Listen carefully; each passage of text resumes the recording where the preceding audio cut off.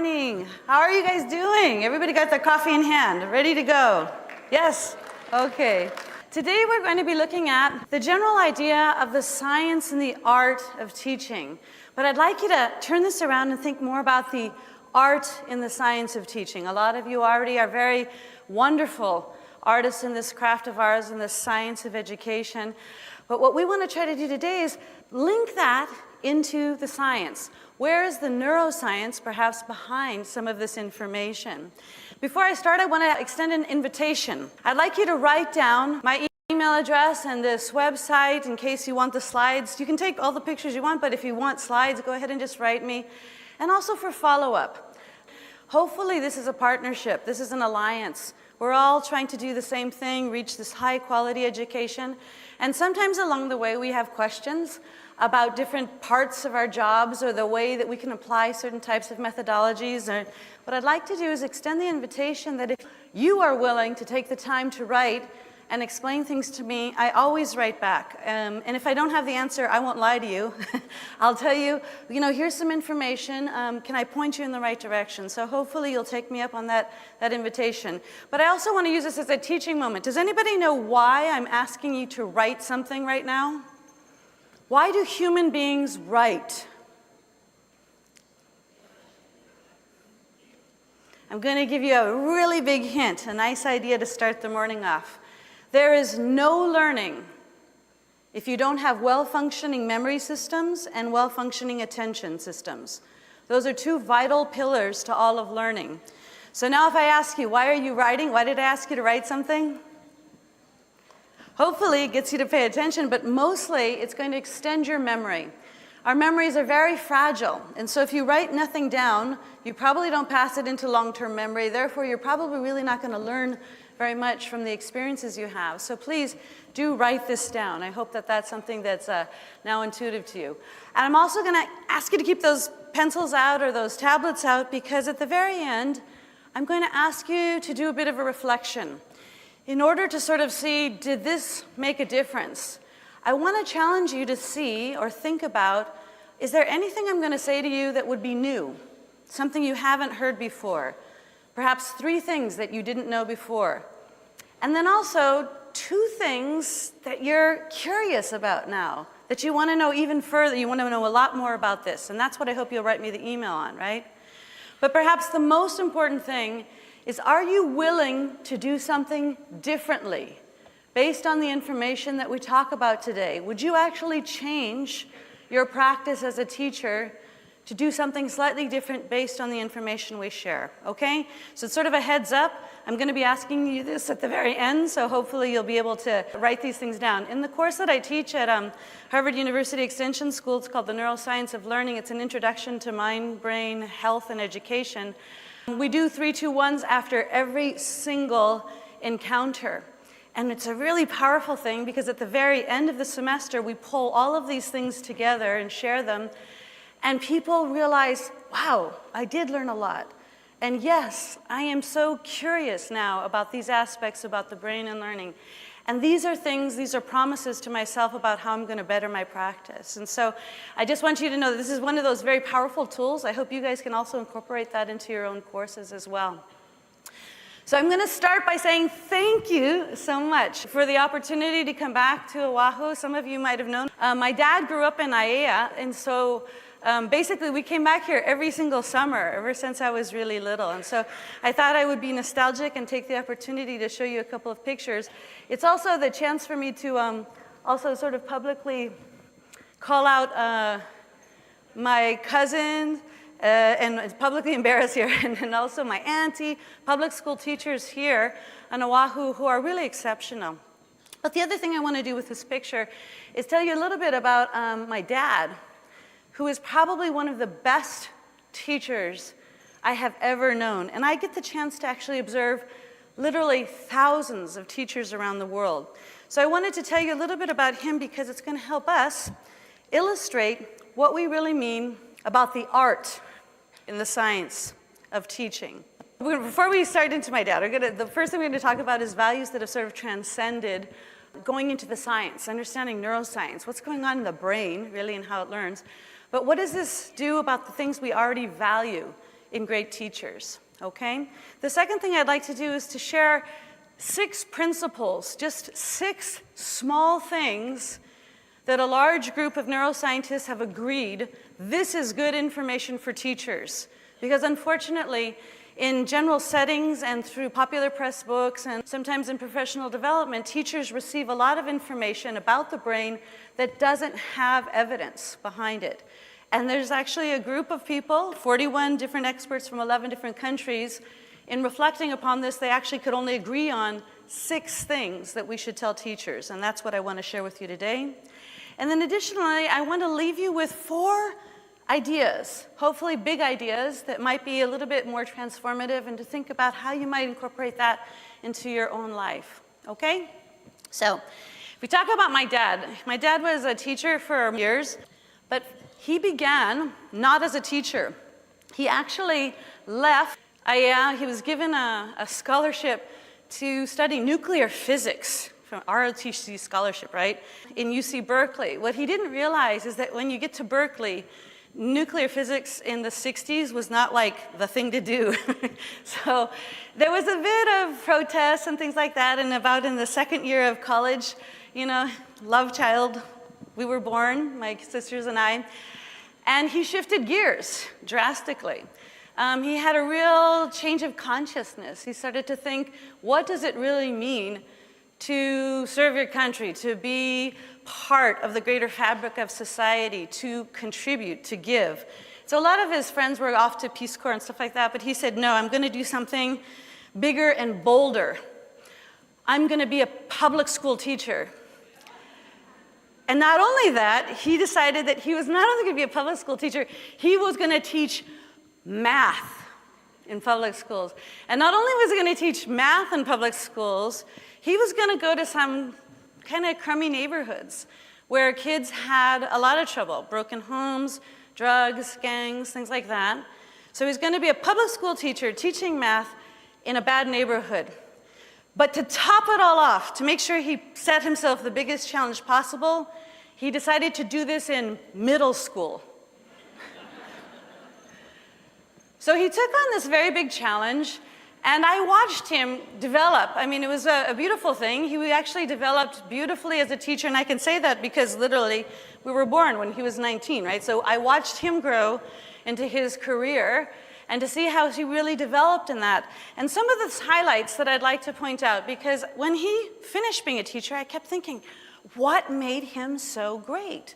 What was it that got kids to stop on the street when they were adults to say, hey, Mr. Toke, good to see you again. Yeah, that's what they called them. I know, 60s, well, anyways. So they would come up to him, they would send him wedding invitations, and they would say things like, you changed my life. And I thought, that is the greatest profession on earth. You get to actually change people's lives. So if I were to sort of list out some of the things that he did that were really important, I'd have to say, I'll give you a handful of them, right? And you guys tell me if you agree, this still makes a great teacher. He really believed that his students could learn. He believed in them. He also had a personal connection with them. He never stopped, knowing everybody's name and talking to them very directly. He also let everyone in that whole classroom feel like they mattered. This group matters. It's not just the individual, it's the collection, right? He also understood their backgrounds and their histories. He knew that they didn't come from some easy households, and he took the time to understand where they were coming from. Some of them were immigrant families. At that time, it was mainly Vietnamese immigrants that were coming into the country. But they were coming into Mexican American neighborhoods, and so there were all these clashes with the gangs and stuff like that. He also knew that different people were bringing different gifts into that classroom. In addition to that, he also knew, he came to know, he didn't know this immediately, but he realized that they could not learn if they were highly emotionally stretched, if they felt anxious or depressed about anything. He knew that these strings of these really extremes of emotional feelings wouldn't allow them to learn. But he also knew some other things, that the kids who had to work 2 or 3 jobs after school to help their families, when they hadn't slept or eaten very well, they also couldn't learn, right? But he has his finger on the pulse there. He also knew that different kids needed different interventions at different times or stages of their growth, which means he didn't just say, oh, we're all going to do problem-based learning, or we're all going to do this kind of motivational activity. He realized different kids reacted to different things at different stages of their own development. But probably the biggest thing is that he knew that he had this power in the classroom. He could get these kids come in and all spaced out and all over the place, but he had this way of capturing them and getting them to focus, right? So if I look at all of these characteristics, I thought, this is really fascinating, because when I began to look into more about what is going on in the brain, it all sort of fit really cleanly. So one of the things I want to share with you is if we talk about the art in the science of learning, if we go now, I was talking about the title is The Science and the Art, but I want to look at from the artistic part going to the science. Is there a connection here? So when I say, you know, he really believed in his students. Well, today you might hear bantered about this idea of a growth mindset. He believed that they would be able, that learning was fluid, that they were going to be able to learn. And when we talk about this now in terms of the brain, we talk about neuroplasticity. Your brain can and does learn throughout the lifespan. So he basically intuitively knew something that we now are calling one thing, but we can actually prove and have evidence at another plane about looking at the brain. When I say that he also had this personal connection with the students. Many of you have heard in some of the presentations about Hattie's work and the effect size. Well, one of these stronger effect size is basically student-teacher relationships, right? But this is actually manifested as understanding that learning is completely social as well as cognitive. You just don't have those things isolated from one another. When I say that this fellow transmitted to everybody in the room, you matter. You are an important part of this learning community. He was being very inclusive for the kids that had all kinds of different difficulties. He was being very inclusive in what he did. He was also, I told you he's a math teacher, this is the best formula he ever taught. 1 + 1 is 3. You have a good idea, and I have a good idea. But the minute we exchange those ideas, we're going to have something even more powerful than any one of us could have come up with by ourselves. And he let the group know that. And he also took advantage of what we now call theory of mind. The way people begin to know who they are is by knowing the other. The more I know you, the better I understand myself. So these things are maybe common terms you've heard of now, but this is actually manifested in this general concept of understanding that all brains are unique, but in addition to that, a great appreciation for human variance. Different people are going to be bringing different things to the table, and that's really important because each of those different kinds of pieces is going to help us create that bigger vision of what it is in our learning dynamics of the classroom. When you talk about the idea that he valued the histories and the background of those kids, he didn't lament that they're not all the same. Oh, you know, this kid is coming from this background, this other background. Some other kids, this kid has lost 2 years of school already. This other one still doesn't speak enough English to be in his class, but he's got to now learn higher math or whatever it is. He understood their backgrounds. And this is when we talk about understanding the kids well enough to be able to teach an authentic learning context. He was able to create math problems that fit their reality. That's authentic learning. But this also means, from a neuroscientific perspective, that we understand and appreciate that all new learning passes through a filter of prior experience. There's nothing that you will learn that's new that your brain doesn't first say, oh, it's a lot of energy to learn. Let me first figure out, do I already know something about this? And all of you who are great teachers, you all really realize that if a person is learning something totally new, the best way, if they can't really grasp or relate it to something that's prior experience, you use an analogy. Analogy, something that's an analogous situation, something that parallels the new concept. That's the #1 best way of helping a brain learn that doesn't have any idea about what you're talking about, especially related to math. So he understood that. He also understood that different kids needed different things. This is now called differentiation in our schools, right?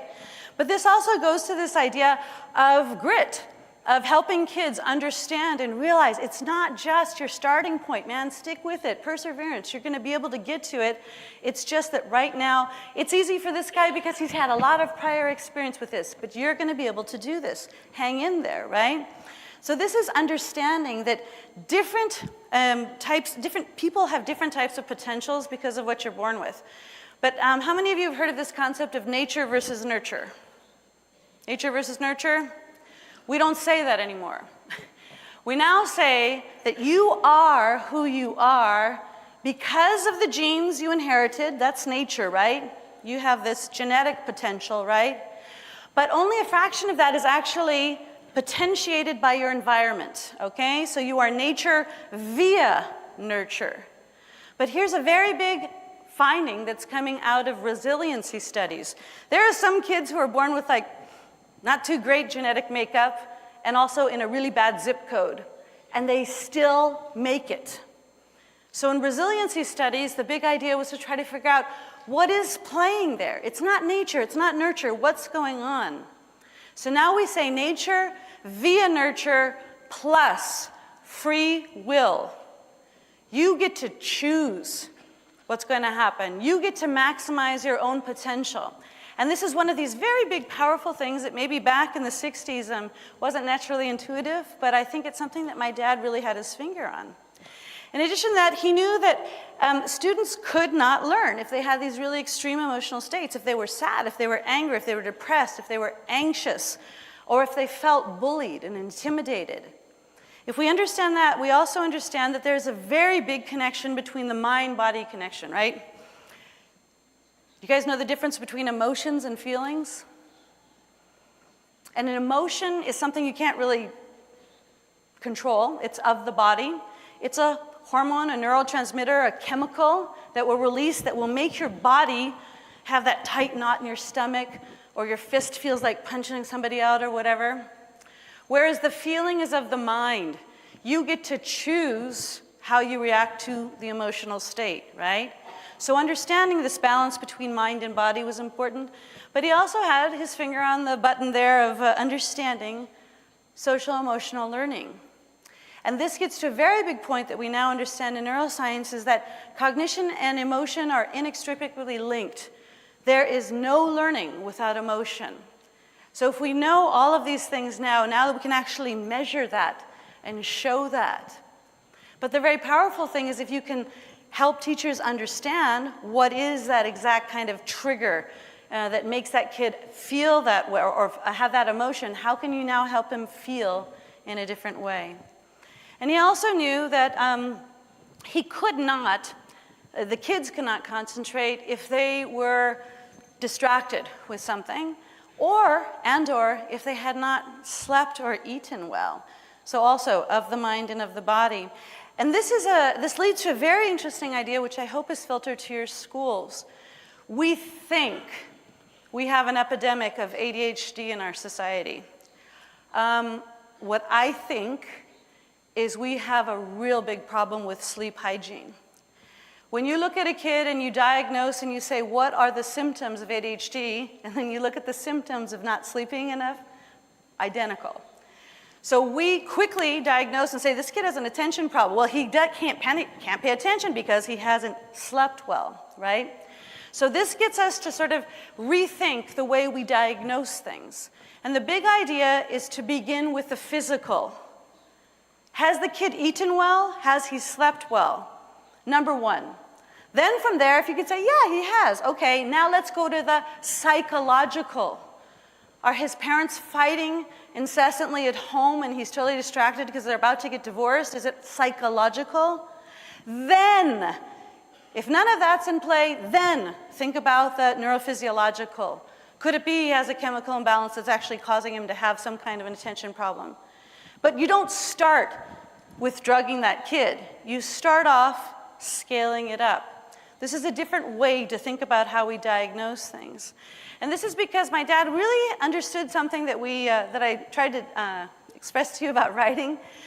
that there is no learning without attention and memory. And attention and memory systems are extremely fragile, and they're impacted by a lot of things in the environment.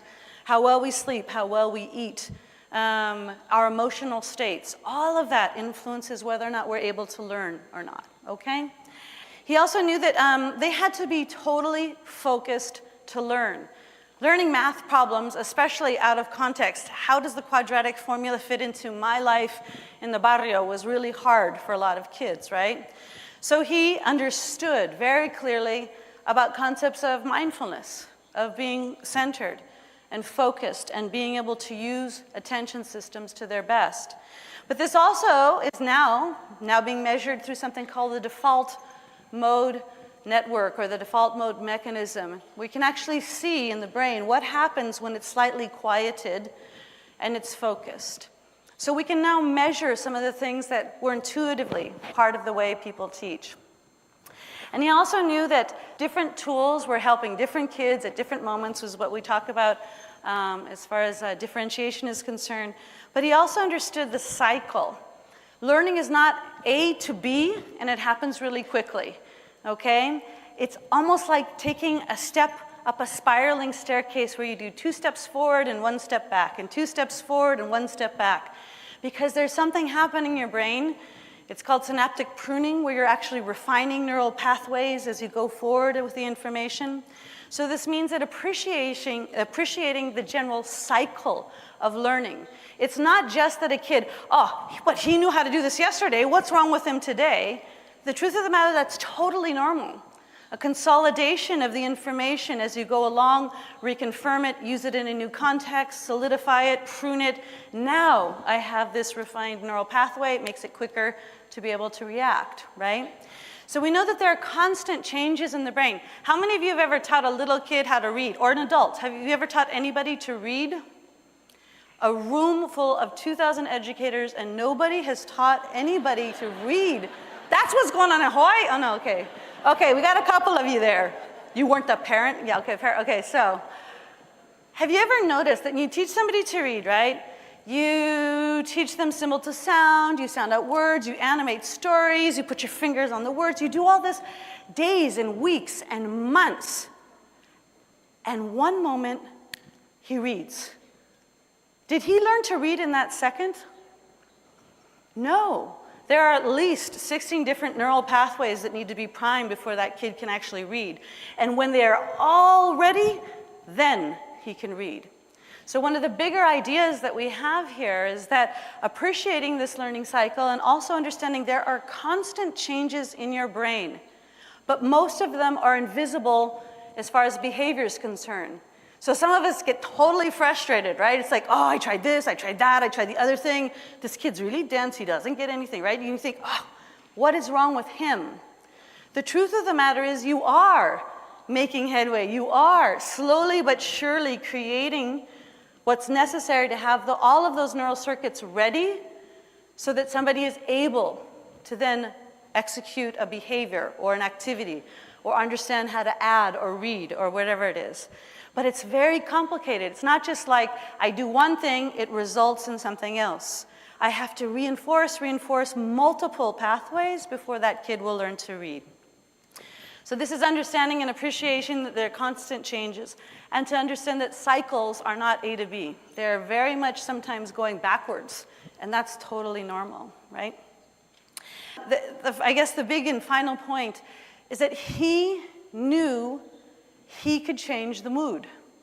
He knew that he could have kids that came in sad or angry or ready to beat each other up, and then he could have them in the same room and he could make them work together.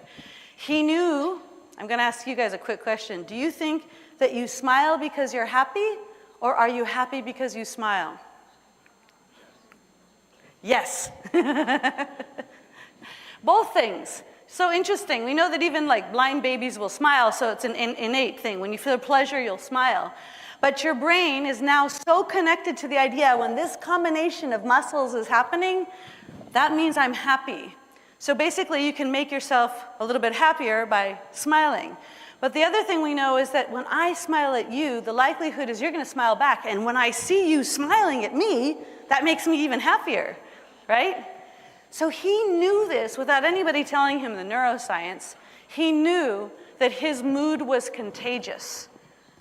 And this gets to the point as far as the brain is concerned, it's called contagion or cognition. First, you have to know what's going on in your brain, what's going on as far as the atmosphere, and then you have to be able to manage it.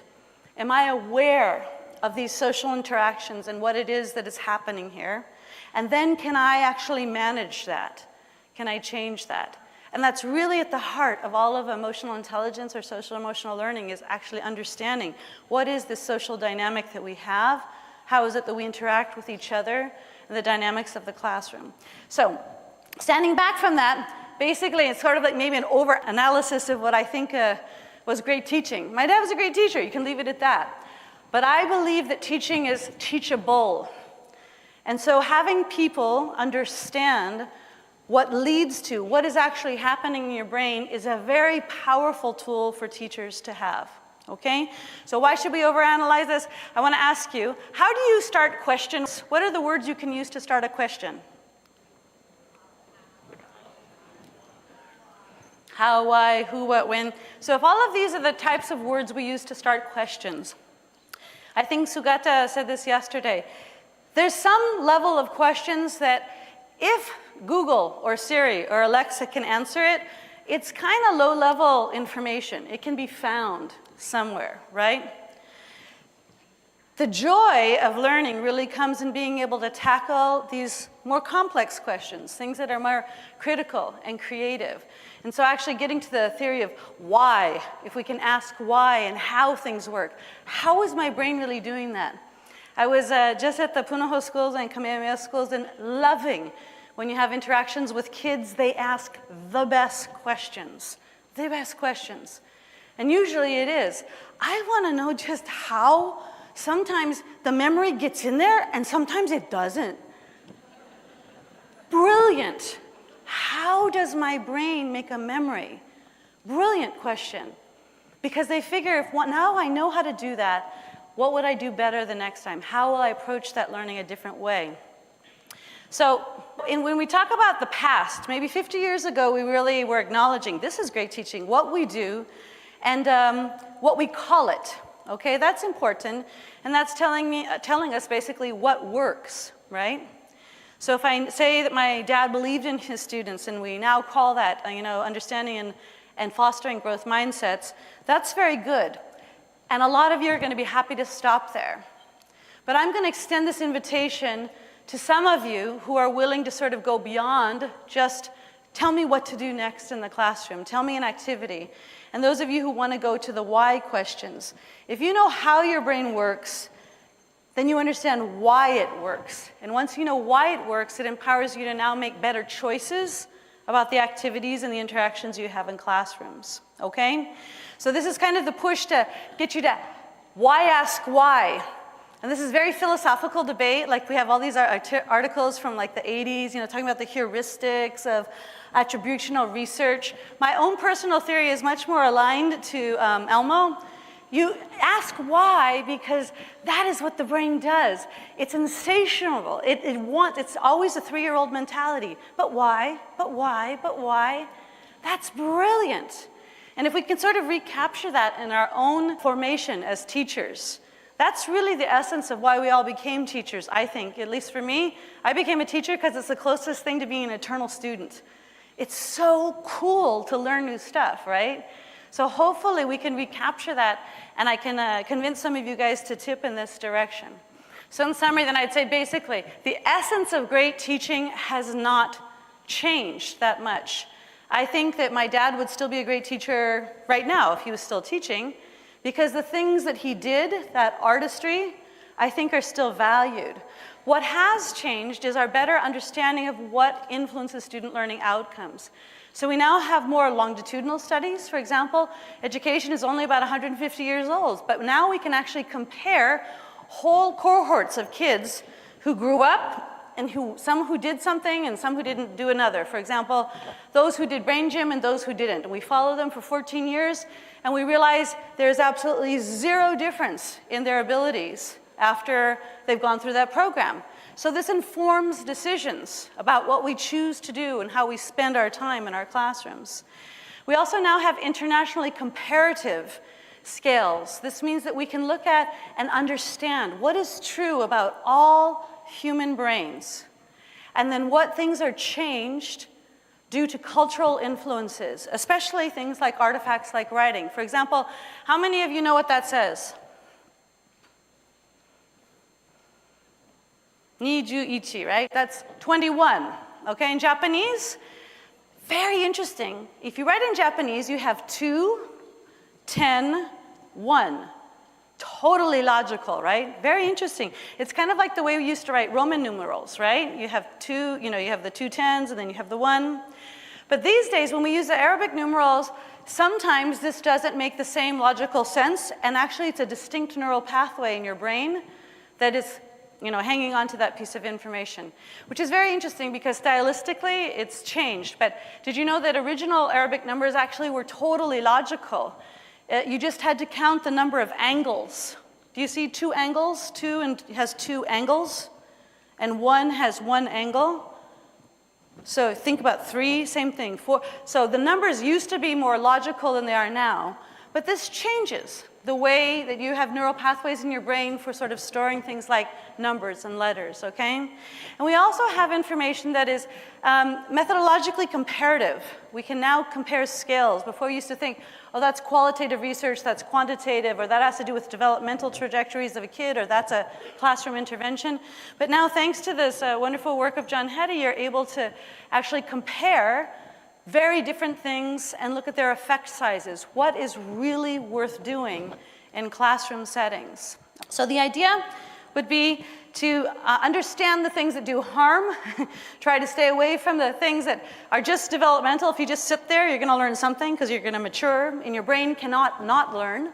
Your brain is going to take in something, even if you do nothing else. Or having just, an average teacher, or really having exceptional teachers. We can now look at this and make decisions about the types of things we incorporate into our classroom activities. So this means that I'd like to propose to you now a change in education that incorporates mind, brain, and education science. And I say that we need to do this now is because we've been trying for about 150 years to figure this out, and we haven't quite mastered it.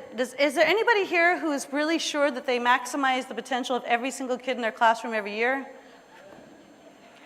We haven't really mastered this craft yet, right? And so my suggestion is that we actually have to embrace a slightly more complex way and a more comprehensive way of understanding the brain and how it learns, and that is offered by Mind, Brain, and Education Science. The brain is the most complex organism in the universe, and it's your organ of work. We have to know a little bit more about it. Answers to education cannot be simplistic, which is why I wrote a book. It's on neural myths. It's really a fun book. It actually talks about, well, why do we think people use 10% of their brain? Or why would you think that there are different types of abilities in the right and left hemisphere? And why would you think that boys and girls are different? Well, it has a good history. We understand why we used to think like that. But now we have some new information. Now, how should we think about that? So this tells us that we have to learn a little bit more about the brain as teachers and teacher education. So that's sort of my pitch to you, is that we've evolved a bit in our understanding, and it will make us better practitioners.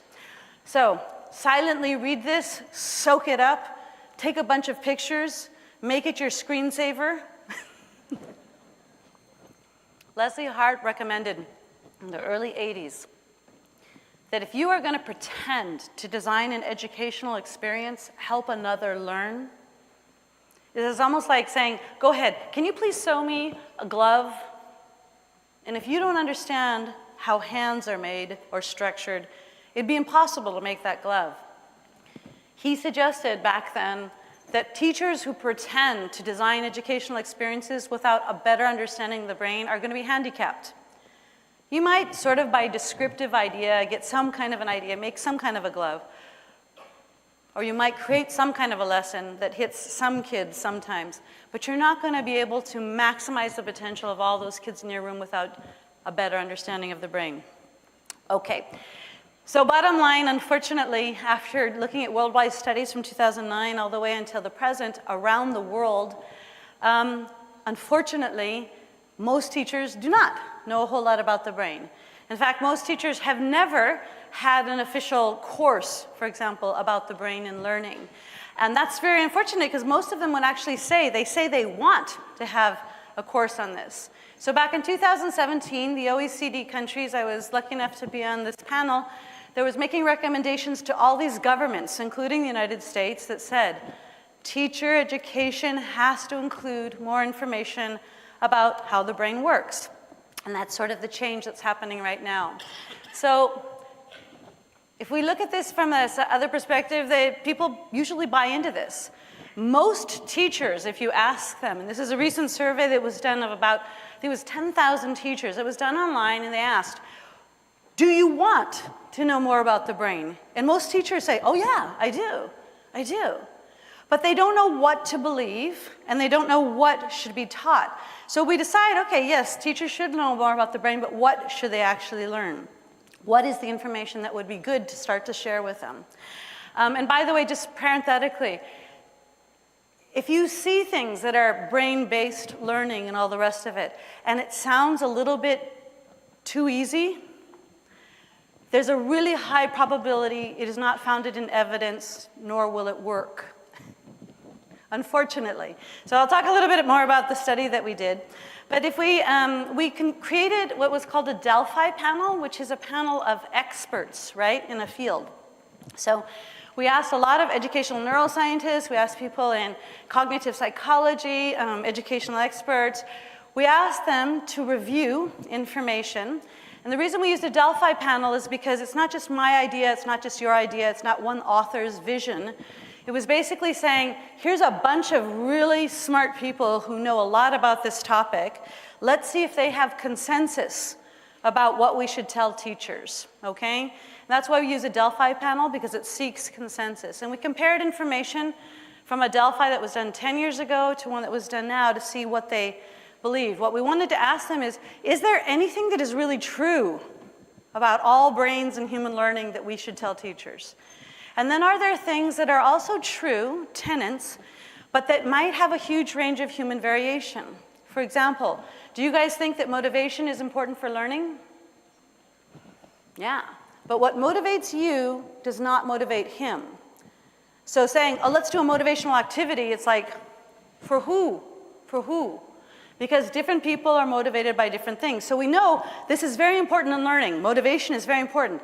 But what motivates one person might not motivate another. There's a huge range of human variance, right? So there's some things that are true for everybody all the time in all contexts. And there's some things that are true but have a huge range of human variance. So those are principles and tenets. In addition to that, then, we also asked them a bunch of other questions, but we're not going to have time to go into that right now. But if you want, on the website, there's a video summary of all of the findings that are there, and also the 600-page report if you want some light reading over the weekend. Okay?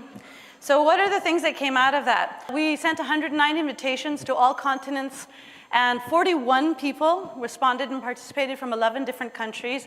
And they were some really tough cookies. Like think of the greatest names you've ever thought of. The experts on childhood development, the experts, Jack Shonkoff at the Harvard Center for the Developing Child, Mary Helen Mordino-Yang, people who are great on emotions. We got all of these really tough cookies to get together to see if there was anything they agreed on. And we looked at all the things that teachers were exposed to in teacher literature and professional development things.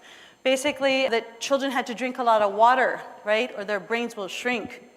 Or that mental capacity is hereditary and it can't be changed by experience. Or that children have attention spans equal to their age plus 1.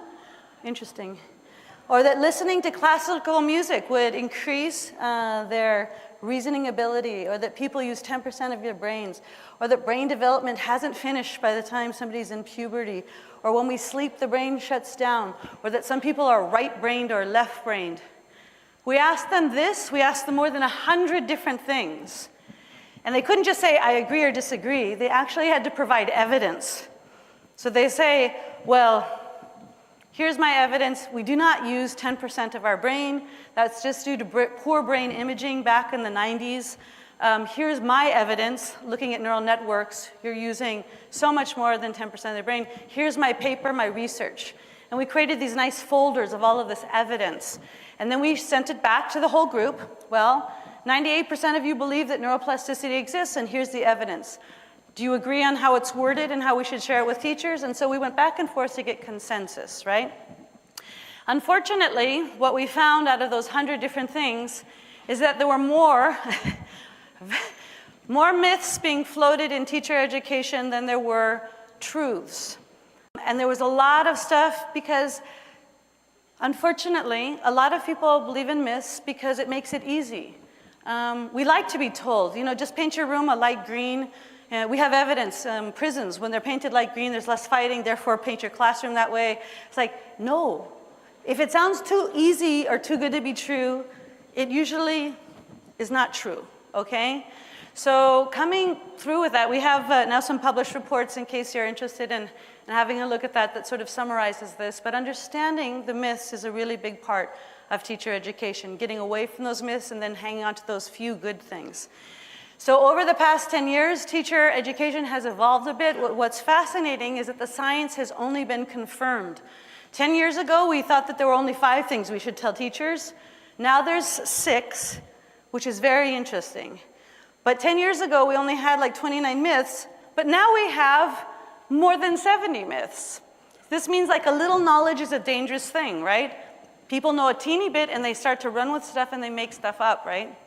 So this leads to a kind of a pathway. How should teachers be formed in the future? Number 1, we got to get rid of the myths. We have to get rid of this right and left brain discussion. And then we can teach the few good things that are true, these handful of things that are true about the human brain. Then we can get into the subtleties. This is also true. Motivation, for example, sleep. All these things are important for learning, but guess what? There's a huge range of human variance, so I can't dictate exactly how to do it, right? Then we must take into consideration the cultural contexts in which this is occurring because of those things like the cultural artifacts I was mentioning to you that do slightly change things a little bit, right?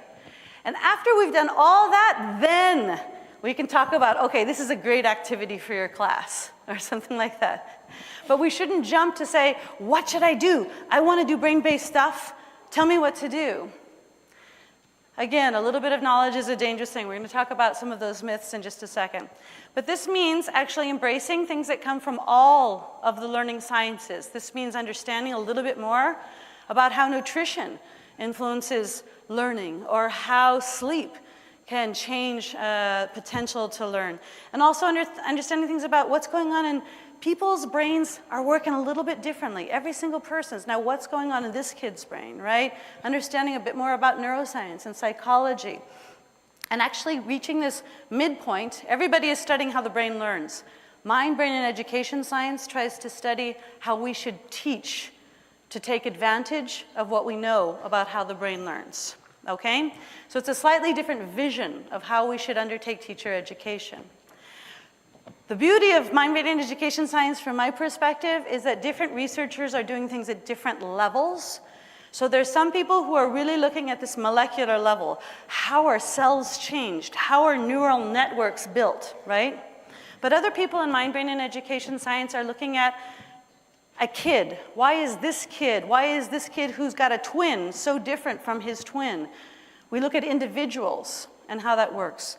But mind, brain, and education science is very complex, and it takes on actually things like the classroom, which are lots of groups of people, individuals with billions of neurons and all kinds of firings, and tries to understand the dynamic of that space. For example, the Brain and Behavior Institute in Queensland in Australia is now doing this amazing study looking at a real lab situation. So they create a lab school where they observe these kids, and they come for 6 to 7 weeks to do things like study science, 7th grade science, with their real teacher. But they're wired up. They have something on like a Fitbit that measures their blood pressure, heart rate. They're microphoned up so that they can hear all the conversations. And every once in a while, they'll lick a little piece of paper, and so you can get a measure of cortisol to see what level of stress they might be experiencing based on what's happening. And this huge analysis is helping us understand the messiness of a classroom and how one kid can tip all these others into doing something wrong or whatever. How does this dynamic work? And that's all part of mind, brain, and education science as well. But then there's this additional field that looks at global comparisons, and it's called cultural neuroscience. We're looking at seeing how different groups of people, whole societies, might differ from others in the way their brains are actually taking on information. So mind, brain, and education science is beautiful and broad. It's got a lot of different angles to it, but this would be part of the start here. And this means basically asking us to have a new model. It means taking mind, brain, and education, understanding information, for example, that comes from visible learning, good, concrete educational research, and then coming up with a different way to think about teacher formation. A teacher is a teacher is a teacher. Unlike every other profession on the earth that sort of has a hierarchy, you can be somebody who's a newbie, like you just got out of teacher college and you're called a teacher. And you can be somebody like Robert who's been teaching for 45 years and you're still a teacher. What do they do in England now, which is very interesting? They have a 5-tiered approach. They say, look, you're newly qualified, that's interesting, but then we want you to become more proficient, and then you're advanced, and then you might become, hopefully, someday you'll be an expert, and a handful of you are going to become master teachers. And that's really cool, because then they recycle the master teachers. When they're about to retire, they keep them on for 2 more years to accompany the new teachers. Because we lose a huge amount of excellent teachers in the first 1-2 years of teaching, because it's like, oh no, they didn't teach me that. They get to the real classroom and the reality is so hard. But instead, this idea is that you accompany them throughout their profession. So you go deeper into your profession, right? You learn more about the brain, you learn more about techniques and different activities, but you don't learn more stuff, you also go deeper. You become more deeply understanding of your field. And this means moving from education to actually now becoming learning scientists. And I just want you to take 1 second to think to yourself, am I willing to go there? Many teachers say, look, I'm happy, I'm a teacher, just, I don't want to get into that whole brain stuff. And that's okay, that's okay. But I just like to put out the plea. At this stage of the game, we really need at least a handful of brave people who are saying, I am willing to become a learning scientist because I understand that education alone has not been able to answer all of the questions I have about how to tackle all of the kids in my class and help them learn to their best potential. It's moving on. It's a different vision of how we think of education. And this means in teacher education programs, there's a new kind of a curriculum. Teachers will learn a bit more about things related to neuroscience and psychology, not just how to do a lesson plan, but actually how do people become motivated? And what is consciousness? How do memories get solidified in your brain? You say, oh, I did this perfect activity. How come they just didn't remember it? How does that happen in the brain? When and how are attention spans, called upon? All of those different things have to now become part of new teacher education. And there are groups doing this. If you haven't heard of the Deans for Impact, it's a powerful group. It's teacher colleges a consortium of teacher colleges that have decided to embrace more information about the brain for their teachers. They realize this is a necessity. So going back to this, looking at neuromyths, looking at principles and tenets, I just want to mention a handful of each of these things so that we can be a little bit clear. Using the OECD criteria of things that have good evidence, some things that are probably so, but mixed evidence, some things that are intelligent speculation, and things that are just myths, we come to the conclusion that everything you see on the screen right here is a myth. And these things are myths because back in the day, maybe in the 80s, early 90s, when we only had these little cartoon drawings of things, it was a good approximation of what we thought we knew. And it sells books. There's a fellow I've presented in similar conferences, very interesting. His books sell like hotcakes because he suggests you do things like sit in circles and pass around a candle because boys need contact with flame. or fire, yeah, before they are focused. Okay, cool. But guess what? I bet every kid in that room is really like cool, you know? So I don't think it's the flame thing. But anyways, people promote all kinds of very interesting things, okay? Everything here is a myth. And if you want the research on every single one of these, we have volumes discrediting things that are up there. Because we begin to know slightly more about the brain. We know that the brain is also you don't have a learning style, guys. Everybody is visual, auditory, and kinesthetic. But if you tell a kid when he's 10 years old, oh yeah, and you are totally an auditory learner. And I'm visual, that's why you didn't learn very well. It does harm to that kid. But if you tell him he's an auditory learner, actually he will spend the rest of his life looking for auditory cues. And he will actually become better at that because he's sort of narrowed in on that modality. But if you give your brain the chance, it really wants to learn through all of the modalities. It's always trying to get all the information it possibly can. So there's no such thing as learning styles. You cannot multitask. Ta-da! All of you who think that you are now correcting homework and listening to me, you are not. Your brain can only do one heavy cognitive load thing at a time, okay? If something is habituated, like chopping the vegetables and talking to your sister on the telephone, you can look like you're doing multiple things because it's low energy on your brain. It's a habituated task, right? But if even one single high cognitive task occurs, like your kid runs in with a bloody finger, or your sister starts to tell you something really traumatic on the telephone, you have to stop everything because your brain pays attention to one heavy cognitive load task at a time, okay? Multiple myths that occur, okay? So multitasking does not exist. And the reason we want to get rid of them is basically neuromyths simply do harm. When you tell a girl she doesn't have the right kind of a head for science or logical or mathematical things, you do harm, okay? When you tell a kid, you know, you only use 10% of the brain and, oh, you're full. Oh well. That does harm, okay? So we want to get away from this because of the reason they do harm. And now we have this more complex understanding. You can measure the brain, how it works electrically or chemically or by oxygenation or different types of increases in white matter tract. All of these different things are ways that we can measure the brain.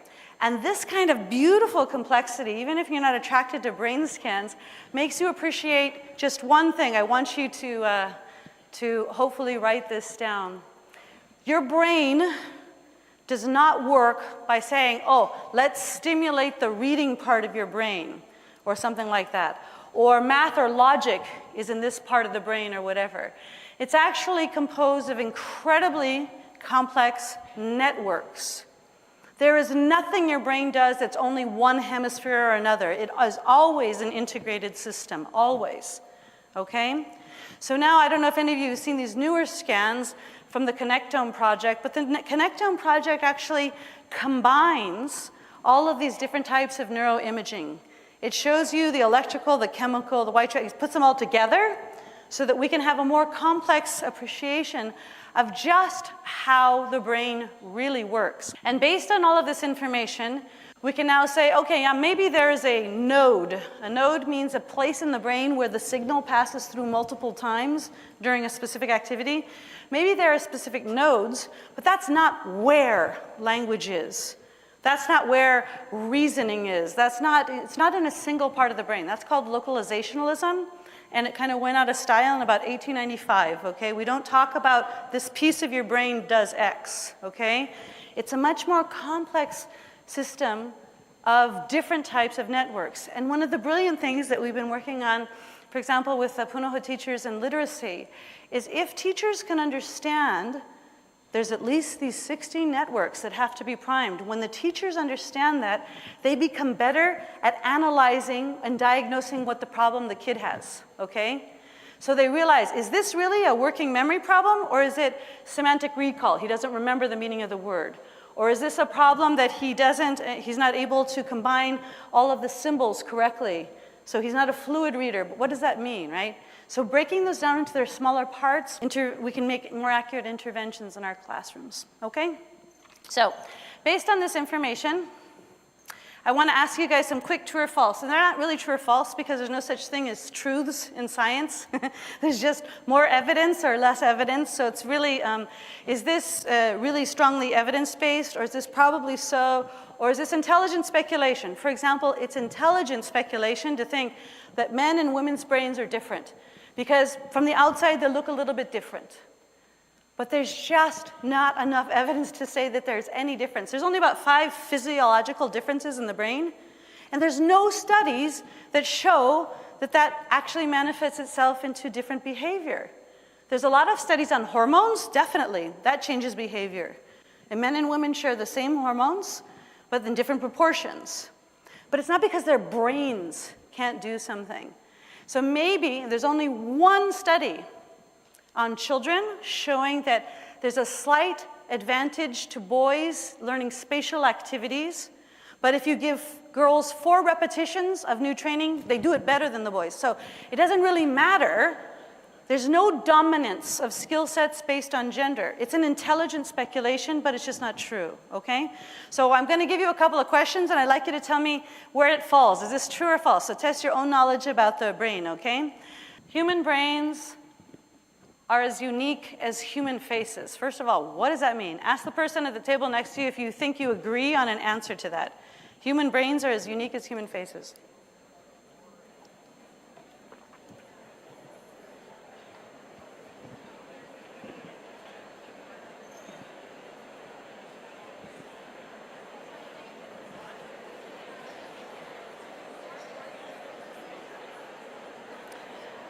The bottom line idea is this, right? You have 2 eyes and 2 eyes and 2 eyes, and you have 1 nose and 1 nose and 1 nose, and you have 2 ears and 2 ears. Everybody's got the same parts, right?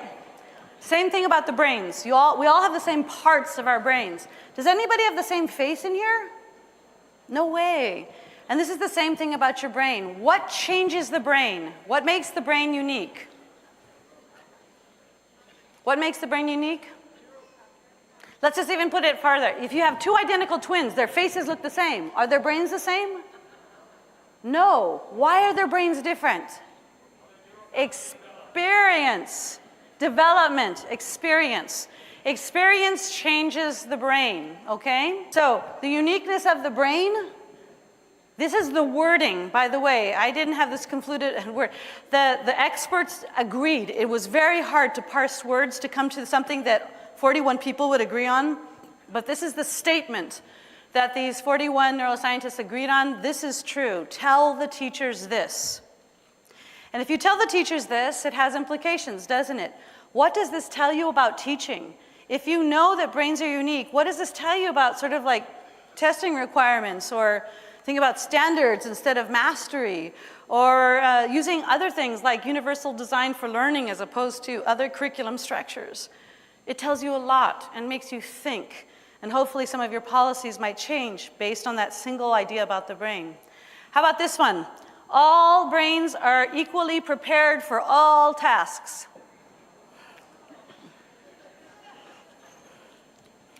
No, this goes to the point based on the different potentials, right? Thanks to the good genes you got from your parents, thanks to the wonderful environment you grew up in, some of those genes are potentiated. And thanks to your own decisions about what to do in your life, you have different potentials for different types of things, different activities. Now, if you know that's true, what does that tell you about teaching? What does that tell you about differentiation or inclusion learning? Or does that tell you anything about, how we send homework? Do all kids need the same thing? One of the easiest low-hanging fruits that we can do in schools is differentiate homework. How many times does a brain need to see something before it knows it?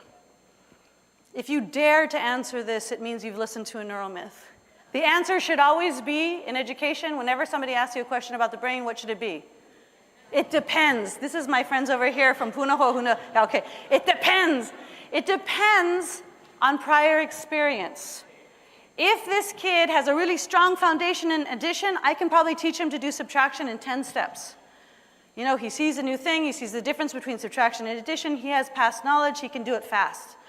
But if this kid is weak in addition, I'm trying to teach him subtraction, it might take him 10, 20, 30, 40, 50 reviews of the same concept, right? Differentiating homework for those kids is probably one of the lowest hanging fruits that we have to be able to attend to different potentials. How about this one? Past information influences how you know something new.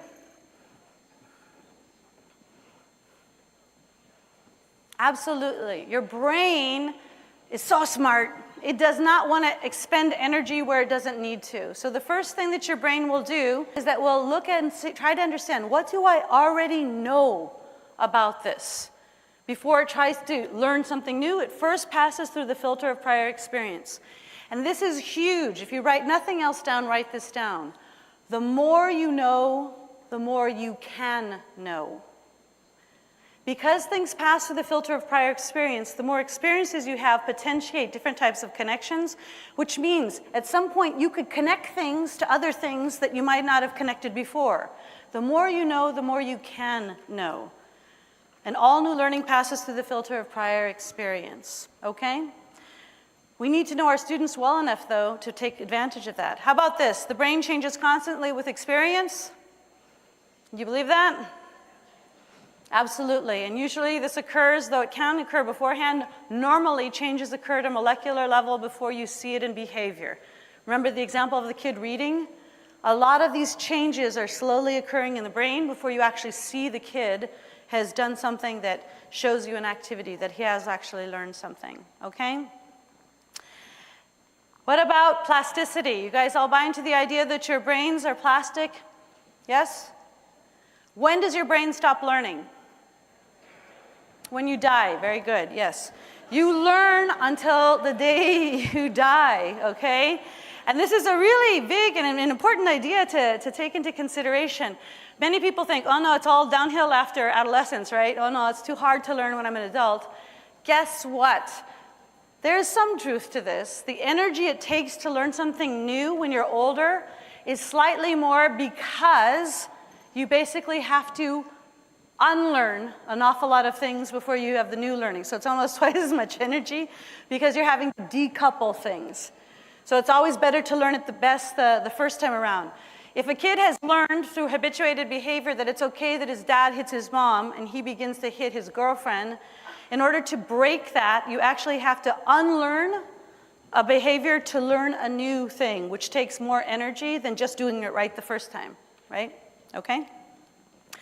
There's no learning without some form of memory and attention. That's the very first thing I was hoping you guys would remember today. Okay, so memory and attention are vital to learning. Okay, so we talked about these well-established things. We mentioned some of these neuromyths, and just so that you know this idea of the tenets. The tenets are things that are true for all human brains, except for there's a big range in human variation. We all have bodies, but they all are a little bit different, right? We all sleep, but we all have slightly different patterns, right? Those things are totally normal. We found 21 things with the experts that are true, but there's a huge range of human variance, which is why you can't dictate. You can never tell, oh, you're a 9-year-old, therefore you should sleep, let me do the calculation, X amount of time. Doesn't work. It is normal for a human being to sleep between 4.5 and 12 hours. That's normal. The average person might sleep 8, but it's normal in this range. Know thyself. People have to understand themselves to be able to measure what's correct. So these are the 21 things, and we don't have time to go into them, but there are some summaries about this information on the website if you'd like to look into these things and the implications they have for teaching and learning, right? The big idea is that if anybody tells you, oh, I have an attention-getting activity, or I have a motivational activity I'm going to teach you, tell them, it's like throwing spaghetti at a wall. Some of it's going to stick with some of those kids, and some of it's not. Different kids need different things at different times. Remember that, okay? Okay, so looking at these different tenets and motivations, the only thing I just wanted to share with you is a couple more myths. Read and weep. There are more than 70. I'm just throwing up a couple of the more common ones just so that you're clear on this. And if anybody wants to talk to me afterwards, we do have a Q&A session. I'm very happy to go deep into the research on each of these points. But just sort of want to call this to your attention, because these are things that we see in the popular press. These are things that we see all the time, but we have to break that before we can actually get to the good information, okay? I'm sorry, I told my editor, it's like, oh my gosh, what are you doing? And they said, no, this is for millennial teachers. They really will like this whole like comic book angle. And I'm like, oh no.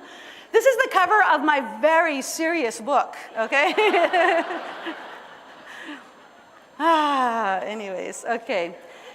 And we said that myths do harm because we know that one of the greatest influencing factors in student success is what a student thinks of his own ability to achieve. And all myths do harm. They lower that potential. They lower the ability, the thought process of the kid, I can do this. Okay? So we have to get rid of myths because of that. Okay, so I can see a lot of you here, a little bit of nerves or whatever. Hopefully most of you, what are the possible outcomes? Many, hopefully most of you are going to say, terrific. I feel totally vindicated. I'm doing this right. And that's great. We're going to have a lot of happy teachers. That's pretty good. I think that's going to be the majority of this group, right? And then some of you, though, are going to feel a little confused, and maybe some of you are going to feel even attacked. Because if I tell you something like, Brain Gym doesn't work, and you are a Brain Gym representative, you're probably feeling really bad right now, right? And then there might be some of you who are actually feeling a little bit panicked because you're about to present something and you have to run out right now and change some slides.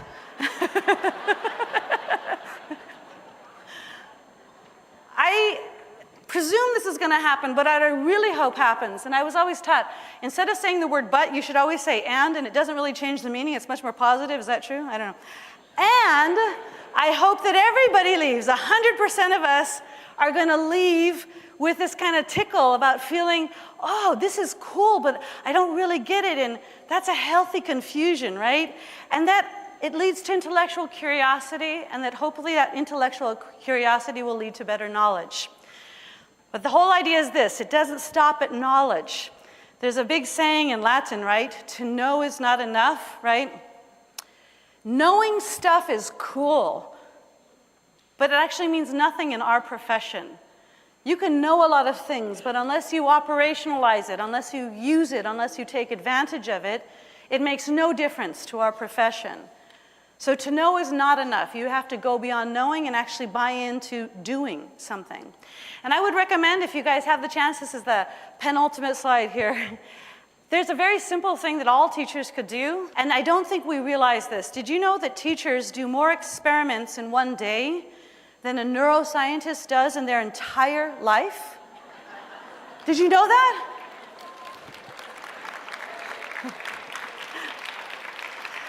This is the most important profession in society. But to move into this field of learning scientists instead of educators, learning scientists, I'm now using evidence, we have to become better at documenting things. And I know you do this in your head already, but just get a notebook. What did I plan to do? What did I really do? Did it work? Why or why not? Just that small piece of reflection at the end of the day will make us all better teachers, okay? So remember, I promised you I'm going to make you go to work here. I don't know if I did or not, but I will feel successful if you can tell me, I learned these 3 things. At least I learned 3 things, okay? And there's 2 things I want to know more about, and there's 1 thing I might change. Can I give you 1 minute of silence before I wrap this up? I would like you to do it now, because if you stand up and walk out of this room without writing it down, I promise you, it's gone by lunchtime. Please write it down right now. 3, 2, 1. 3 things you didn't know before, 2 things that you're curious about now, and 1 thing that you think you're going to change about your professional practice based on the information we shared today. And then I'm going to give you my 4 big ideas, and we can compare notes, okay? And it's totally not cheating to talk. Did she really say whatever? Oh, did you get the same thing? I mean, it's okay to talk. That's part of learning. 1 + 1 is 3. I would like to motivate you to do the same exercise on any of the sessions you go to today. And this is kind of like putting your finger on the pulse. Was this worth going to? I learned something new. I'm curious about something now, and I'm going to do something different. That's a big deal, okay? So in summary, I told you I was going to leave you with 4 big ideas. This is the last slide here. Mind, brain, and education is very cool, and in general, it confirms best practice teaching. For the most part, we can actually find direct correlations between what we know goes on in the brain and what teachers do in this beautiful art that they have of teaching, okay? Mind, brain, and education is also a transdisciplinary vision. It sort of trains you to always look at things not only just from an educator's perspective, but what's going on from a biological perspective or a nutritional perspective or psychological perspective. And it's superior than just looking at one vision. There's no problem you will ever face in life that is better attended to by just looking at it like a mathematician, a historian, an artist. Transdisciplinary thinking is really much more superior, okay? The third idea is that I'd like to challenge you to take on this idea that you are learning scientists. And this moves our work into being not only art, but also evidence-based. And the fourth idea is to not just come to conferences like this to ask, what should I do next? But ask, why does it work? Get to the why, okay? I hope those are things that have also jumped out at you today. I will leave you with the same kind of an invitation. Please write to me if you have any doubts or questions. I love talking to people who care about this topic. I hope you have a great rest of your day. Thank you very much.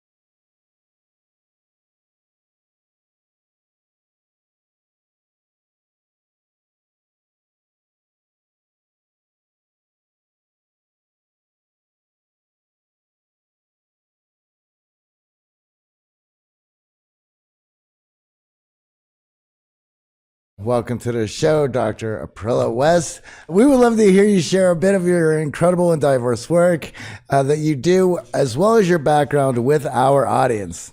You know, I came to psychology actually a little later in life. I've had a pretty diverse background. Started out in politics as a speechwriter and a press secretary, and then actually transitioned from policy work to music and ended up being a staff songwriter at Warner Chappell Music and an artist.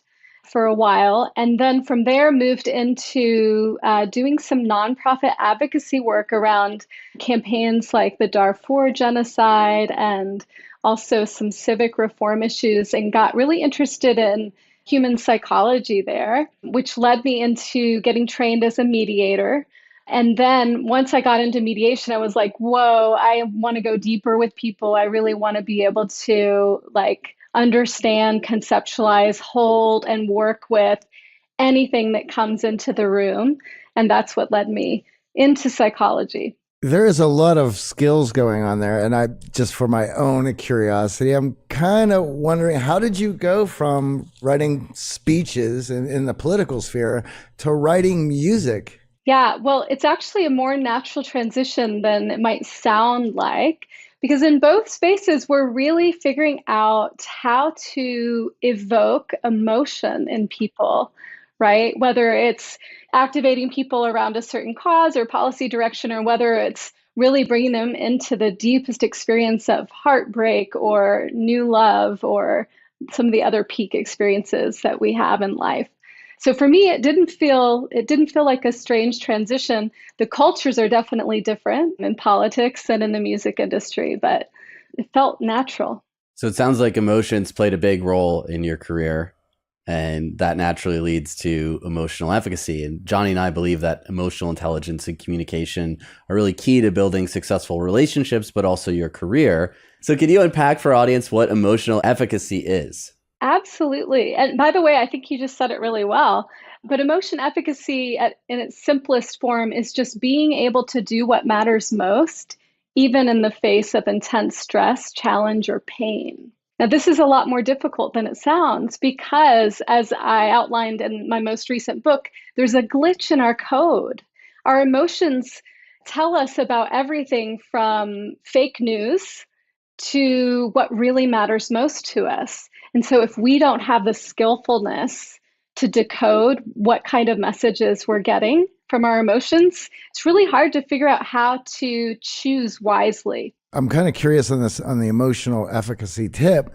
For myself, I tend to find the music that most pushes my emotional buttons. And it changes from my mood or what's going on in my life.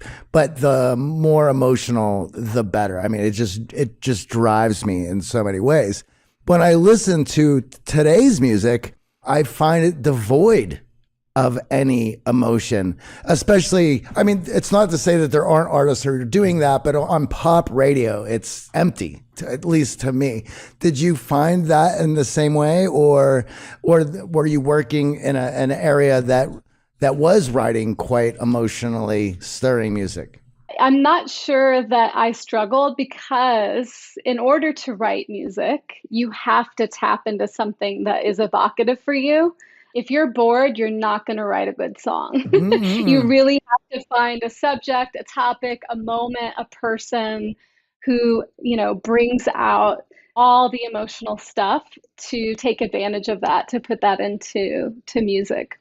Johnny's not being honest in his fandom of Taylor Swift. And there certainly are pop musicians who do know how to play those emotional buttons. Unfortunately, a lot of it is with technology and EDM and other forms of evoking those emotions. But, circling back on what you were saying earlier, it just feels today like our emotions are being evoked from so many different places, on screens, friends, family, work from home, uncertainty, the news, politics, everywhere we go, all of these emotions are at play. And it feels like many of our conversations are now emotionally charged.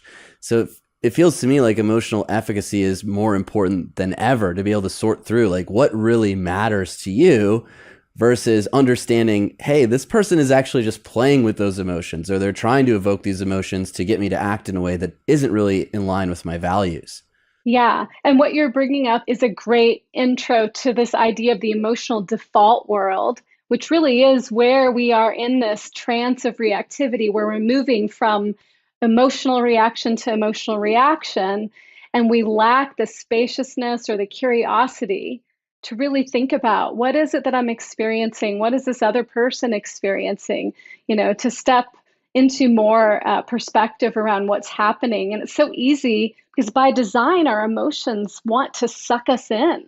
When you think about it, our emotions are responsible for us surviving. And so we are born into this world with an emotional reasoning bias. That means that we tend to believe everything we feel.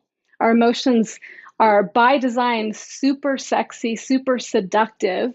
And it's hard not to get into that emotional mode, that what I call the emotional default world. In order to unplug from that world, we need to increase our ability to be aware of what we're experiencing, to see ourselves as separate from the emotional messages that are always coming at us. We need to learn how to tolerate unwanted or uncomfortable emotions so that we can even see that we have a choice about what we do next, about whether we react or whether we design our next moment and how we show up. It's fascinating to me, as I just spent some time traveling and didn't have good internet connection and was unplugged from a lot of these emotions that you feel online through work email and Slack. And then, of course, social media, TV, news, all of the like. And it created some space for me to actually tune a little bit more into my emotions. And I felt that was a magical opportunity. But many of us don't have that opportunity to travel. Let's be honest. In the Western world, we're working more than we're on vacation. And yet we find we wait until vacation to unplug, to clear through some of these emotions. So how do we do this in our day-to-day life, create that space and diffuse from those emotions that feel such a strong part of us? I appreciate what you just said there, the last piece. It's an opportunity for me to clarify that we're not really trying to distance from emotions, and we can't do that. That's just a fool's errand for us humans. We can't get rid of our emotions. What we can do is become really skillful with what we do with them, how we interact with them. And you're right, like when we travel, we have more of that spaciousness to just kind of slow down and sit with what's going on for us. But we can do this in any moment. Even right now, as I'm sitting here with you guys, I could slow down just a little and drop in, and I can notice what's happening in my body. What are the thoughts I'm having about what you guys think of me or what I think of you? I can notice those thoughts. I can, notice an urge to, slow down or to speed up. I can label my feelings of curiosity and excitement and appreciation for the conversation. And that right there is me unplugging from the emotional default world, leveraging some awareness, leaning into some of the discomfort even that is here in this moment with us. I think at this point, we should go ahead and define what emotional default world is for our audience, because it is incredibly important. And I always say that a lot of the work that we do here and with our clients is pattern recognition, and whether or not the patterns are pushing them forward or holding them back. And those patterns are based on these programmed emotional default modes. So please go ahead and explain that to our audience. I'd love to. Twist my arm. I love talking about the emotional default world, and I actually developed a model to help people understand what's going on when we just have sort of automatic reactions. And what I designed is this model I call the 3Bs. And the 3Bs are your biology. That's what you're genetically programmed to do in response to certain stimuli. Your biases, which in this case include the emotional reasoning bias, that we believe everything we feel, the confirmation bias, that we look for evidence to support what we already think, and the negativity bias, which keeps us looking for any potential threats around us. That's the second B. And then the third B are our beliefs, and specifically our beliefs about emotions. All three of these Bs are shaping our behavior in any moment, and they're trying to help us index for safety, certainty, coherence, and comfort. And that is our default mode. That's what pretty much all of us are on some level doing. If we were able to tune into everyone's most inner world, we would sound a little bit like cave people going, ooga, ooga, me want safety, or ooga, ooga, me want certainty, right? That's kind of what's at the heart of most of our default reactions. Now, that's not always helpful in every context. So this is where we really can imagine an evolutionary upgrade to our emotional coding, right? Like I say in the book, there's a glitch in our decision-making code when we have, on average, 35,000 choices a day, and 98% of those are actually not authentic choices. Not that every choice has to be authentic, right? I don't want to decide whether or not I have to pee. I want to like just know I have to pee and go pee. I don't want to do a lot of inquiry around it. That's nice and helpful. But there are times where it's not so obvious what choice is going to move me. Like, AJ, I think you were suggesting, or Johnny, maybe it was you, saying that, we want to move in the direction that matters to us. So I think comfort, certainty, that resonates, but this cohesion piece, I think our audience might be a little lost on. Do you mean coherence? Coherence, sorry. Yeah, we like things to make sense. It's uncomfortable when we can't make sense of things. So, our minds are really meaning-making, problem-solving machines. And again, for good reason. We have to solve problems. If there's a big bear standing in front of us, we have to figure out how to survive that. What's really difficult for us is we have a lot less physical threats now in the time we're living in. But what our mind has done is it's gone from identifying threats as sort of threats to our physical survival to threats to our social survival. So now we tend to read threats as like, what does someone else think about me and how do I think about myself? That's usually what's at stake when we think about, navigating threats on a daily basis now.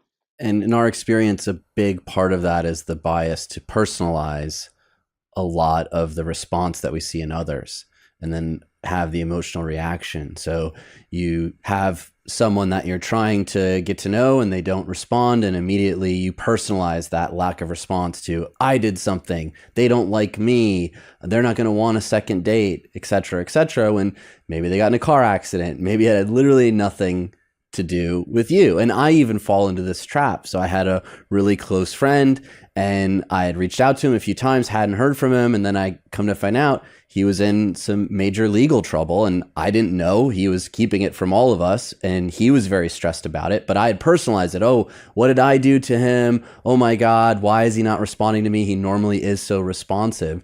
So this personalization comes up again and again when we think about those social threats. Absolutely, and that is a powerful threat, right? Where we internalize and we're taking responsibility for things, even in the absence of any evidence that it has anything to do with us. And that is, in the emotion efficacy model, one part of emotional stuff, which are thoughts, it's our thinking, it's how we're languaging our experience. So let's talk about those different parts, because obviously thoughts jump out at us for sure, but what are these other parts of emotional efficacy?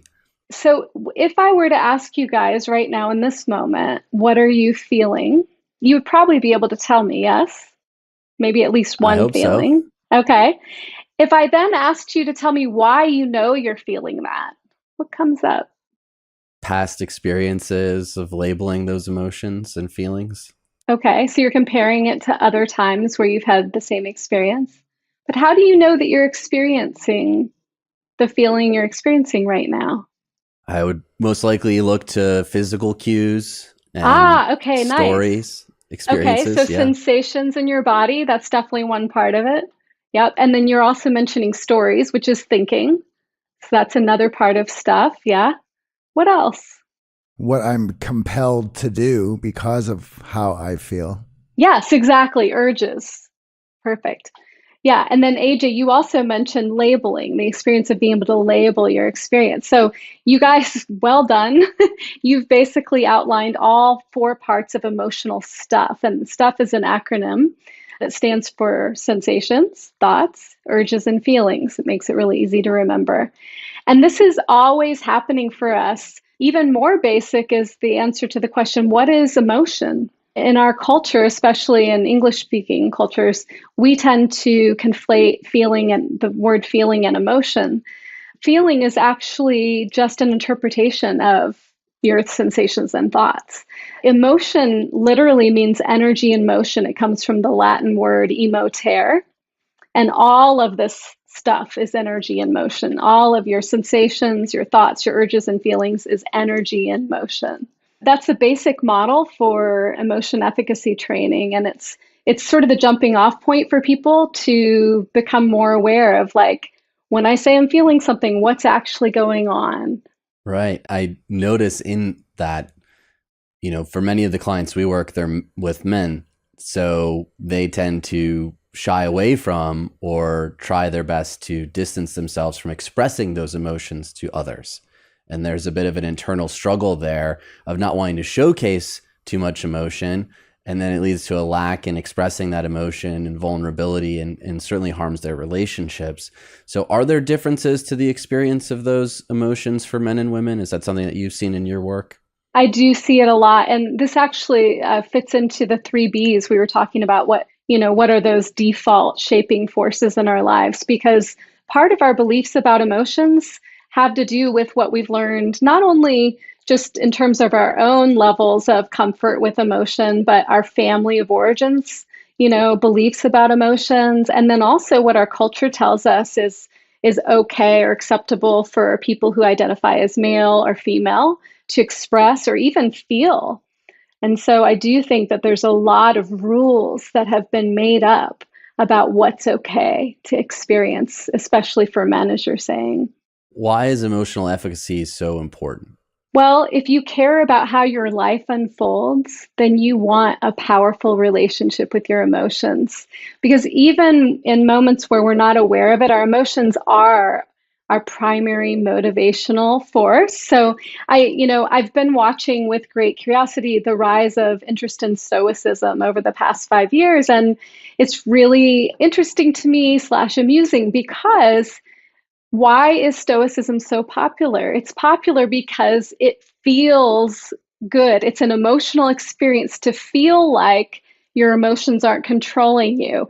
At its core, it is still an emotionally driven interest or desire to, be able to observe your emotions without being controlled by them. So even people who are identifying as being more rational or stoic are really just embracing a pleasurable emotional experience. Emotions are just at the heart of all the choices we make and the actions we take, making it so fundamental to quality of life and thriving. I think it becomes quite apparent as well if we're faced with 35,000 choices a day and 98% of them are in default mode. Well, there's a lot going on there that is probably covering up issues that would be getting us to where we need to go if we could focus in on default mode or patterns that are keeping us in that same place. Exactly. The source of most psychological suffering that we're finding now in the research is going beyond symptoms and really looking at what causes psychological suffering, is the inability to tolerate and allow uncomfortable emotional experiences.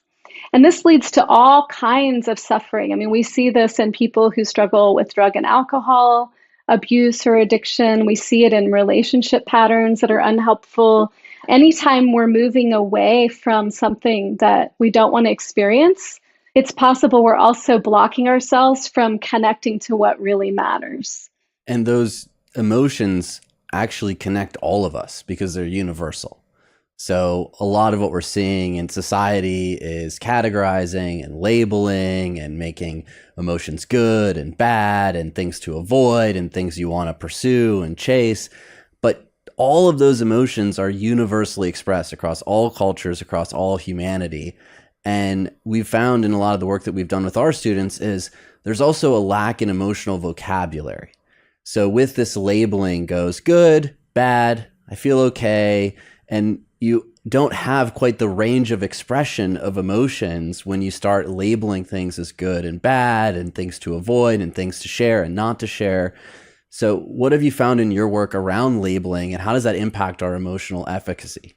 Well, if we can't describe or language our experience, it's almost like being a baby who can kind of like look around and notice their surroundings and has sort of this maybe ambiguous sense of what they're experiencing, but can't make any meaning out of it. What human doesn't love coherence and certainty? So just being able to put labels on what you're experiencing is very regulating for humans. So that's one of the benefits of it. The other benefit, which you're, alluding to, AJ, is that we all experience all the feelings. And being able to share what we're experiencing is how we get close to each other. It's impossible to experience real intimacy without having a certain level of fluency around your experience. So I think that makes it super important. I also just want to say I love what you're talking about in terms of needing all the emotions. I think I recently posted on my Instagram that some negativity is essential for thriving. But we need to know what doesn't work for us. And the way we know that is through our emotion messages and being able to read those clearly. Positive vibes only is not a recipe for thriving in life. If you're only experiencing positive vibes, then you're not really in life. You're not taking risks. You're not loving hard enough to be disappointed when there's a disconnection or rupture in that love. We really have to experience a full range of emotions to thrive in life. And so I've been pretty concerned about a lot of the cultural messages that are encouraging people to try and only focus or only even have positive thoughts. It's not even possible. Feels like the through line between stoicism and hedonism of this desire for certainty around emotion. And it's easier to chase the positive emotion with hedonism, just go towards the positive vibes, YOLO. And then with stoicism, to have this certainty that you can control and manage emotions and use them to your advantage when you see fit. Yeah, and both of those are a setup from my perspective. We will never be able to only experience positive vibes, and we cannot control our emotions. We only can control how we engage with them, how we relate to them, and how we respond to them. So it's more like a keto than it is a black and white, skill.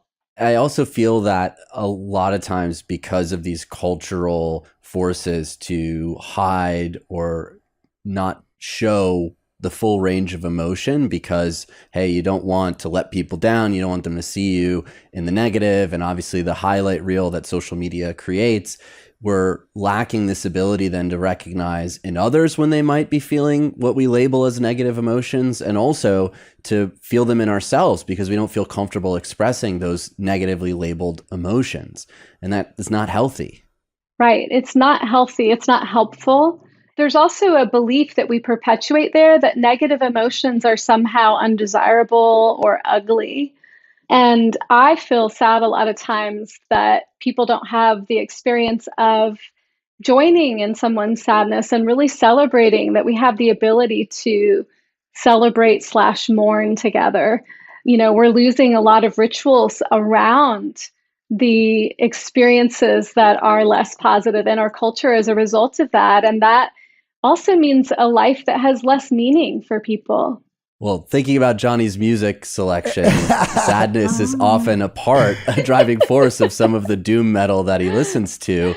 And it is a very powerful form of music, is sadness. And it's funny that pop culture now has labeled this as a negative emotion to run from or avoid. Well, it's funny you bring that up, AJ. There's another thing that I had connected it to, and there's a certain scene for what is called doom metal. And it's just very slow. It's very sad, and it's incredibly emotional. And when I hear it, I get lifted up. I revel in it. I get stronger. Somebody who's not used to it hears it, they're getting mowed over. And I remember the first time I played some stuff for AJ, and he's like, whoa, I don't even know what's going on right now.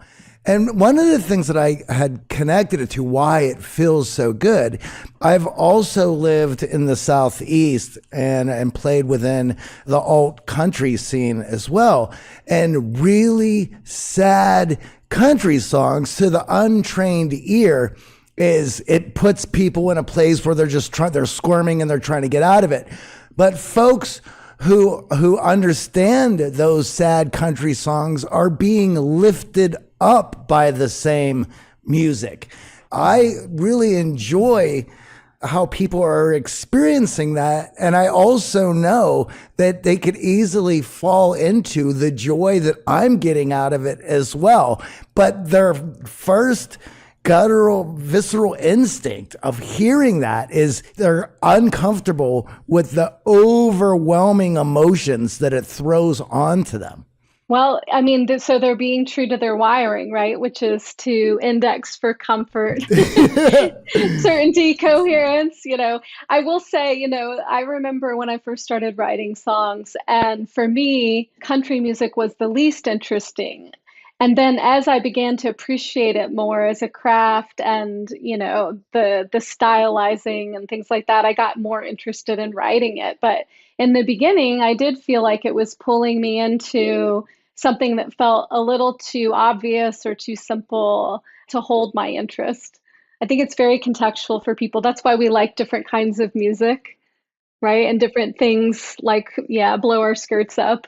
And certainly different time periods. I remember growing up, my emo phase, and listening to that music now evokes fond memories, but I don't necessarily want to be in that emotional state all the time, like my teenage years. Mm-hmm. So are there any clear signs or indicators that we might not have high emotional efficacy and it might be hindering our success, our wellness, our health? That's such a great question because I think, first of all, yes, there are signs. And secondly, I don't think that people even know to ask themselves that question. What else is possible for me? Yeah. I feel many of us overestimate our emotional efficacy. It's one of those things where it's like, yeah, I have that. And we hear this too. I'm highly emotionally intelligent. I can recognize emotions in others. And then through some communication with them, you go, well, I'm not necessarily clear that you actually do have the level that you believe that you have. So it sounds like a buzzword that everyone would want to over-index on, but how do we know maybe this is an area for development? Yeah, so a lot of my coaching clients tend to be really high functioning tech innovators or creatives, and they fall exactly into this category where they just don't realize what they're missing that they could create in their lives, right? The opportunity cost that being plugged into the emotional default world creates can be really big because you're not thinking about what is possible. You're thinking about navigating just from one moment to the next based on what feels usually most familiar and is the path of least resistance for most people. So one of the inquiries you can do is to ask yourself a question. If I had no fear, what would I be doing differently in my life? And if you come up with anything other than what you're doing right now, you probably have some room to grow with your emotional efficacy. Most people I know would be able to come up with things. Even for myself, I did this with myself last week, and I came up with 3 things I would be doing differently right now in my life. And so, I see my own ability to grow there and in facing some of what feel like insurmountable challenges or stress, that once I commit and I see why I might want to move in that direction, I then see the opportunity in front of me. And this is the kind of thing you would just miss going along in life, maybe being, reasonably content even. But it does allow you to stretch for what's possible. It's not just for people who struggle with chronic emotion, over control or under control. It's also just for people who want to tap all of what's possible for them. Well, there's certainly that aspect of aspiration and goal setting. And if you're setting proper goals, those goals should be outside of your comfort zone. If they weren't, you should have reached them already. But if they're real goals, you're going to have to step outside of your comfort zone and you're going to have to work. And what comes from that is an overwhelming of emotions that you're going to have to stir through, of frustration, anger, to being elated and joyful that you've reached those goals. So we have everyone who comes through our programs, that we have a program called Unstoppable, which basically sets everybody up for the journey that they're going to take. And it sets up with basically allowing our clients to learn their own triggers and mechanisms to their psychology, so that when they understand that they're in a heightened emotional state, they are turning towards challenge rather than turning away, again, to understand their default mode and where it has failed them in the past, the decisions that they made or what they default on. And now we're going to begin to install new habits that allow you to face towards that comfort zone of breaking that and being out there. You're going to be battered with emotions. And one of the words that I heard you use was emotional surfing, that I love, right? Of riding that wave, reveling in it, enjoying it, learning about it so that you can manage it. Exactly. And this is why I think goals can be so problematic. They're very abstract, right? To reach a goal, they're also something you can check on or off your list. But as human beings, we are more than human doings. When people use goals to guide their lives, I find that they come in a lot more frequently with burnout and overwhelm. It's really, for me, what helps with motivation and leaning into discomfort and doing what matters is being really clear about your values. Because values, you can derive goals from values, but also values are what give you the secret sauce. Values give you the willingness to do hard things. There is no way I would do my physical therapy 3 times a week were it not for being willing to do these boring exercises that only serve to remind me where I'm not, that I'm not where I want to be physically yet. If I weren't connected to my value around strength and health and all the things that will come from that for me. Again, for our clients to discover those values is incredibly important. And that's part of that program. I know how much that idea changed my life completely and just how I attacked the day. I went from dreading going to sleep because I knew I'd have to wake up and do a bunch of things that I didn't want to have to do and bitching and moan about it, to I couldn't wait to go to sleep because now everything I'm doing is tied to the values that enhance life for me. Even if you don't like some of the activities around them, right? It's connected to what matters for you. Exactly. For a lot of our clients, the other challenge with goals and what I call box checking is the influence that others have on those goals.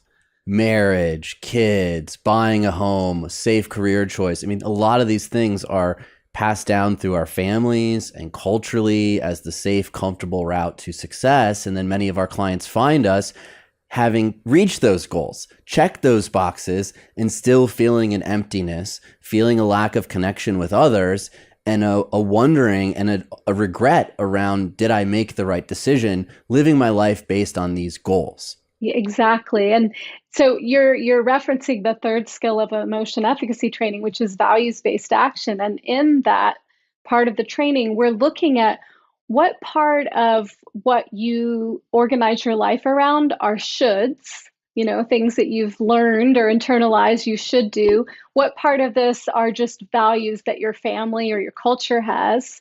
What part of this could be old values, things you don't care about anymore? And then what's left that you really do care about? What are your innermost interests, desires, and yearnings at this point in your life? And that right there is, for a lot of people, a huge inquiry that doesn't happen in one session. It's a constant inquiry because our values change over our lives, and they change from context to context. So it really is this active inquiry that if you're going to practice high emotional efficacy, you can always be asking yourself, even right now, right here in this moment with you on this podcast, what matters most? Is it me continuing to talk? Is it me making space for you guys to bring me as your guest into the context of, your show and your programs and your audience? So it allows for so much more flexibility, intentionality, and creativity in life. That word flexibility, psychological flexibility, a big part of acceptance commitment therapy and what we do with our clients is just so important because a lot of this regret, self-doubt, inner criticism comes from that lack of flexibility and the rigidity that comes with these goals and checking boxes and timelines, that life just doesn't always work out that way as much as we try, as much as we force it to. It's another nice way of talking about the default world. It's essentially like a set of rules that govern our behavior instead of being freely chosen and authentic. It does not lead to vitality and meaning. So can we walk through these 5 steps to increase our emotional efficacy? I think we did a great job of really convincing our audience that it is important. There's really, 5 steps to emotion efficacy. The first is just becoming aware of your emotional experience, which I kind of walked you guys through earlier in this podcast. Just becoming aware of emotional stuff, sensations, thoughts, urges, and feelings. And right there, just by even being able to drop in and notice that, you're already unplugging from the emotional matrix because you're disrupting any reaction that's happening. Then the next step is what we just briefly mentioned, which is emotion surfing. And emotion surfing adds to emotion awareness, hanging out with the uncomfortable emotion without acting on the urge. So that's why we call it surfing. It's almost like being on the wave without being overtaken by it. The third step to increasing emotion efficacy is being really clear on what matters to you in any moment or context, and then being able to design actions that are aligned with what matters, with your values. And then the fourth step to emotion efficacy is when you try to surf an emotion wave, but it's a huge tsunami and you find yourself pulled under, maybe even choking up gobs of salt water.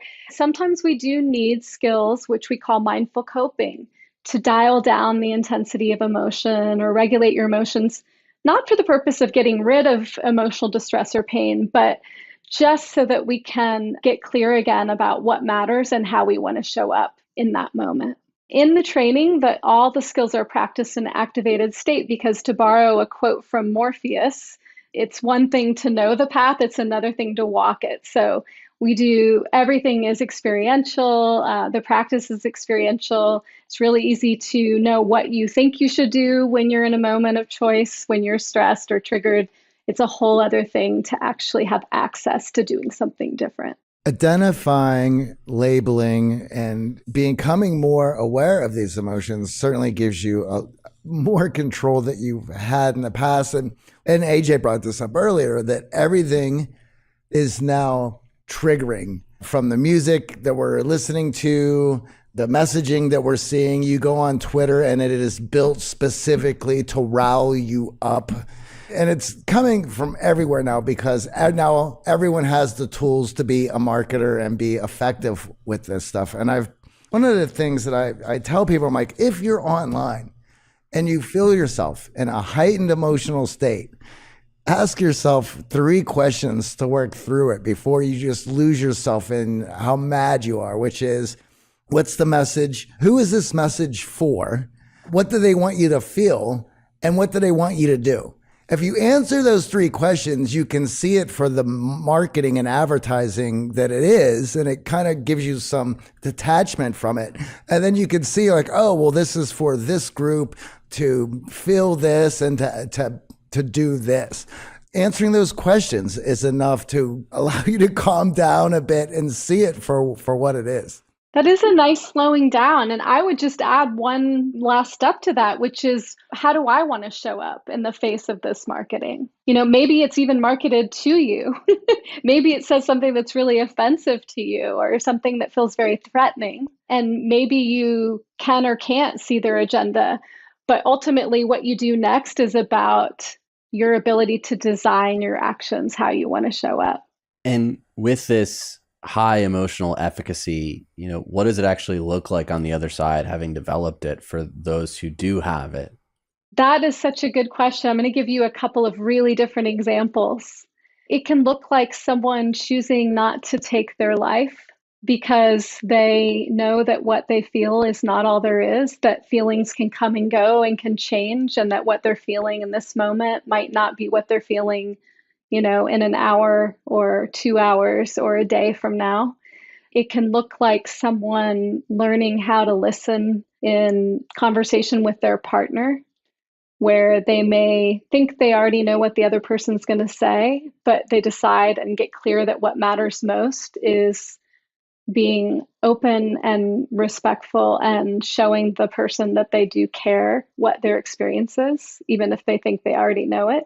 And it can look like a CEO in the middle of making a deal to sell their company, instead of choosing to react by being offended at the first number that's put on the table, being able to stay curious and open, noticing their feelings while staying focused on what matters most to them, which is making the deal happen. All of those are in the face of a level of uncertainty, right? Each one of those examples is working through that uncertainty. Threat and uncertainty, and often incoherence. Like, I'm not really sure what's going on here, maybe. Right. Yeah. What strikes me in all of this, and Johnny and I have talked about this, is this loneliness epidemic that we're facing. So even as the COVID numbers come back and the amount of people who passed, took their life, and the amount of loneliness we all collectively felt being disconnected from the social fabric, it seems to me that emotional efficacy is one of those key areas of focus to create these relationships, to bring the level of vulnerability that adds depth, that protects from the loneliness that might lead you to those suicidal thoughts, that might lead you from feeling disconnected and in pain and suffering. And yet this isn't taught in schools. This isn't widely available, which is so frustrating to me and Johnny. And many of our students who come to work with us, they want simple tricks and solutions and strategies. And they also see, and they're confronted with, we've talked about not only triggering marketing messaging, but also this false ideal that emotions are something that you need to be able to control on a whim. You need to be zen in the face of that wave, and you can never let that wave of emotions overwhelm you to the point that you need coping mechanisms. And all of that seems to just be working against this healthy state that we need as humans. No, that's a dangerous belief in my professional opinion, because again, we can't control or even stop what we experience emotionally. What we can do is get really good at how we respond to it. And, to your point about loneliness, my hope is that people like you and me, who have some kind of public platform or ability to will model vulnerability, that we will share, when we are lonely, because the more that we normalize that as a healthy, acceptable experience, the more people will feel comfortable calling someone up and saying, having these thoughts that are really scary, I need support, or I just need to share them, or I need to feel like someone cares about me today. And that's one of the keys, is just being able to actually share those thoughts, right? It's very easy to feel trapped by those thoughts when you just keep them inside internally. And sometimes the simplest share could be a journaling practice of just actually writing out what you're thinking and feeling in the face of those emotions, or that tsunami of emotion that's knocked you off that surfboard. Even if you have one or two people that you can be that vulnerable with, that's successful relationship. You have deep relationships. In fact, there's a lot of people that don't have one or two people. And then the opposite side of that are the people who just floodlight mass audiences on social media, which is like, well, you're being vulnerable, but are you really? Because I think that vulnerability is sharing space in those emotions with somebody else. When you're just floodlighting your platform and an audience, you're not sharing in that with them. You're not there with them. They may be feeling it for you, but you guys aren't sharing that together. It's harder to have that kind of quality sharing and connection on those big platforms. I have seen some people successfully share on bigger platforms, and I think it's made a difference for some people. But in general, what we're talking about is really getting that sense of like, someone's a witness to my life, I matter on the most basic level. And that usually happens in much more intimate kind of settings. Absolutely agree there. I think the other piece to this equation on the emotion front that I know we have shared a lot on the show is understanding that even in this state, you might be labeling and feeling negative emotions. Opening yourself up to new experiences, new opportunities is a big part of the work that we do, so that you're not just in this constant environment that might be the triggering environment. And it's very easy right now with devices and social media and the messaging that we're seeing to feel trapped in this environment, in this emotional state, and to not have the ability to maybe step outside. So for me, on a weekly basis, I've shared this with our audience. I have a men's group, and a lot of what we do is body check-in, talk about the sensations in our body and the emotions that we're feeling, and we create space to hear from others. And then I also have a daily gratitude practice to try to ground myself in some things that I am grateful for in the face of whatever negative emotions I may be feeling. Do you have any daily practices that you recommend, or things that we can do and our audience can use to start to work on these tools? Sure. Yeah. I mean, my favorite one is a really brief just inquiry, which is in any moment, just check in with yourself and ask yourself, is what I'm doing right now in this situation what matters most to me? It's just, I call it an intentionality check. And it's something that pretty much anyone can figure out without a lot of training. I love your gratitude practice because what that does is it helps offset our negativity bias, right? And it's really easy in this culture of increased emotion activation or reactivity that we're living in right now to be more attentive to all the threats in our environment. So it's really helpful. I do this too at the beginning of my day. I always write down at least 3 things that I'm either thankful for or that I appreciate in my life, because it helps me also maintain a balance between attending to things that feel scary, that I don't necessarily want to be overwhelmed by, and then also things that I really do want to open to and enjoy and appreciate that I might otherwise miss. Love to hear the answer to our favorite question of every guest. What is your X factor? What makes you unique and extraordinary? Ooh, wow. I was so not prepared for this, which I love, actually. I'm just noticing in my body a little bit of fluttering in my stomach, a little bit of tensing up, some thoughts like, what's the right response? And then like intentionally going a little deeper and asking myself, what is an authentic response to this? So I think that my X factor is how much I freaking love helping people stretch for what's possible. Like, I can hang out there all day. I never get bored. I find it energizing. I truly love it. It is a very generous contribution, and it's incredibly selfish for me because of how much I enjoy it. So I think that's what I would say.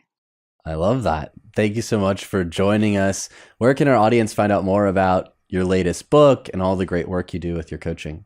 Yeah, thank you for asking.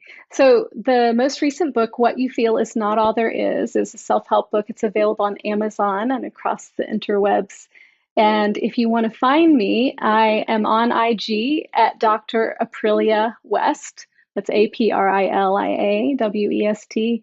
And then I also have a website where I have a lot of professional offerings. I also have a quiz if you want to take a quiz and find out what your EEQ is, your emotion efficacy quotient. And that is at www.draprilliawest.com. Awesome.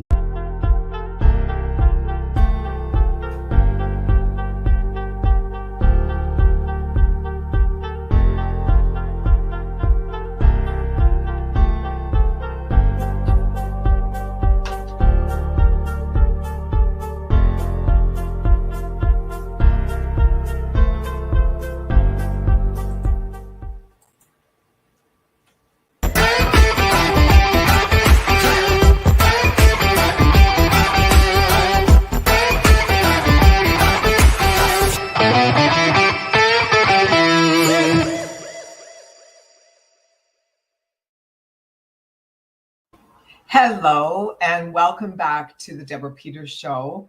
It is an absolute pleasure to have you join me today. This is a real big time in the world and in business and in how companies function.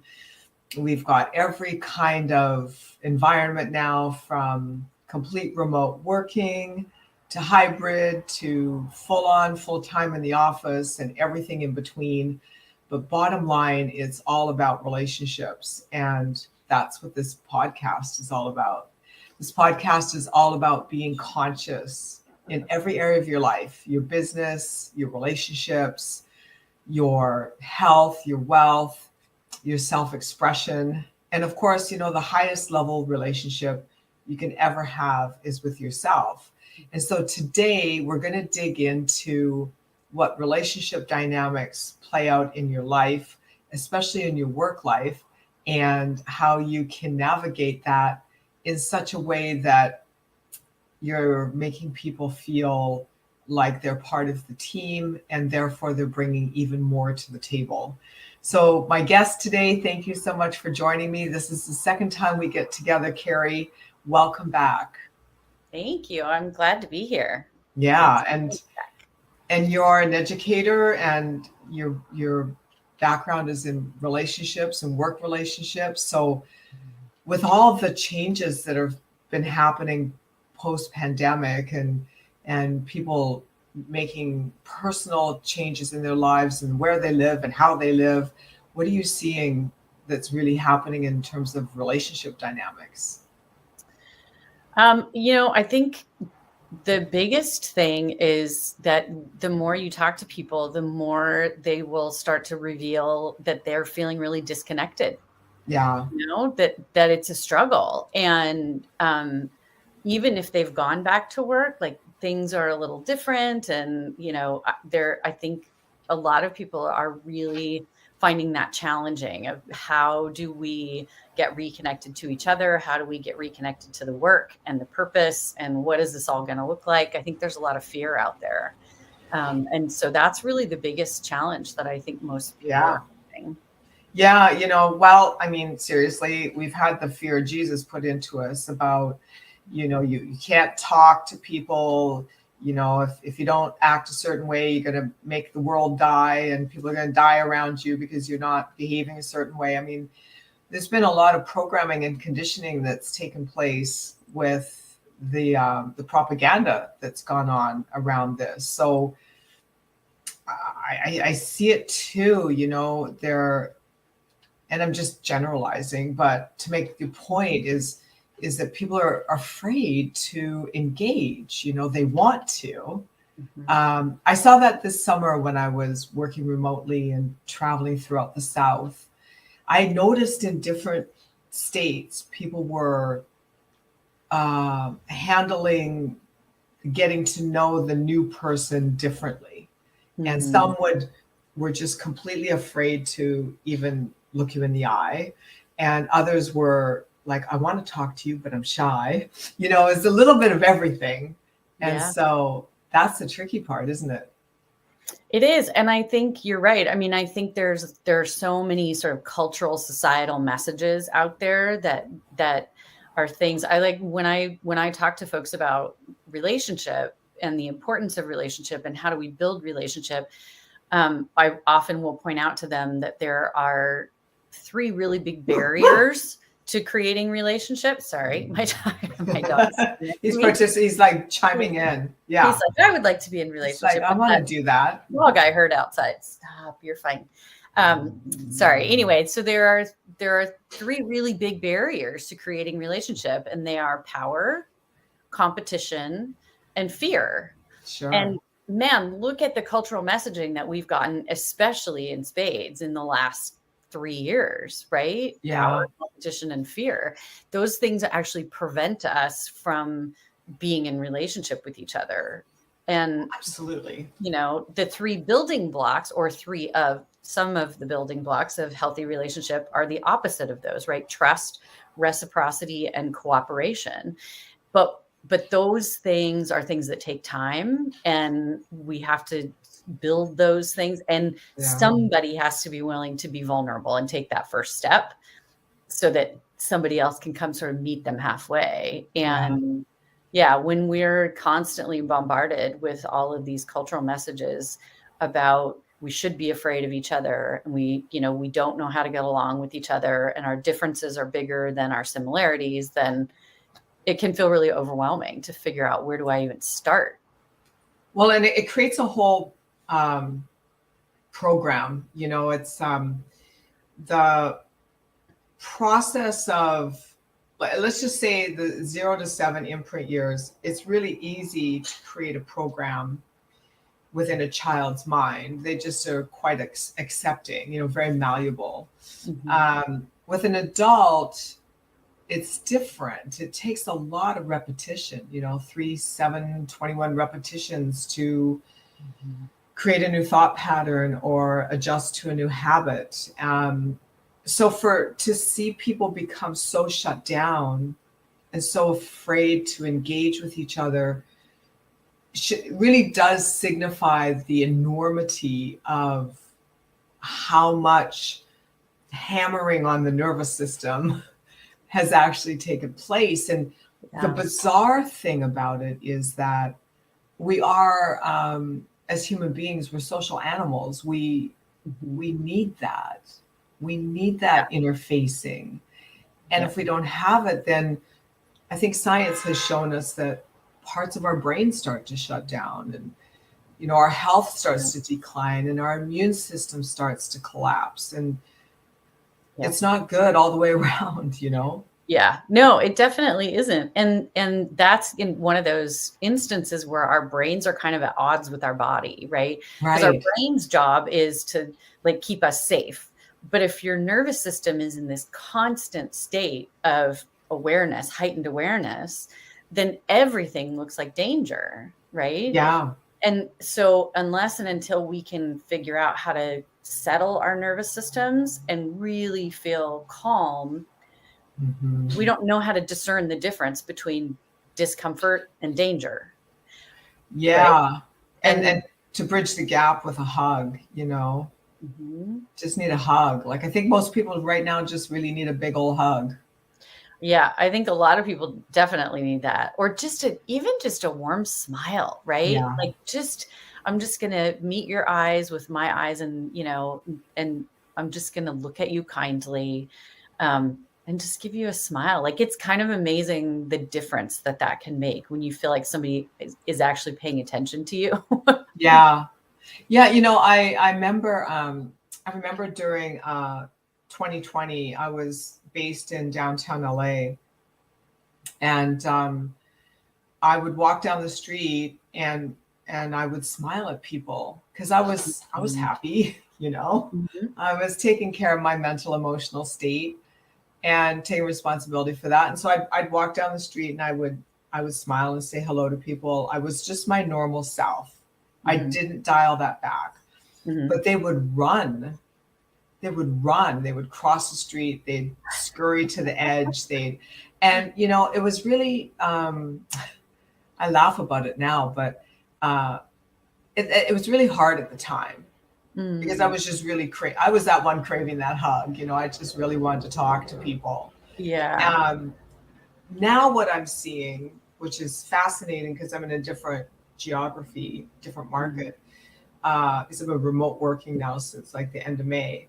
What I'm experiencing is just these random big old smiles on people's faces as I, roll in and out of the grocery store or stop by, the department store to pick something up, and it's beautiful. I mean, it just warms my heart. It's almost like getting a hug, really. Yeah. Yeah, it is. It's one of those things, I will often tell employers, right? Think about what a difference it would make, right? If somebody comes into your office and you're looking at your computer and you go, yeah, hey, I'll be with you in just a minute. What is it that you need, right? And we're not making eye contact and I'm not paying attention to you, versus I close my laptop and I look up at you and I go, hey, it's nice to see you. How's your day going? Sets a completely different tone. And it doesn't take any longer to have that interaction. But if I'm going to set that tone with I see that you are an actual human being that is in my physical presence, and I'm going to smile at you, then chances are whatever interaction we're about to have is going to go way better than it was. It's interesting you say that because that's probably been my pet peeve, I guess, if I have one, for the last couple of years is, you can walk into a store and walk up to a counter. They'll be doing something on their computer and just, it's like you're non-existent. It's like you're not even standing there for minutes, not a fraction, but minutes. And I think that, it really takes a certain kind of training and programming to be able to pull that. I can't pull that off. Yeah. I cannot I have to work really hard to completely ignore someone that's right in front of me. So if we're going to get into, let's maybe talk about this a little bit, communication styles, right? So then I will say hello, and sometimes they'll acknowledge, sometimes they won't. Now I understand everybody's got a different kind of concentration level, but I really feel strongly that if you can't handle interruptions, you really shouldn't be in a customer service frontline role. Right. And I think I'm probably really old school, because where I learned to acknowledge people was, I was in the service industry. I was bartending and serving cocktails and occasionally didn't enjoy it much, but food service. I'd rather serve 100 cocktails than one plate of food, But the thing is that we were always taught that you acknowledge everyone.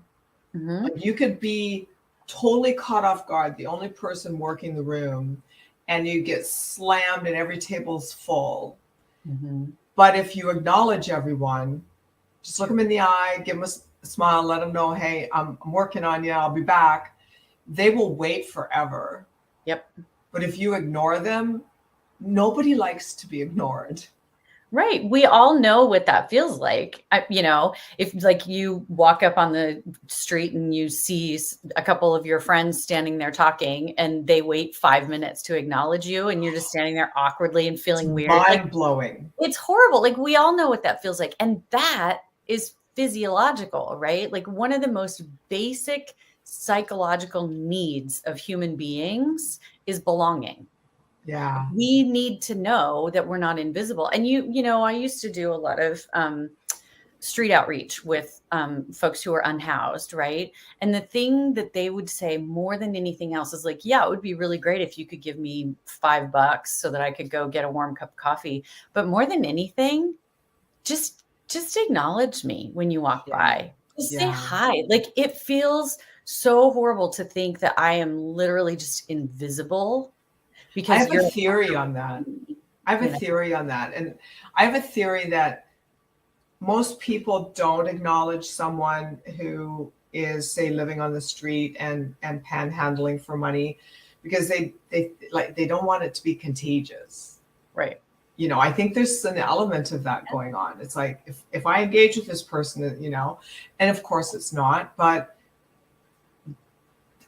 there's like a basic sense of self that's missing. Because I do a lot of, I go to a lot of networking events, and I've been in situations where I'll walk up to a group, or someone will come and walk up to a group that I'm talking in, and everybody will just, ignore that new person rather than just take a breath and go, hey, this is what we're chatting about. How are you? What's your name? It's so easy to do. Yeah. Yeah. It really is. It's amazing the impact it has, right? I often tell people, building trust and building relationship is both easier and harder than we think it is.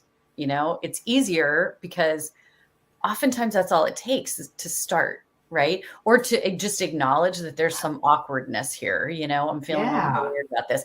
But it's harder than we think, because we have to be willing to be vulnerable, and we have to be willing to slow down. Like, building trust and building relationship takes time. And is it a basic? I think these are basic manners that we either are or are not taught as a child.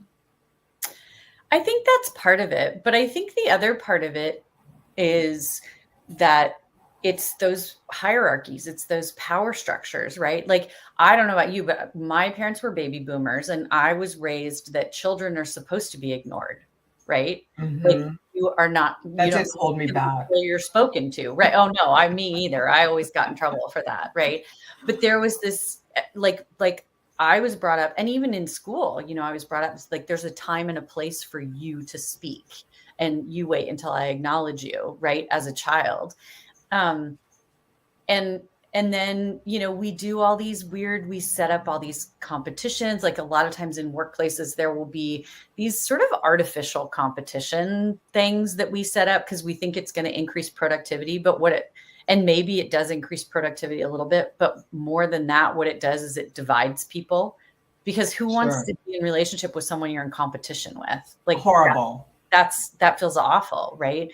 So I think there's a lot of that is sort of instilled in us over time, right? Because like, I know for a fact, I've been in situations where I know someone was ignoring me as kind of a power play. Yes. And it's like, that feels really gross. And also I can totally see through what you're doing. Like that's just weird. But also we're socialized to do that. It's a competition thing. Yeah, I think, there's a lot at play. Like, some of it is just lack of social graces. Like, it's like chewing with your mouth full of food. It's like, just don't, just don't, like, have some awareness, some self-awareness that you're actually out among other people and that you're not the only one standing here in this conversation, and that it's okay to include other people. You're not going to lose your grounding. Like, you can still make your point and be inclusive of, who else has come into the mix. So I just, I don't have a lot of patience for that kind of thing. I don't, Yeah, I agree. It's those sort of social dynamics just are awkward at best. Yeah. Kind of feels super gross. Well, and also kind of annoying. Like, sometimes I'll be standing there thinking to myself, wow, this is fascinating. That people can pretend you're not there and think it's okay. I mean, professionally, it's not very professional. On a personal level, it's just, like you said, gross. It's just like really rude. So I think it's a few things. I think it's a lack of self-awareness, bad manners, just in general, poor social skills, and to your point, just maybe a desire to have the upper hand. Yeah, I think that's true in a lot of cases, which also I think leads back to that fear thing, right? It's like, what, I can't give an inch to this person because what if, I got to look like I'm the one who's in charge, or the one who's the most knowledgeable, or the one, whatever, which I don't know. I think it's really funny to think about what we think we're getting out of that. What are you winning? I don't think they think that far down the road. I think it's very much an instant gratification kind of deal. And there's just a lot going on in terms of how status quo runs, the rules of society function, what you're expected to accept as being a norm. Right. So there's just a lot, and I see too buzzwords. So we'll have in the professional world or the executive world, there's a concept like servant leadership. It's like, well, that's wonderful, but who's responsible? At the end of the day, somebody's got to take responsibility. So is it really that effective? And I think that there's a point of, I'm going to step up here and I'm going to lead. I'm going to remain open and I'm going to remain flexible, but somebody's got to take responsibility. So how do I do that without putting people down? Like, how do I lead and be and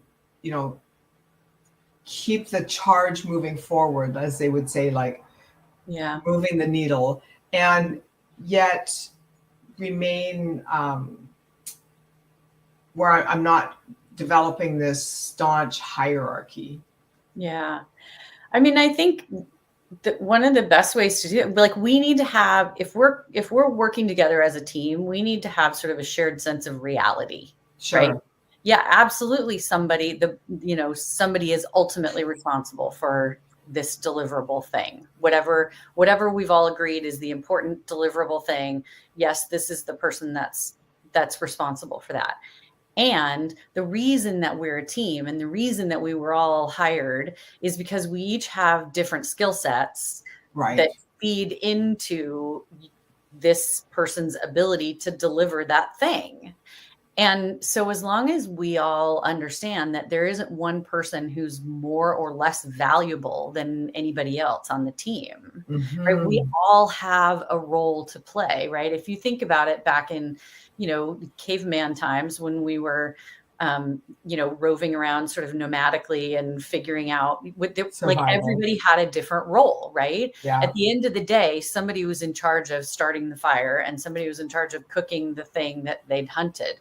But you can't do that unless there was the person that gathered the wood and the person that went and hunted the thing, and then the other people who prepared the thing once you caught it. And if we have this shared reality that we're all in this together and we all benefit from this ultimate deliverable, there are all these little smaller deliverables along the way, and those are equally as important, right? There are all these building blocks that go into the same thing.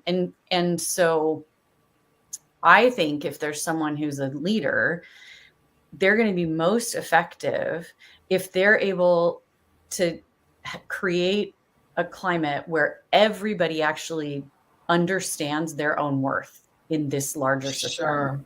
and embraces it and feels good about it, right? Like, this Yeah. is my skill set. This is a thing that I know I'm really, really good at. And it's important to the team for this to happen. I mean, that's, Right. instead of, I think in the past, what we've done is placed way more emphasis on one part of that puzzle than another. And Sure. then, made it seem like you're actually not all that important. You're kind of disposable, actually. And nobody wants to be disposable. I don't want to be disposable. I want Of to course. feel important. I want to feel like I'm contributing. Yeah. Well, I think we all do. And, it's the challenge is that usually with higher level positions, let's say in a corporate makeup, there's greater levels of responsibility and the stakes are higher. Um, I coach CEOs of small to mid-sized companies. I have for 20 years, and 99.9% of them are men. Not that I don't like coaching female CEOs. There aren't very many, there's Right. more today than there were then, but Right. it just became its thing. It became a niche market. And Mhm. the stakes are super high. Like, these guys lay their entire existence on the line for the success of that company. And they Sure. know that they're responsible for paying everybody's mortgage, right? Mhm. So, but Yeah. what we have to find, I think, is some kind of awareness that, yes, you are in this role of greater responsibility, the stakes are higher, and not but, and everyone on your team plays a part in this wheel moving forward. Yeah. So it's, how do we create, first of all, value and awareness of value, and then secondly, acknowledgement of that. Right. You can't acknowledge something you're not aware of. Right. Yeah. No, there's this great thing that I discovered about probably 10 years ago, and I do it a lot with adolescents as a way to sort of build their self-esteem. But I think I've done it with teams as well, too. And it's called wealth mapping. And it's, when we think of the word wealth, we think of money, right? Sure. But we all have all of these different alternative forms of wealth, right? Some people are amazing at navigating bureaucracy. Like, some people can do that like nobody's business, right? Some people are phenomenal at a spreadsheet. Some people are really, really great at walking into a room, sort of reading the situation and calming everybody down, right? Yeah. Those are not things that we necessarily, I mean, the spreadsheet thing, maybe you're going to put that on your resume, maybe even the navigating bureaucracy thing, but there are like all of these other different kinds of skills that people bring to Soft skills. yeah. And so there's this whole, thing that I do with teams often where we'll do wealth mapping, and people can have a really hard time wrapping their head around it. It's like, I don't know. I know. But usually once we get on a roll, or once one of their coworkers will be like, oh, here's the thing, you're really good at, remembering everybody's birthdays, which seems like a silly thing, but it's super important, right? Because who doesn't want to have their birthday acknowledged, or, whatever, right? You're paying attention to everybody on the team and everybody feels cared for by you. That's an alternative form of wealth. And then somebody will be like, oh yeah, I am kind of good at that actually, right?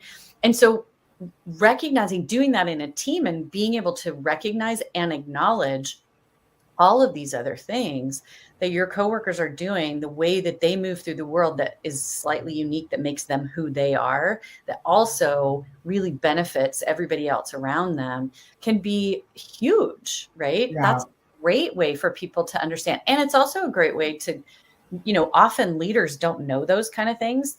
Those things are sort of people don't talk about it to them. And so knowing that about the people that are working for you is a big deal. The other thing that I like to do is to have folks sort of interrogate what it is that in your culture it constitutes work. Right. Right. Is it like, are we thinking about work as just deliverables on a head down? Right. Yeah. Or am I acknowledging that, this person that works for me has a child at home who is on the autism spectrum, and they have an elderly parent also living with them. And there's all this stuff that they're having to navigate before they ever even walk through the door. And so that's work, right? It's uncompensated work, but it's work. And so this person is also doing all of these other things. And by the time they get here, how can we support them? Yeah. Right. Maybe there's a coworker that just brings them a cup of coffee at 2:30 every day, just the way they like it. Sure. Right. How can this person feel cared for? It's not going to cost the company anything. It doesn't, right. It's just creating this culture of cooperation and care for each other by examining how much work someone's doing. I have a friend who is profoundly deaf, right? And that's work just to navigate the world. Yeah, and so life. She's already starting out with like so much less energy for certain things. So how can I figure out when I'm working with her, what's going to make her life easier? Right? It makes me think of, I just toured this company. It's like a storage facility at the port in Savannah, Georgia. And they have a very powerful value proposition, and their set of values and the goals and objectives are laid out as well. And they have 4 main goals for 2023. One is to provide free healthcare for their entire workforce. One is to provide one hot meal a day for their workforce. So far, they're managing to do that 1 day a week, and then to provide complimentary childcare for their workers. I mean, that's huge. I was a single mother. Yeah. Childcare, when you got to get up in the morning and get yourself and your child ready and out the door, and if you're dealing with any weather, to have a company that provided healthcare and lunch and somewhere for your child to be cared for. Oh my God, that just took the weight of the world off of my shoulders. That would have been a completely other reality for me. Yeah. So yeah. The thing is that I think it's how we go about this, where it's not like an entitlement, because I'm not down with this whole entitlement thing of, you're the company, you're the man with all the money, you owe me. It's like, no, nobody owes you anything. you need to get up, suit up, show up, and perform. And you need to do it for you, not because somebody's looking. So whether they're looking or not, you need to do it for you. Always do your best. Why wouldn't you? Who cares, right? And then there needs to be a dialogue between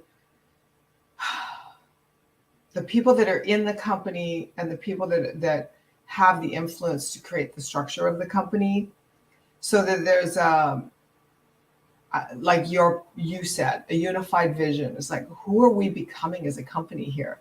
What kind of culture are we creating, and how do we want to flush this thing out?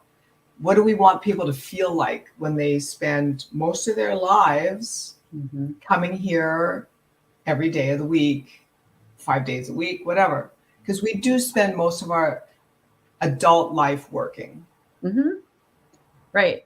And you don't want to resent that, right? I mean, yes, I'm going to work harder if I feel like the people that I'm working with actually care about me as a human being, right? If I feel like I'm disposable, then gradually my motivation levels are going to go down to get that work done, right? So coming to work and feeling like there are people there who are happy to see me, who acknowledge what my unique skills and gifts are, right? That I have one of the other basic psychological needs of human beings is emerging mastery. We need to feel like we're not just doing the same thing all the time over and over.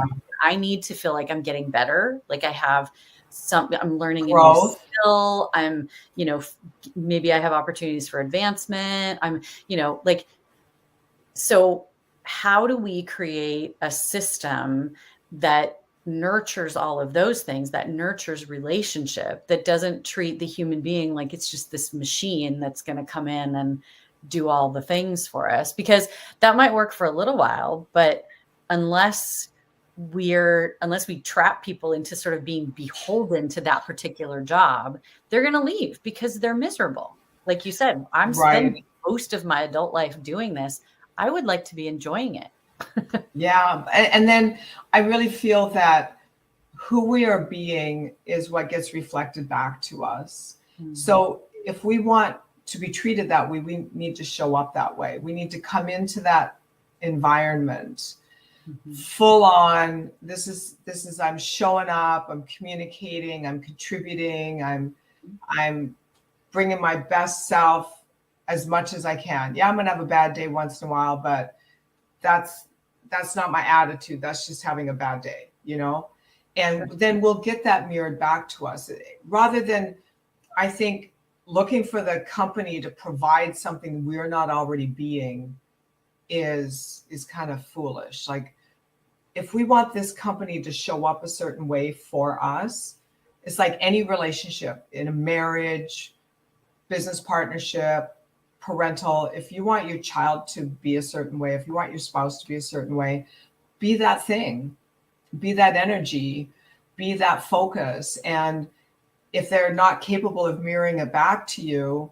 then you need to move on, because you're more conscious than they are. And if they can't rise up and connect to that consciousness, then it's not a fit. It's a values conflict. Right. That's not, again, that's a perfect illustration of one of the building blocks of healthy relationships is reciprocity.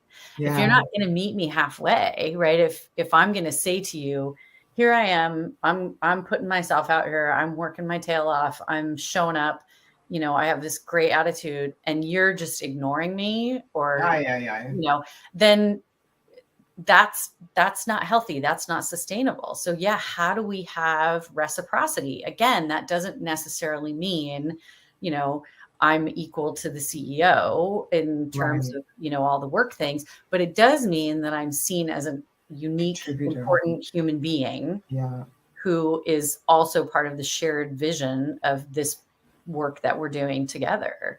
And so how do we meet folks halfway? How do we create that sort of culture instead of, and I don't think anybody should feel like other people owe them something. Yeah, I know. You know, it's It if seems to you're be in a rampant these relationship, days. yeah. If you're in a relationship, it needs to be like we're co-creating this, Co-creating. I you know. know. That's the important piece. How do we co-create How this? do we co-create? Well, it takes two to tango, baby, right? Mhm. I remember, and then I'm gonna ask you to give some information about how people can reach you. I remember a point in my life where I would go into a relationship, just kind of looking for to calibrate who they were being and how they were showing up. And I felt like I always kind of got the short end of the stick, so to speak. I would always go away from that interactions going, like this is not nurturing to me at all. Yeah. And then I decided to really like look at what I was creating, and going forward I started going into relationships leading with what I wanted the relationship dynamic to look like and letting that play out. And Mhm. sometimes um, they just walked away, and sometimes they struggled a little, and sometimes they met me full on halfway. I mean, it was a mixed bag, right? But I saw it as an experiment Mhm. instead of it, because I'm always doing that with all of my relationships. It's like, okay, you show me who you're being, Yeah. and I'll let you know if we're going to continue. But this is who I'm being. Yeah. So if you can roll at my speed, let's party. If you can't Yeah. roll at my speed, then what do we need to talk about here to sort this thing out? Because I care about you and I want you in my life and I want to work with you and I want to do this project with you and whatever it is, right? Because it could be staff, team members, clients, lovers, it could be all girlfriends, whatever, all of the Sure. above. Yeah. Yeah. Yeah, because that's the thing, right? We need to be able to grow, and our relationships need to be able to grow too. Mhm. So if there's another person who's showing up who's going, I don't want to grow, I'm kind of just here. Yeah. Yeah. That, that's cool. You do you. And I'm going to be over Bye here and really bye. people that can grow with me, right? That we can learn I from. know. And that takes a willingness to have hard conversations. It takes a willingness to show up. It takes a willingness to listen. And Um, let go. yep.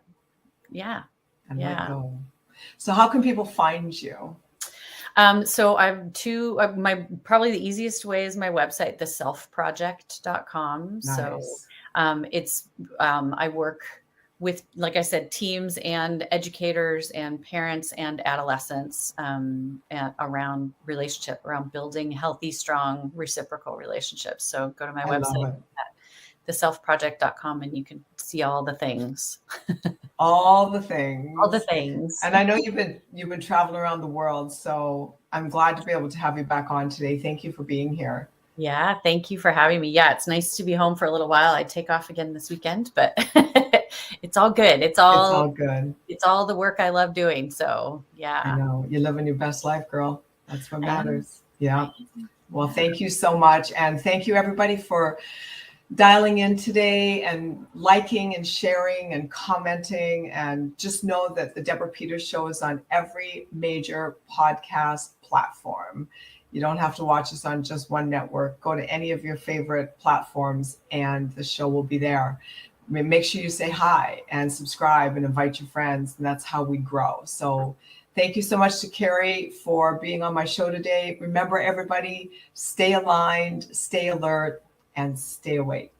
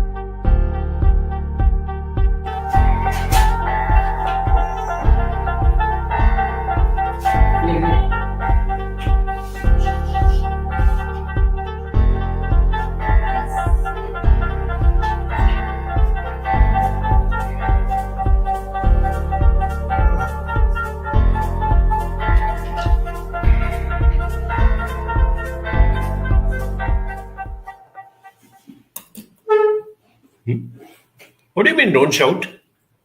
Who's shouting? I am not shouting, but I cannot tolerate the way you people behave, right? All of you have no consideration for me. I'm such an important person. 10 o'clock, I've got a board meeting, I've got to be there on time. And here you people raise up such petty things. And then you say, don't shout. What do you mean, don't shout? Who's shouting? Understand the way that you provoke me, and you don't have any consideration for me. What do you think I should behave as?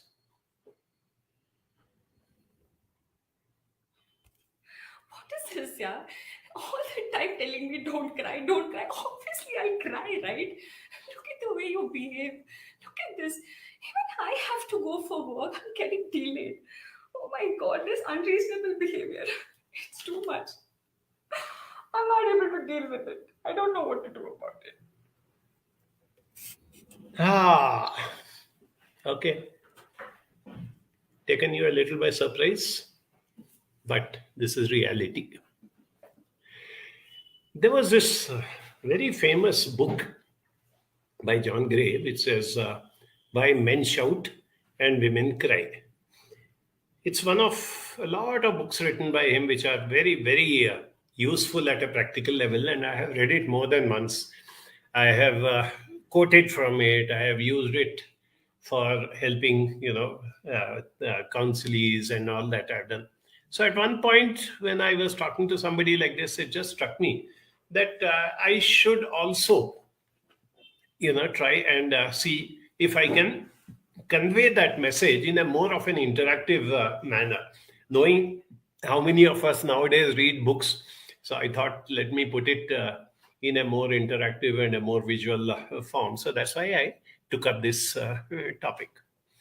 Now, if you observed these two quick clips that you saw, first it was me, the man. Then it was Seema, the woman. What do you think happened? What do you think are the emotions? Dissatisfaction, irritation, being let down, feeling unwanted.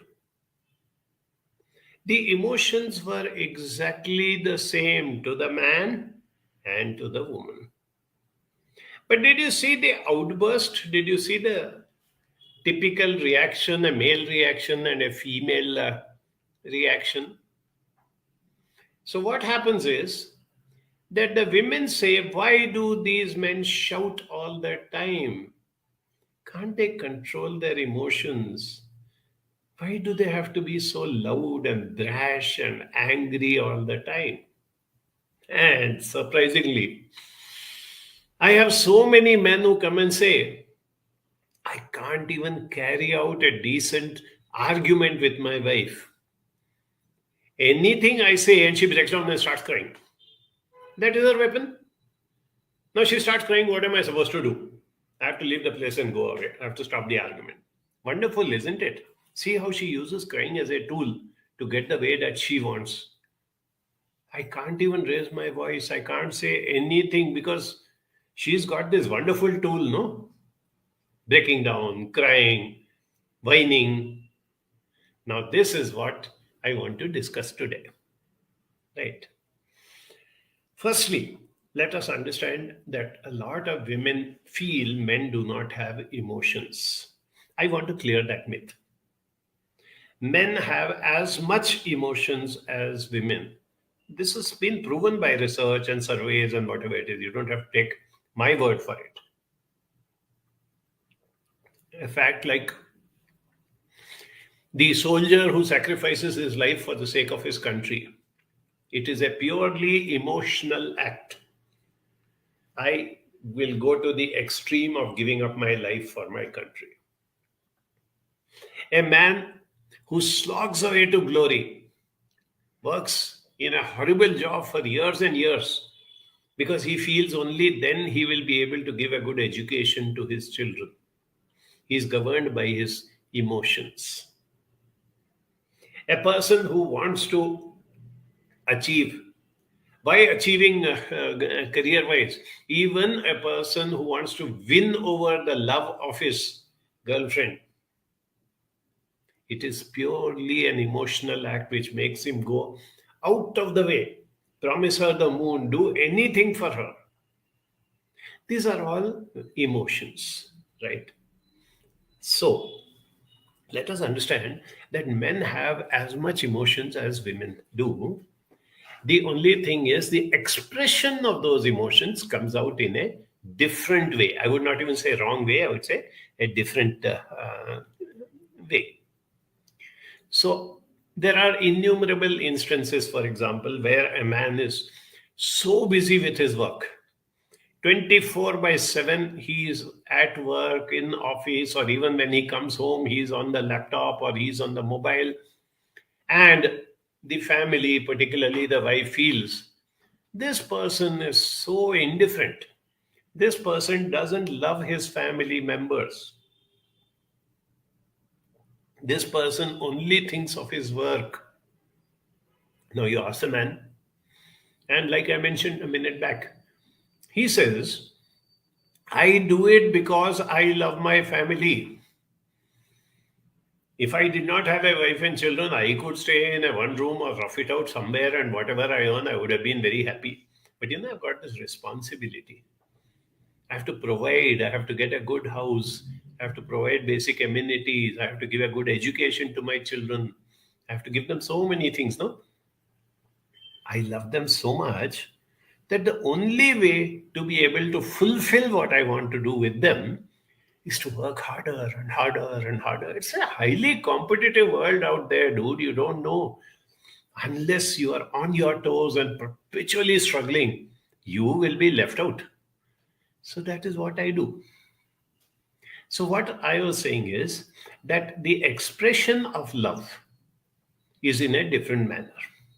And that is what they don't understand.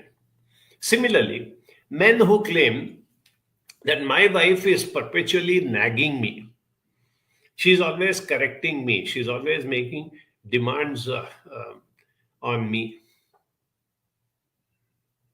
She breaks down and she cries, she sulks. She points out so many fingers at me and she says, you're not doing this, you're not doing that. Doesn't she understand what I am going through? But now if you look at it from the feminine perspective, why is she doing it? Because she loves him. If she did not care, she would have said, okay, he is the provider. He goes to office, he works, he earns money and he gets the money and I enjoy myself. I will spend my time with my parents, my friends, my children. She could have given up, isn't it? Why is it that she doesn't give up? Because that is her way of expressing love. You are my life partner. I love you. I want to have a good, harmonious life with you. And that is why I am constantly behind you, telling you. Even a simple thing like, a wife telling the husband, don't smoke or don't eat rich food. Or, doctor was saying that your sugar levels are high, so don't eat sugar. To the man, it may appear as though she's perpetually nagging me and she's behind my back and she hates me so much that she doesn't let me live in peace. I come back home and all the time, this is what she is behind me. But to the woman, it is her way of expressing her love. The other factor, which I've spoken of earlier, but I want to reiterate the same point, is generally men are left-brained and women are right-brained. Mostly, not all. Now, a left-brained person is a person who is logical, sequential, analytical, mathematical, critical. These are the traits of a left-brained person. A right-brained person is emotional, intuitive, interpersonal, creative, literary. Now, when a person is right-brained, the habits, the behavior, the interests, the talents are different from a person who is left-brained. Nature has made, probably with some wisdom, that men should be left brain and women should be right brain, because only then they complement each other. Now it is up to us whether to use this complement. When you have a North Pole and you have a South Pole, they attract each other. Imagine if both were North Poles. Imagine if a man gets married to a man or a woman gets married to a woman. Of course, now it is accepted and permissible and all that, but there's a very, very interesting thing. I know a lot of same-sex couples, right? Inevitably, one of them plays the male role and one of them plays the female role. Starting from the way their demeanor, their dressing, their expressions, their way of talking, the profession that they choose are typically male and female.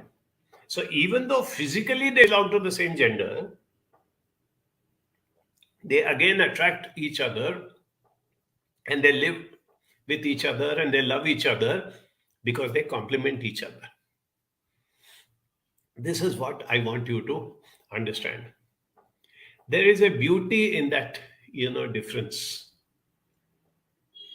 The French always say that, men and women are different. Long live the difference. Life would have been very boring if men started behaving the way women do, and if women started behaving the way men do. And that is what John Gray points out to us and says that women expect their men to behave, to react, to respond the way they would have done in that situation. And the man expects his woman to react, respond, behave in the way he would have done it. And when that does not happen, men shout and women cry. And there is no winner or loser in this game. Just because a man generally ends up shouting, it does not mean that he wins the argument or he gets the upper hand. Sometimes the person who's crying gets the upper hand. Anyway, this is not a ding-dong battle. This is not a court of law where we are trying to prove one is right, the other is wrong or something. But this is what we have to accept in order to have more harmony between the, the genders, right? Okay. Now, why are men left brain and why are women right brain? This is another very interesting aspect. It is partly because of genetics, maybe, I don't know, I'm not a geneticist, but it is a lot to do with the learned phenomenon. Men have been cavemen from prehistoric days. The hunter, the gatherer, and the protector. Women, right from the beginning of history, have been the nurturer, the caregiver, the lover. It is so ingrained through generations and generations of our ancestors that we cannot give it up. Even in a world today, in the 21st century, in metropolitan cities, women are playing as great a role as men professionally. You'll have women CEOs, you'll have women engineers, you'll have women surgeons, you'll have women playing all sorts of roles which traditionally were restricted to men just a couple of generations back.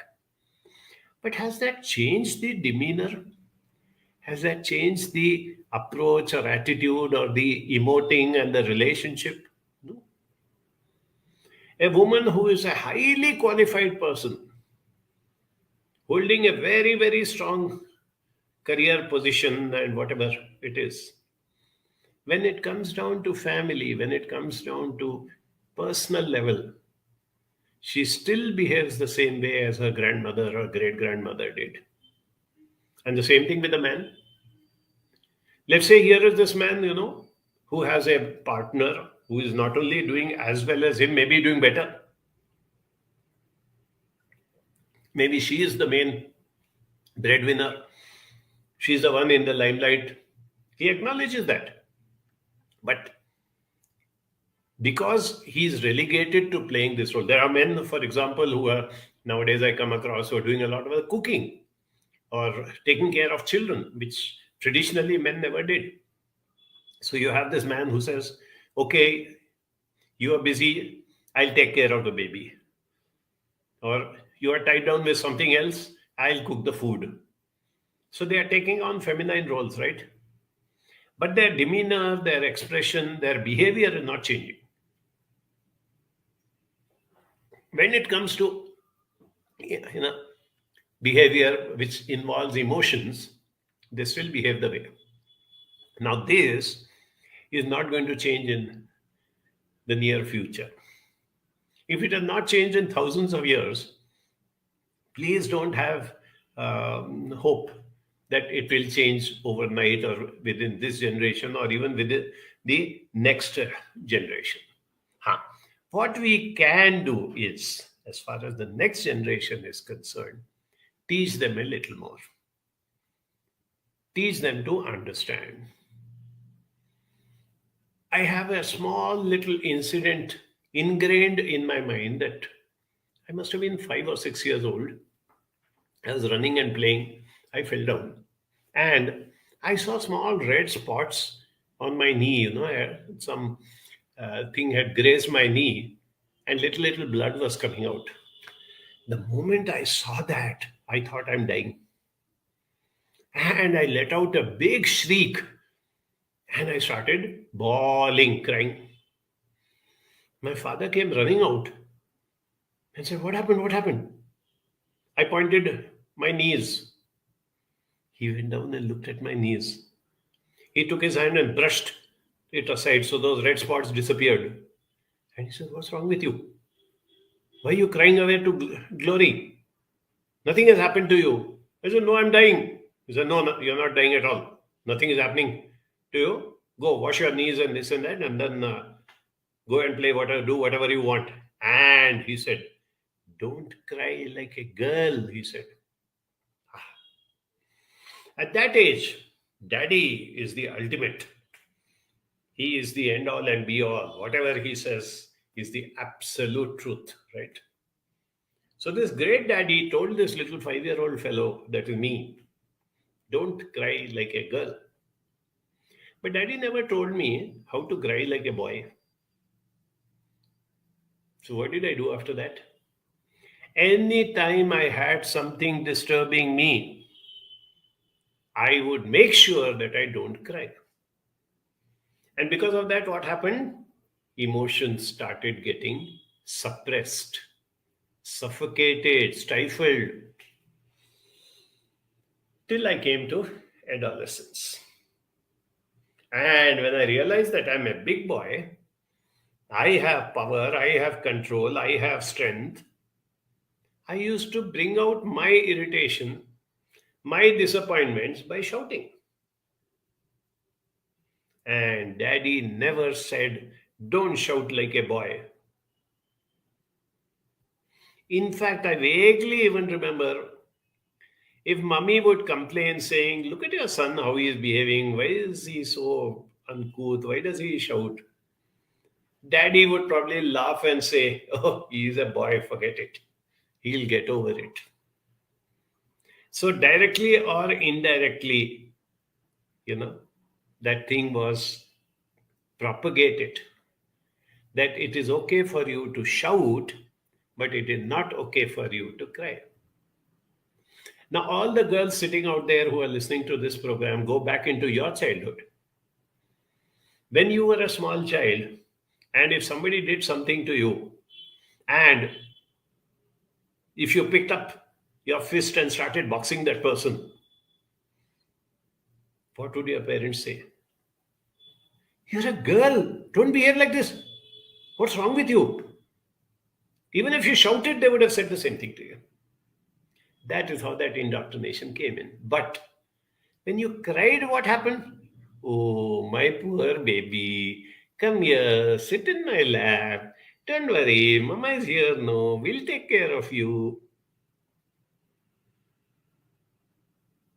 So, time and again, it was reinforced to the boys that you shout And it was reinforced to the girls that you cry. Now, when you are 20 or 40 or 60, can you change so easily your entire basic demeanor? No, you can't.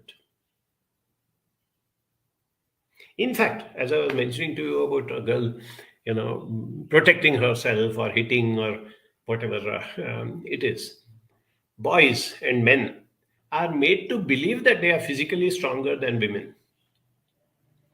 In many cases, it is true. A woman is built in a slightly smaller frame and a little more delicate demeanor and all that, but it is not always the case. I think yesterday or day before, what's that girl's name? Nikat from a small town in Nizamabad is now on the way to becoming the world boxing champion. So do you still think that girls are weaker than boys? If any roadside Romeo wants to tease her and she gives one box and that fellow will go flying 10 feet into the air. Okay, now you may say, no, she is one exceptional girl. But if you read her interviews, there's something very significant. She said that my parents, though my father was also a sportsman, and though he encouraged his daughter for sports, but he said not boxing. Both father and mother said, if you do boxing and somebody hits your face, and if there is a mark on your face or your face gets disfigured, then nobody will marry you. Imagine telling that to a little girl who's aspiring to become a great sportswoman. Have you ever heard a parent or a coach telling a boy, don't get into boxing because if somebody hits you and your face gets disfigured, then no girl will marry you? See the irony of the situation. I'm very proud of the fact that here is an Indian girl who, went against what was indoctrinated into her and has achieved something. Now, she's a good role model. Before her, Mary Kom was also a great role model. So many of them. But like I said, they are exceptions because the others succumb. And once you succumb and once you're made to believe that you're not physically strong and you cannot protect yourself and you should not protect yourself, the only way that it comes out is in the form of frustration, crying, whatever it is. It goes right up to the, extent where the girl grows up, becomes a mother. And now she is supposed to be all the time that great sacrificial mother. Whatever else she may do, she has to give first priority to children.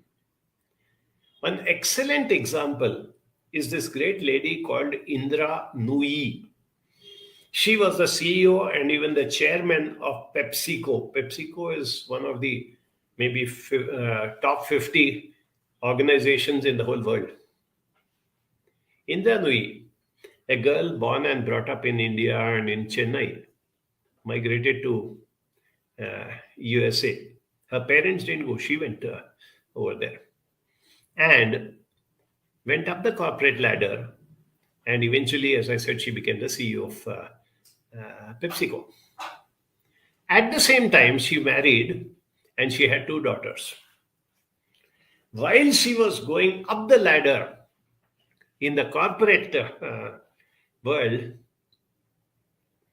she was also bringing up 2 little girls who eventually became 2 teenagers. How did she balance? How she balanced is one thing, but the pressures that she was under, not only from others, but even from her own self. Am I justifying my role as a mother? She has a very understanding and a very supportive husband. Despite that, she was always made to feel doubt and question that whatever I am doing, am I justifying my role as a mother or not?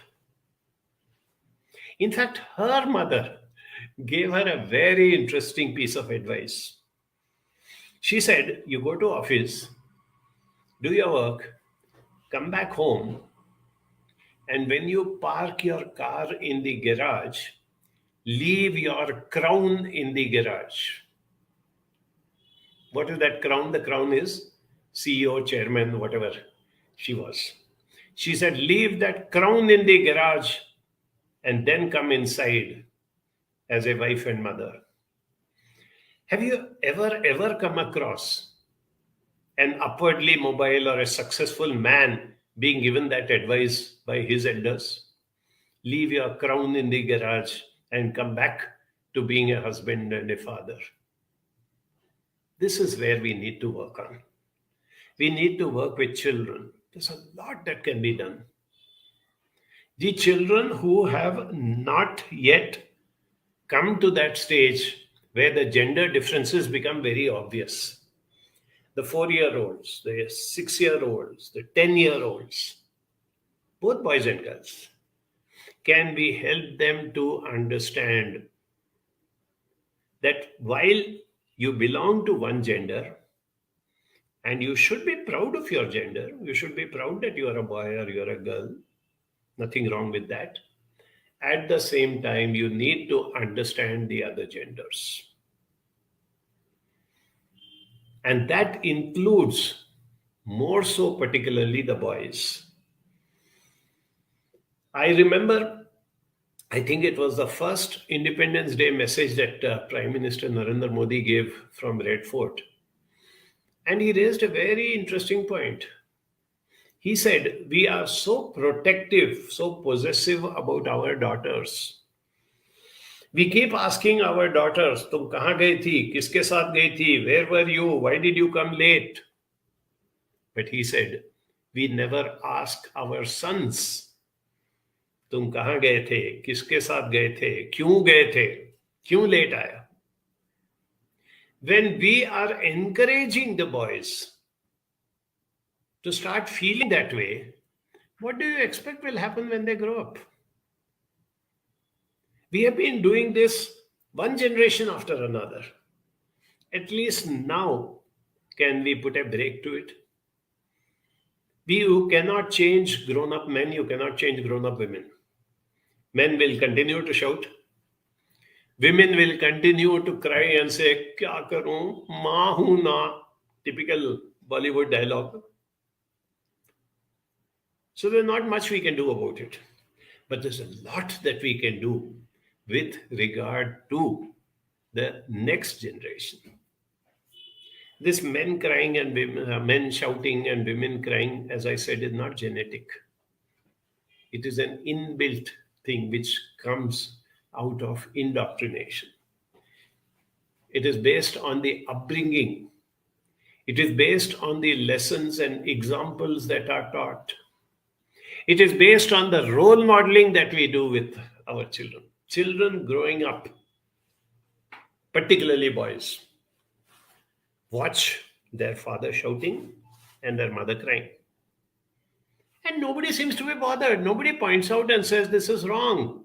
Why can't mommy shout and daddy cry? So what happens? He grows up thinking this is what life is all about. This is one strong message which I would like each one of you to please spread this little message after today to whichever adults who are concerned about the next generation. Please start changing that outlook, the demeanor, the attitude of both boys and girls. Don't tell a girl that you cannot do boxing because somebody will hit you and your face will get disfigured and then nobody will marry you. You're pulling down the self-esteem of the child. Don't tell a boy that, yeah, boys will be boys, it's okay, he will get all right. Let him shout, let him get into brawls or whatever. That's not fair. So please take this message with you. And I need that 1 minute break as always. Seema has got something very interesting to share with you today. I'll be back in a minute.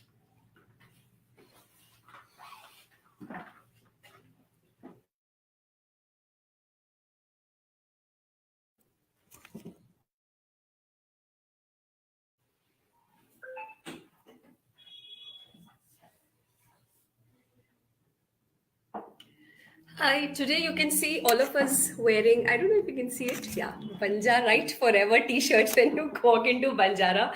All of us, including Ali, to each one of us here in the staff. And why we are doing this is because today we are all going to Manthan. So it's picnic time, it's team bonding time, team building time for us. And yeah, we are going there only with open minds. We don't know what Ali has planned for us there, but yeah, the whole idea is to be together, eat together, and we'll stay the night over there. And yeah, we will do certain activities and stuff to know each other better. We work here together, but yeah, those nice moments, the personal journeys. So it'll be nice sharing with each other. And yes, really looking forward and really, really excited. So we'll be shutting down Banjara at 3 o'clock today. We'll be closing office and we'll all be going there. And yeah, that's the plan. And we'll stay the night. Tomorrow, our friend Asra, she's opening a kennel called Off Leash in Manthan. So tomorrow is the inaugural. She's invited everybody, all the dog parents and dog lovers to come and spend the day there. So that's another thing we're looking forward to. So that's what's happening here. And of course, as usual, the place is bustling. Banjara is bustling with our new babies coming in DCS 23. We had a very nice program last Saturday.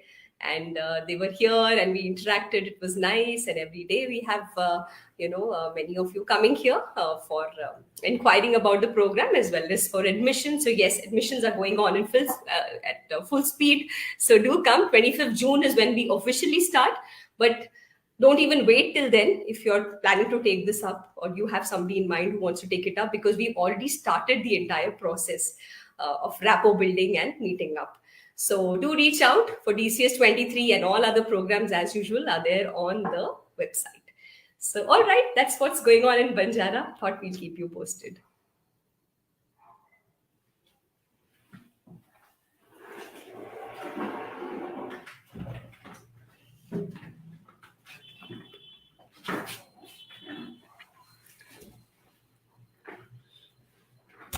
Manish just showed you a poster of an interesting program that I'm doing. Can't really call it a program because it involves 5 minutes of your time every day for the next 3 weeks. But if you're interested in something like that, do get in touch with Anis or any of our people in the office.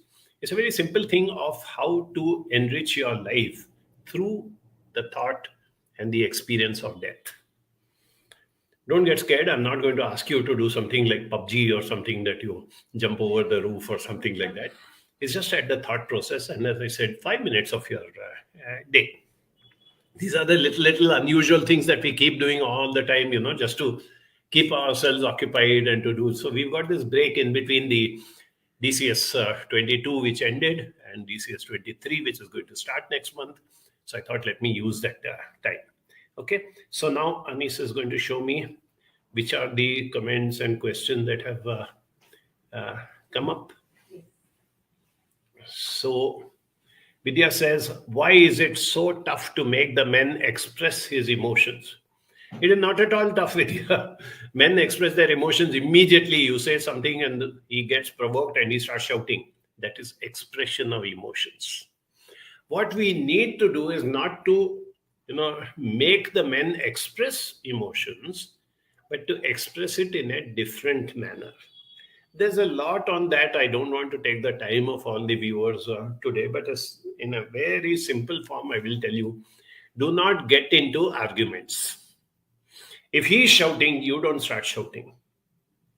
Be assertive, accept his behavior for the moment, keep quiet. He will calm down. He cannot be angry all the time. He cannot be shouting all the time. When he is back to a good mood, that is the time you bring up this question of next time when you're angry, next time when you're upset, next time when you're irritated, can you tell me in a different manner? You will get results and I will respond much better to you. Start with that. Sheila says, tough to understand what men are thinking. Sheila, take a survey of men. 9 out of 10 will tell you it is tough to understand what women are thinking. I can never understand. And even if they understand other women, they generally don't understand their own wife. So it is a ping pong battle. Both of them can keep on complaining. Now, my question is, when you say tough to understand what men are thinking, it is tough, it is not impossible. So, what efforts have you made to understand what men are thinking? Have you spoken to men of different ages? I mentioned to you, you go younger and younger. If you are a grown up adult and your partner and your peers are people of your age, go lower down. Maybe talk to a man who's 25, 20, 15, 10. You will get an idea about what the male person thinks when he's 10, when he's 15, when he's 20, when he's 25. And from there, a pattern evolves. And then work with the men who are important to you. Vidya says, why is it that certain men don't understand that these are wife's way of expressing love? Rather, they just complain that you talk to me only when you need some household products, and they doubt that we are in relationship with somebody else. That is a very, very sad situation. Be it a man or be it a woman, if you doubt without any concrete evidence, yes, there are people who get into relationships and that has to be dealt with by the spouse. I'm not talking, those are very rare, and whatever happens, that's a very serious situation which has to be dealt with. But if there is a man, as you gave this example, who perpetually thinks that his wife is in relationship, you know what, it has nothing to do with his wife, it has nothing to do with his relationship with his wife. It is his own feeling of insecurity. It is his low self esteem. It is his loneliness. It is his feeling of being isolated. And he doesn't know how to handle it. So he hits out by making some accusations and saying this is what it is. Okay. The same way as you said that, okay, you said that why is that how much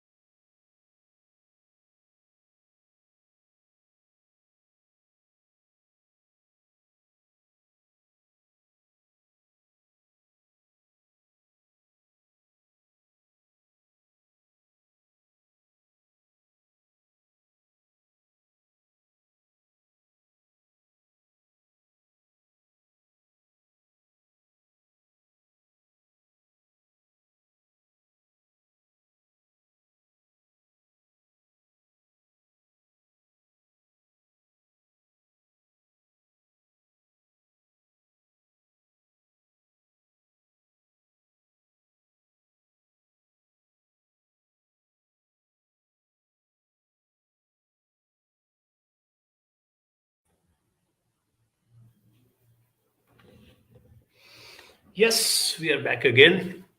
So sorry for the rukawat. Technology sometimes also behaves like human beings, throws tantrums. At least it doesn't shout or cry, but it makes life miserable for us. I was answering Vidya's question. Why is that however much a man shouts, it is expected that the woman should keep quiet? Now, when you say expected, who brought in that expectation? Please go back and reflect. It was your mother, your grandmother, your teachers. So many people told you that you are a girl and you should not shout. If they themselves have indoctrinated this into you in your innocent and vulnerable years, obviously it becomes part of your personality. And that was never done to your husband or your brother or any other male member of the family or in the class, right? Now, that is what I want us to understand that we are doing. And that's the reason why I said before we closed for the break that please work with the smaller men before the men become men when they're still boys, when they still listen to you, when they look up to you, when they have this great regard and respect for women and for mothers and for elder sisters and all that. That is a time to help them to understand. If we start now, maybe 5, 10, 15, 20 years from now, we will be creating a generation of equality. Saraf Saab says, women's bearing capacity is inherently more than that of men. That's why men are in a hard condition to digest something done by women, whether she be his wife, daughter, friend. Yes, same thing I will tell to all of you, including Mr. Saraf, that when you say bearing capacity, where has this bearing capacity come from? Why is it that a soldier's capacity to bear physical pain, even when he is shot and he's got a bullet in his leg, he still moves forward and he still continues to fight? If you or I were to have a bullet in our leg, we'll just collapse. Now, this bearing capacity of the soldier is not genetic. It is not inborn. He was trained in that manner. He was indoctrinated into that manner. He was motivated into that. Both body and mind was told that you are a soldier, you have to defend the nation, you have to do this and that. And that is what made him a hero when he has to face adversity. The same thing applies. Women shout and cry, Sheila says, while men only shout largely. It is a fact. That's the reason why I brought up this topic. But it is how you shout and how you cry which is important. In fact, since men hardly cry and definitely not, in front of their spouse or somebody, I have also come across, unfortunately, one odd, in a rare instance here and there, she tolerates, she accepts, she somehow, carries on, she gets fed up. And she says, more, I am going to take things in my control. And the moment she announces that, this man breaks down, starts crying. And the woman is so overwhelmed that she feels that nothing can be sweeter than this, that my man is crying and asking for forgiveness. And everything gets deleted and she goes back to be what she was. Please be aware of that. Roshan says, very lucky to get a life partner who never ever shouted at me and never did I cry. Fantastic. Congratulations to Roshan. And I also feel that while the partner may have had a good upbringing, hats off to his parents and elders, at the same time, it is also how the wife behaves with the man which makes a difference. What is needed in these circumstances is assertiveness. neither being aggressive nor being possessive. Giving away easily and becoming submissive. Assertiveness wins the day against people who unnecessarily lose their temper and who shout. Sureka says, how can we help our counselees help them behave in ways that their love and care reaches the partner? Here, one thing is very important, Sureka. You have to deal with in two different ways when it comes to a male and when it comes to a female. By the time this counselee has come to you, the person has grown up in a lot of indoctrination, behaviors, and attitudes, and is also experiencing certain things, right? So we have to deal with the men differently and the women differently. With the men, if it can be made to understand that I understand your anger, I understand that you are very frustrated and you are pushed to a corner, and that is why you shout or that is why you get so angry, but do you get results?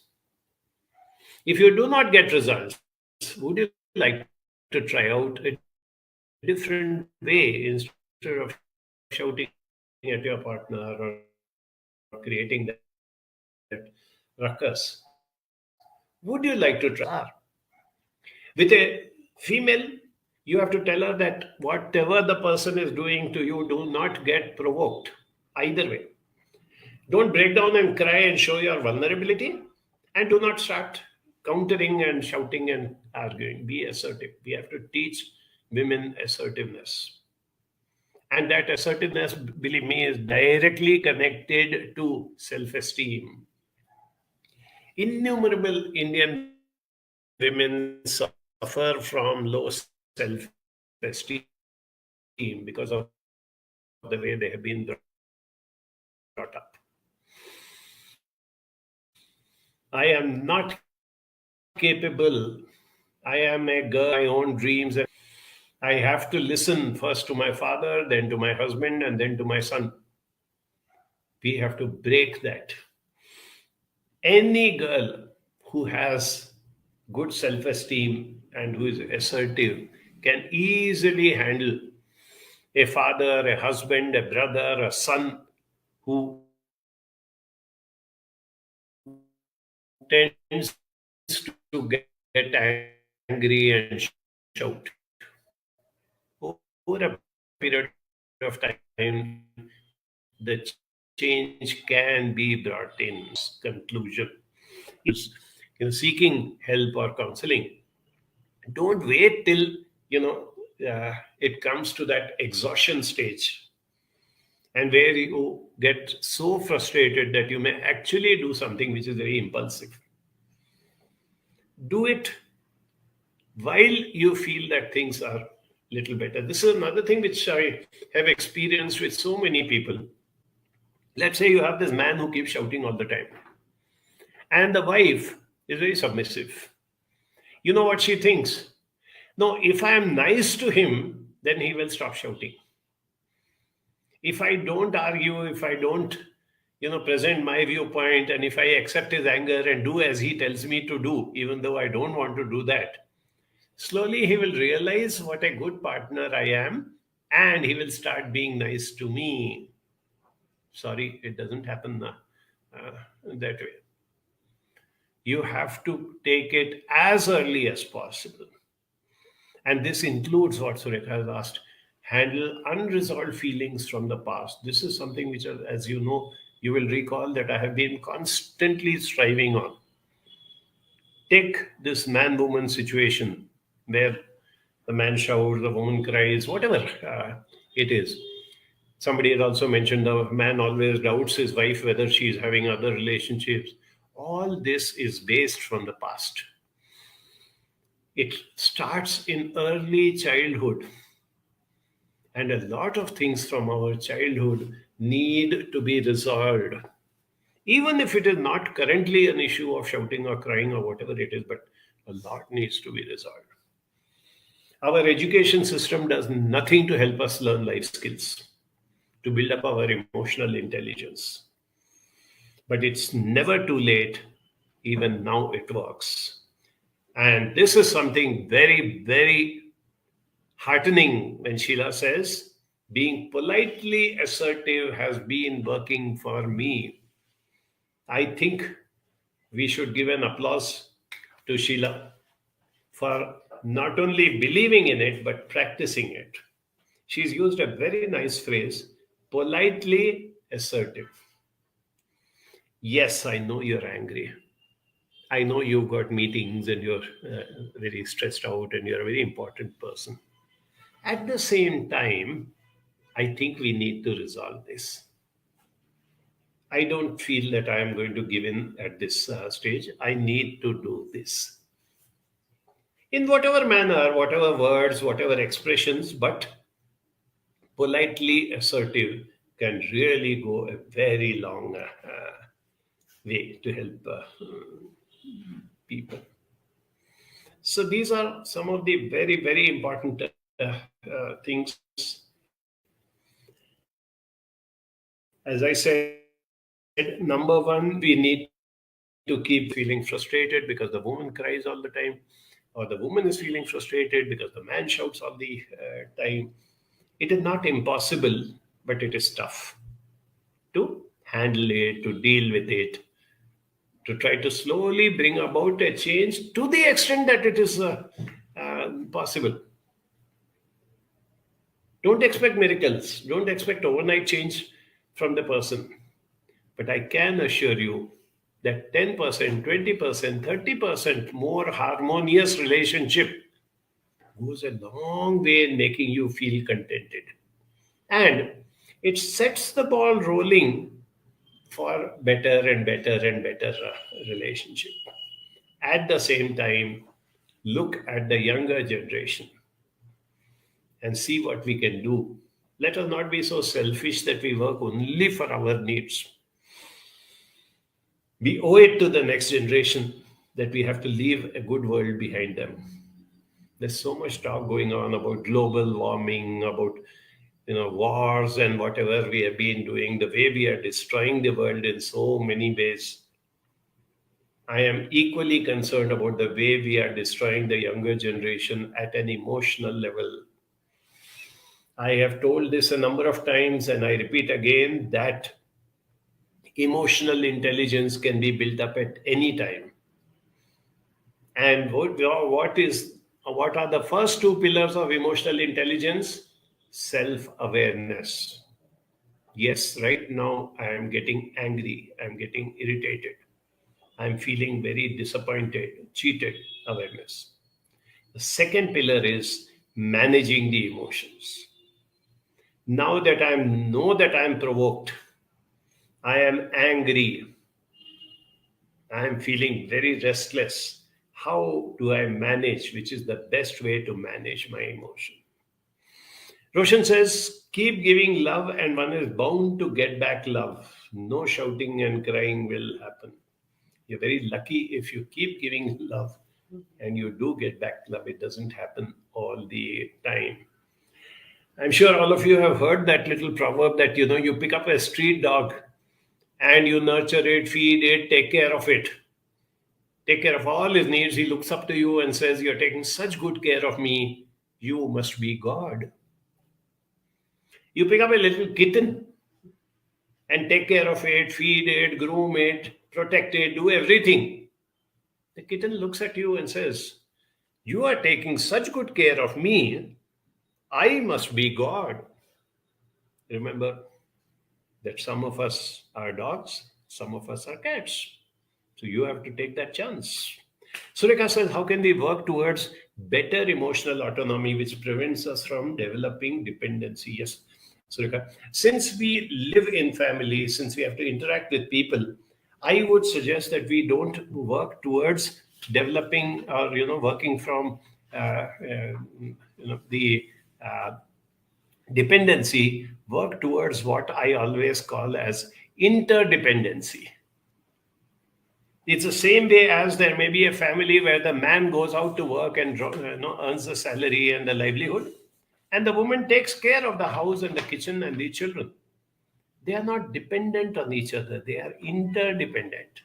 They are complementing each other, and men and women complement each other in 100 different ways. So learn to enjoy that aspect of it. That is what is needed. It can be done. It requires some time and effort. And it can be done if you decide on the next Saturday's topic, that is, don't grow old. I'll be seeing you next Saturday. There, we will be talking about how, while the numbers pile up, you ensure that you remain young till the last day of your life. So have a nice, wonderful week. I shall see you next Saturday. Bye-bye.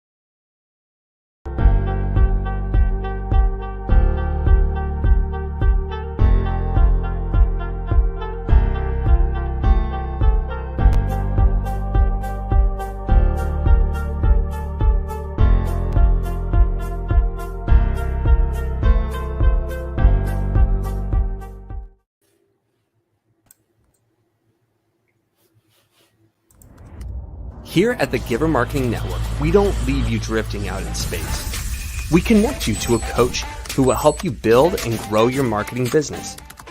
Our process acts as a guide on how to connect with other businesses, maintain good relations, and establish a presence on the Giver Marketing Network. Each member within this collaborative group will have the opportunity to leverage your talent and influence, a true network effect. If you are looking to collaborate on more projects, welcome to the Giver Marketing Network, the most trusted and highest rated collective of specialists on the planet. Here we have a group of like-minded professionals who focus on making valuable introductions and helping each other grow by teaming up. Imagine Upwork meets a network and a coach. The talent collectively includes services like visibility and SEO, creating logos, designing websites, managing social media, outreach messaging, visual storytelling, and much more. Think of what you could do with laser-focused allies, strengthening your business while offering your talent to the entire network. Click near this video for more information. Welcome, welcome, welcome. Good morning, good afternoon, good evening, depending on when and where you are tuning in from. We are here with Joel Snyder at the Giver Marketing Network and also representing Kingdom Warriors Holders Group as well today and streaming in all different places. So Joel, thank you for coming in and helping us take a deep dive into this nurturing conversation around marketing. Like, how do we nurture or follow up or continually be in front of our audience in a way that doesn't bother them, but it makes them feel more connected to you and more trusted in the relationship. So really appreciate your superpowers in this area. Joel Snyder is from Coax Consulting, and he's part of the Giver Marketing Network. He's also streaming here on Kingdom Warriors Holders Group as well. And so he's kind of by proxy part of that group and community. And so we're excited to have Joel today. So Joel, do you want to share anything, maybe a little bit of your origin story? How did you get into the marketing world? Oh, yeah. Hey, thanks, Tim. It's really always great to be here. The Giver Marketing Network has been instrumental in the growth of my business. And And it's just been a really awesome team to lean on, to fill in gaps in our team structure when needed. And so being able to share some of my experience with the network is always a great pleasure. I come from the corporate world, dealing with the employees in the incentive industry, working on productivity programs and consumer incentives, and really connecting the psychology of human behavior with the benefits that relate to the bottom line of the business. And so my transition came from that to wanting to relate that to the local business, the regional companies that are supporting their community and employing people and providing jobs, and just taking the knowledge that I gleaned from a full career in the corporate world and bringing it to a level where the entrepreneur, the small and regional business person, can apply these best practices to build the profits within their own organizations, to allow more jobs, higher wages, and support the community in different ways. It's amazing how the small business has similar or the same tools that the larger corporations have now in their business when it comes to marketing, especially in their respective ventures and organizations. And you tend to bridge that gap and say, hey, when it comes to follow up or nurturing or putting a retargeting ad out there that kind of nurtures your audience that you're already been in front of, you can do this just like the multi-million-dollar or the billion-dollar company down the road. Like, you can do the same thing they do. Just let me help you as kind of the mastermind or the maestro behind the scenes, orchestrating all that. And you've done that with us. You've helped other clients. You've helped multiple layers of clients, associates, clients, and all sorts of other projects that I've been able to hear about, see firsthand, and we've presented in the past before. But this is new content. This is content you're coming up with fresh for the audience today. And so with that, Joel, thank you for sharing your story and alleviating the pain of the small business when it comes to nurturing. I love that you do that. So if you're having trouble following up with those prospects and staying in front of them, and they always tend to end up in kind of a cul-de-sac somewhere, kind of a dead end somewhere where you don't know if they're interested still or not. Joel is the guy you want to contact, and look him up even now while you're listening to this and watching this.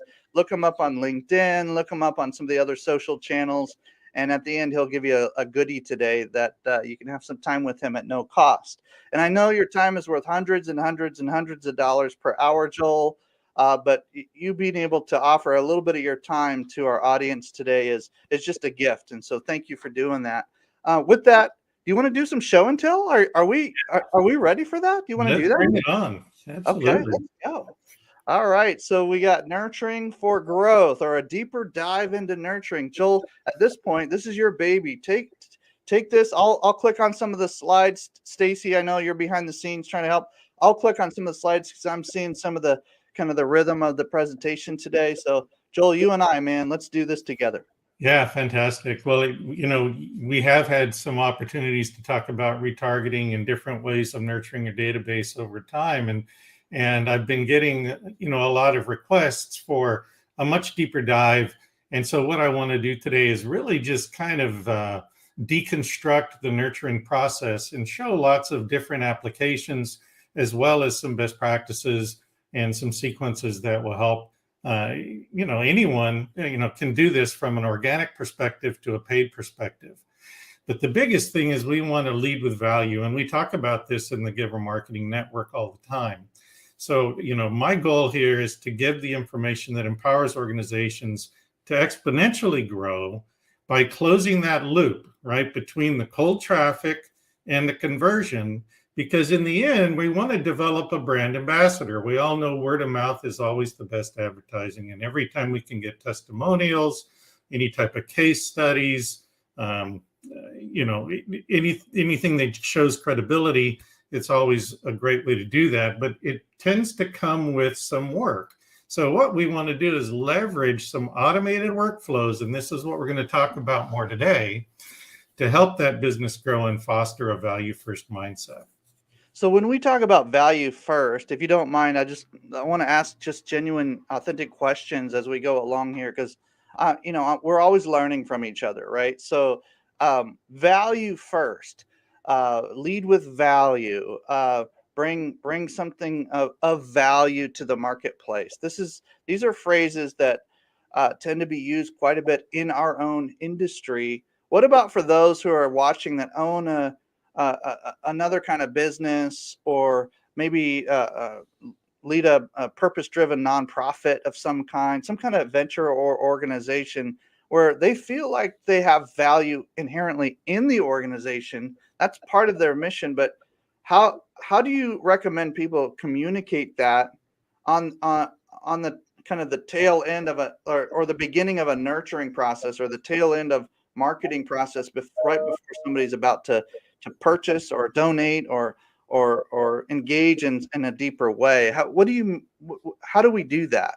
Yeah, well, and this presentation really digs deep into that subject. And I think, the biggest thing is we have a tendency to sell rather than educate, and educate. And there's something that's unique about you in your industry and in your business that cannot be sourced on the internet.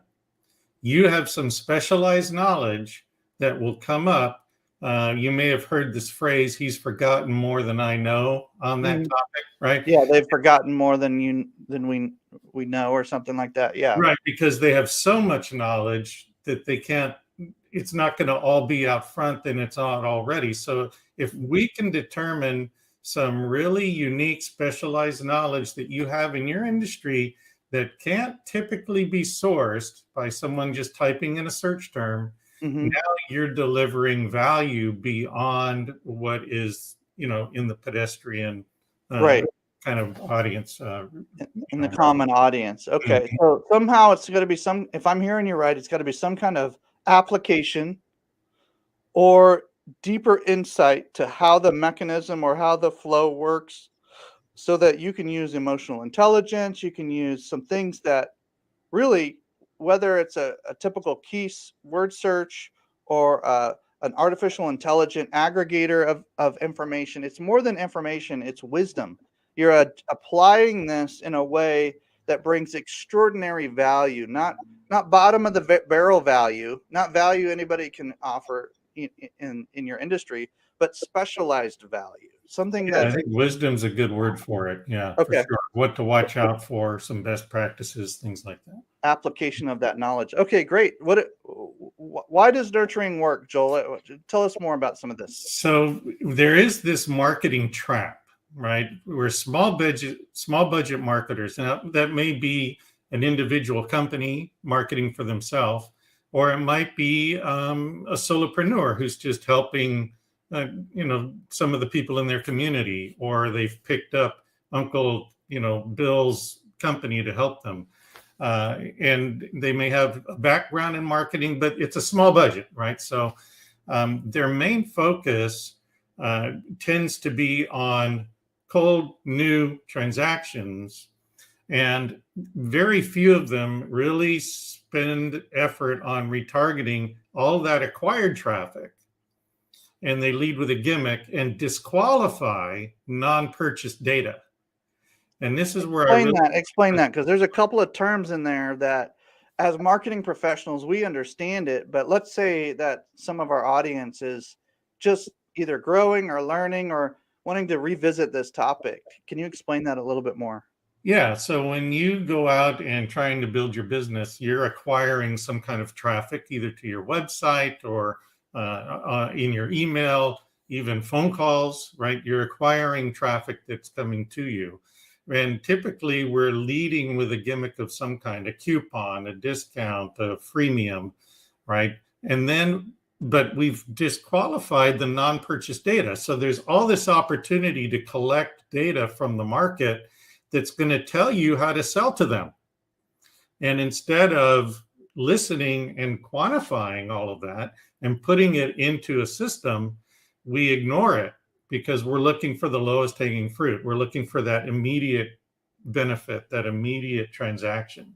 So you're saying that if I'm hearing you right, the prospects, the data, the people, the information that's coming in that we already have in our containers that are sitting there, rather than letting them kind of rot or not be as productive, you're saying put some of our efforts and our time into the containers we already have in front of us. That's actually a better low-hanging fruit than somebody who might just be kicking tires and maybe have a little bit of a desire for something.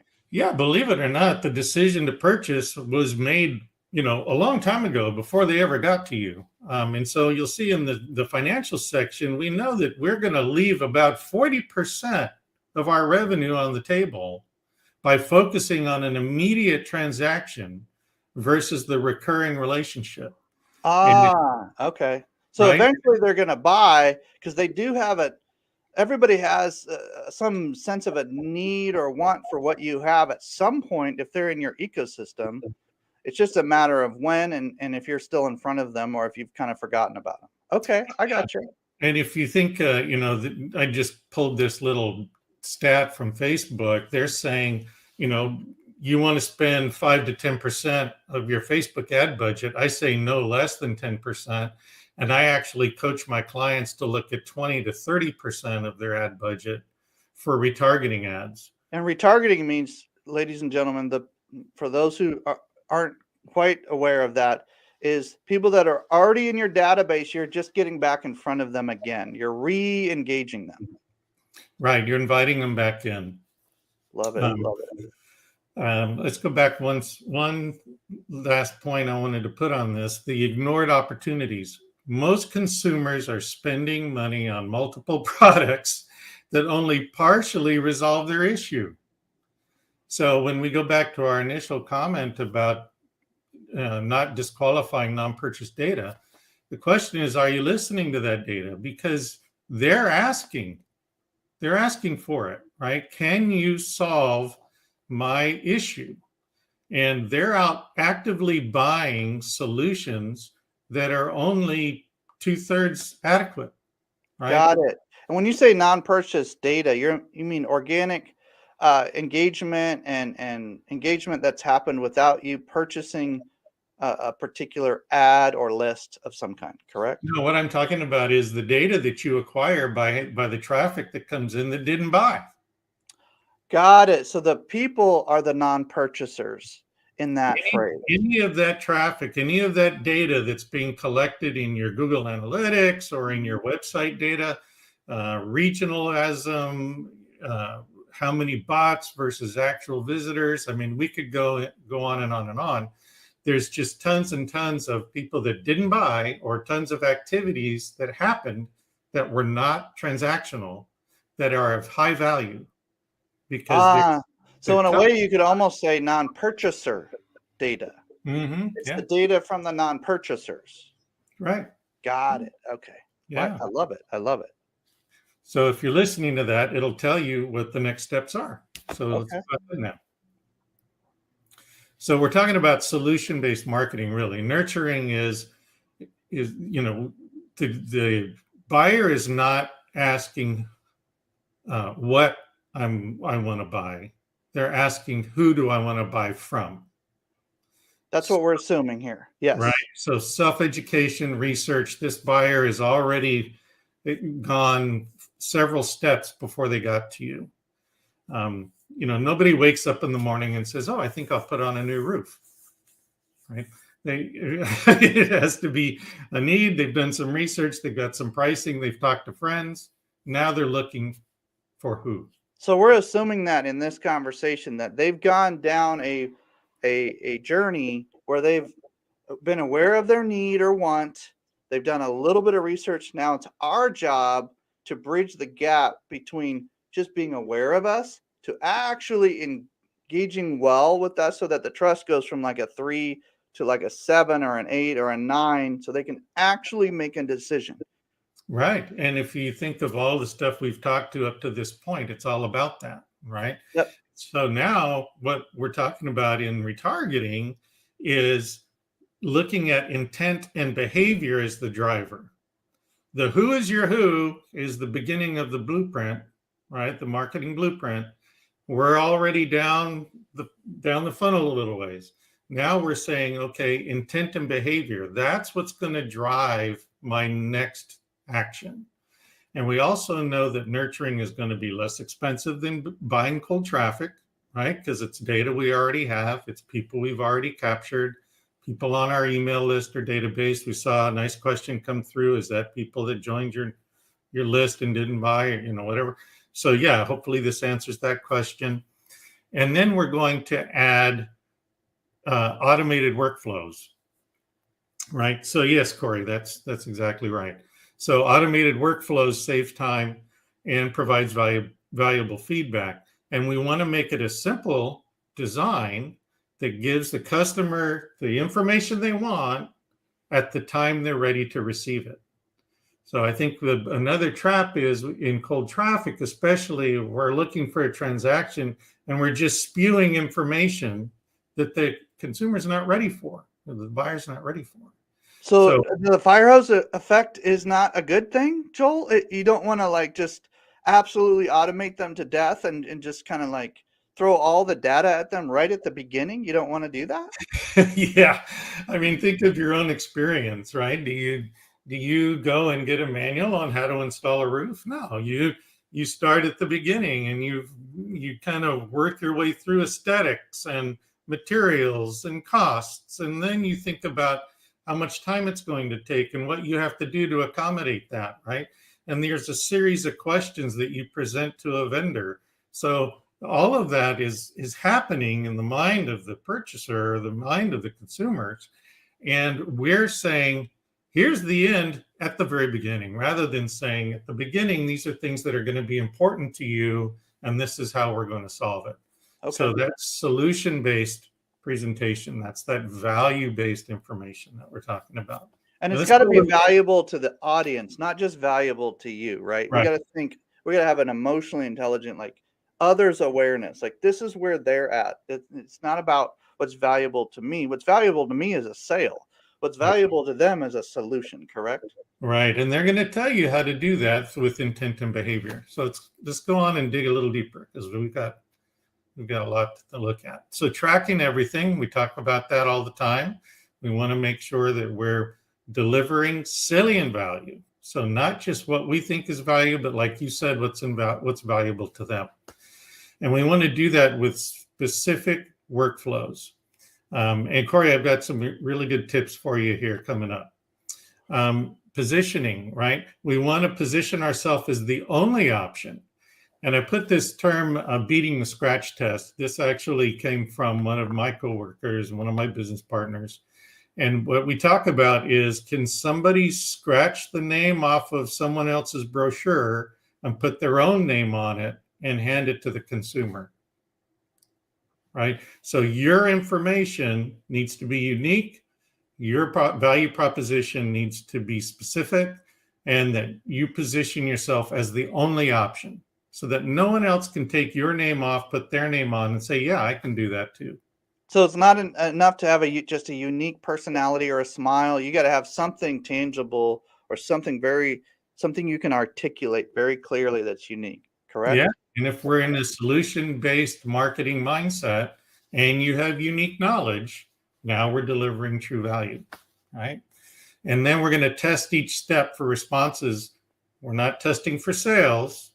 We're looking at what I call a series of mini sales, little tiny sales, right? Little conversions, right? Yeah, little agreements along the way. How many yeses does it take to get to a sale, right? So if I can provide this solution and you agree that it relates to you, you're going to take the next step, right? Some call these breadcrumbs or, micro experiences or something, right? Yeah, but more than that, like you're talking about, emotional intelligence, it's, can I relate, right? Does this apply to me? The consumer or the buyer has to see themselves in that situation. We've had some great talks about story brand and being a guide, things like that. So, these are little miniature points of agreement that bring them closer to you. And it's not always just knowledge. It's some kind of application of that knowledge, or some kind of experience, or it's knowledge plus.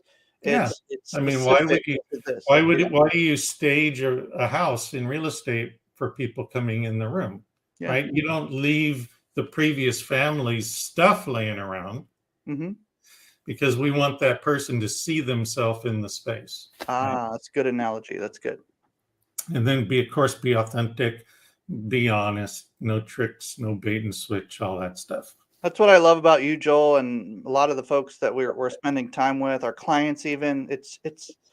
There's a whole group of people. I'd say most of the people we work with are just screaming for authenticity and transparency, and the real numbers, the real expectations, the real solution, not the gimmicky solution like you were kind of alluding to before, but the real solution to your particular problem, because I was listening, and I love that. That's super good.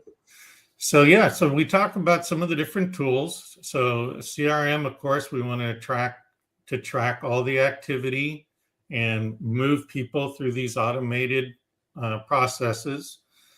Specific email sequences. So you want to think about what's the next thing they need to know? What's the next thing they need to know, right? Based on their actions. We know that it takes 4 positive interactions to create a brand ambassador, meaning they have to repeat purchase from you. And so it's a nice positive experience. They're continuing to engage with you. And it only takes 1 negative one to get a bad review, right? So yeah, so we know that, we used to say it takes 10 good customers to create word of mouth, and it takes 1 negative customer to create 30 bad reviews. So we have a real job to do. So this whole being authentic and providing value and allowing people to connect with you is so important, because in the end, the brand ambassador is going to multiply your business exponentially.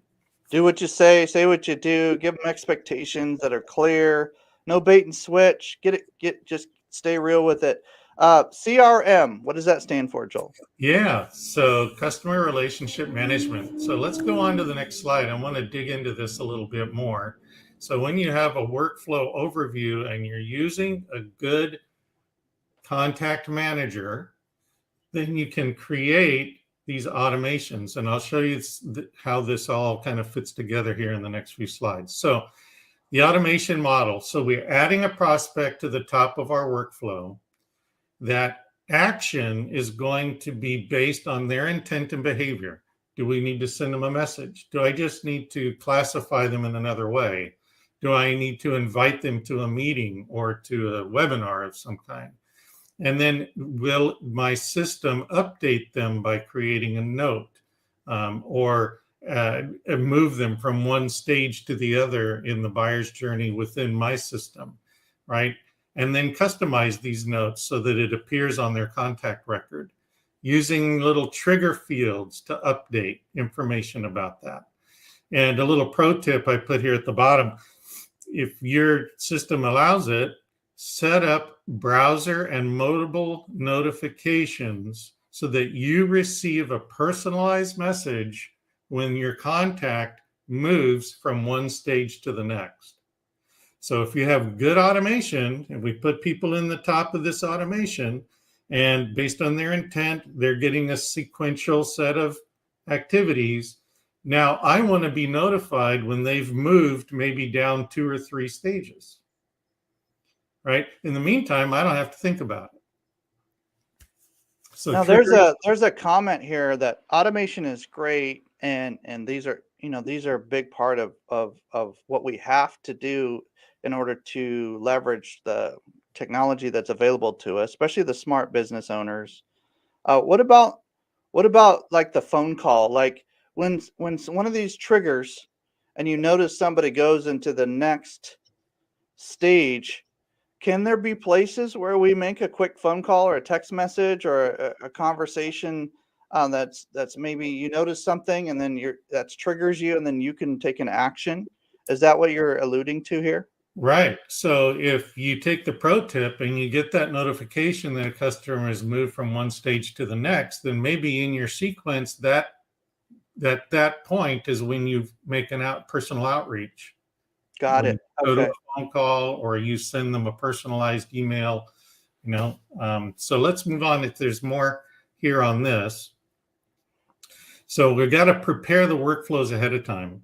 So automation only works because we know what's needed, right? So we have stages where we've added classifications and tags. So if I put someone in a prospecting stage, they get the right tag, they're then segmented, we give it a score, right? So all of that is in there. Then the messaging, so that they're getting the right message at the right time. Maybe they need a proposal. Maybe they need to know what the next steps are. Maybe they need to be onboarded in some specific way. And most of this can be done in what you were talking about before, in a CRM or some kind of automated software that allows you to kind of track and walk that journey with the client. You can give them certain tags, which is certain phrases that or words that will help you search for those type of folks later. There are certain categories. It's basically categorization at another level, so that you're not having to overthink and try to remember every stage that every potential client is at. Correct? Right. Yeah. And, we've done some things with clients based on their ability to get into a presentation, and then another set who post the presentation. Right. Yep. Right? So all of these stages and messaging are all pre-programmed.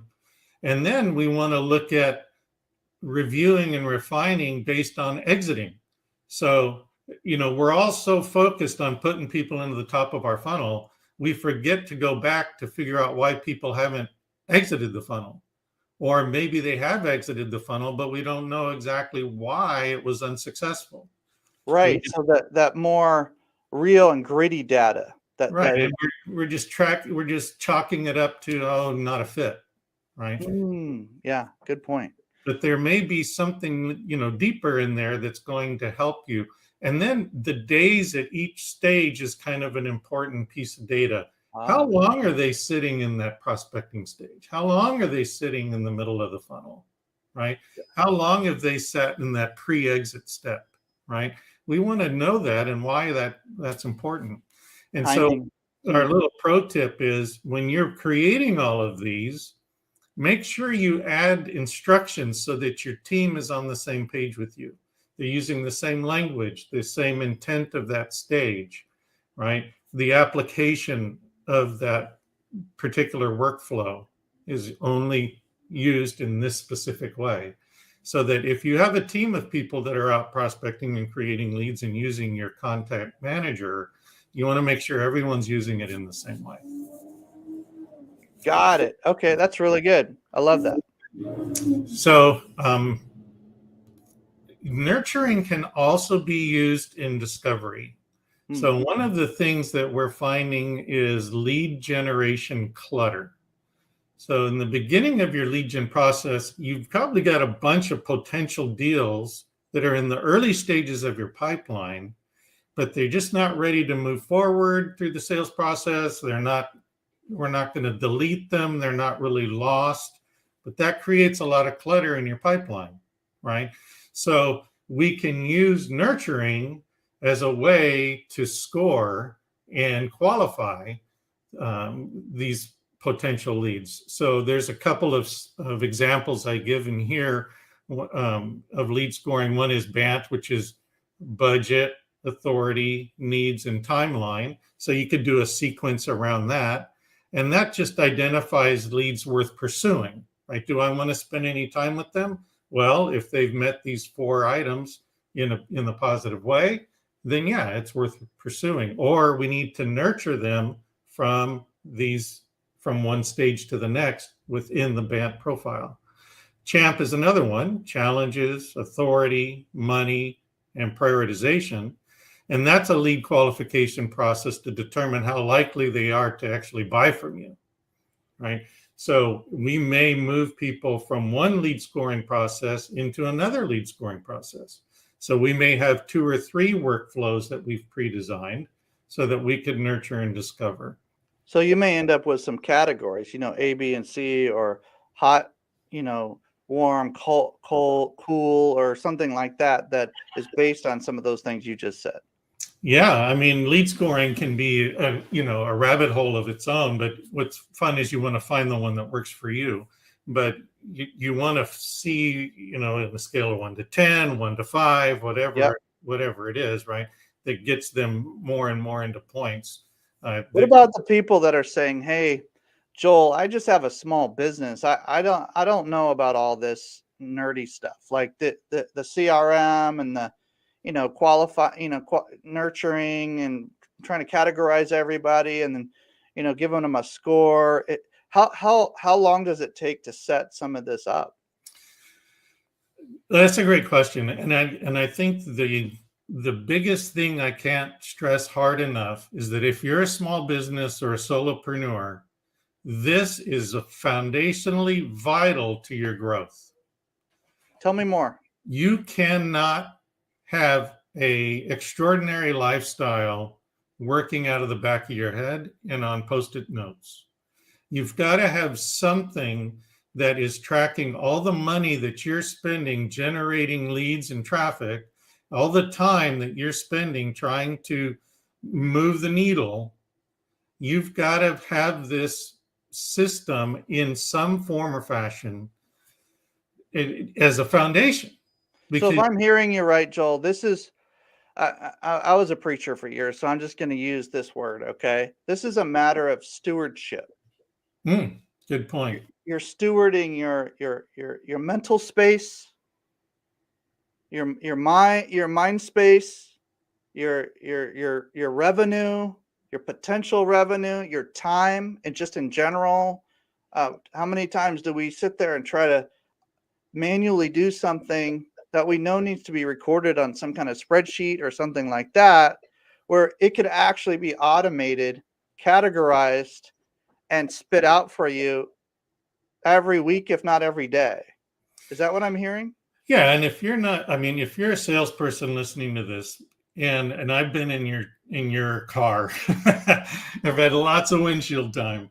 And how many times have you driven through a community and going, "Oh yeah, I need to get back to that guy," right? Because you went by their property for some reason or another, or you saw a truck go by, or something spawned a memory. Or you're scrolling on social media and you're like, "Oh, I forgot to connect with that, follow up with that person." Right.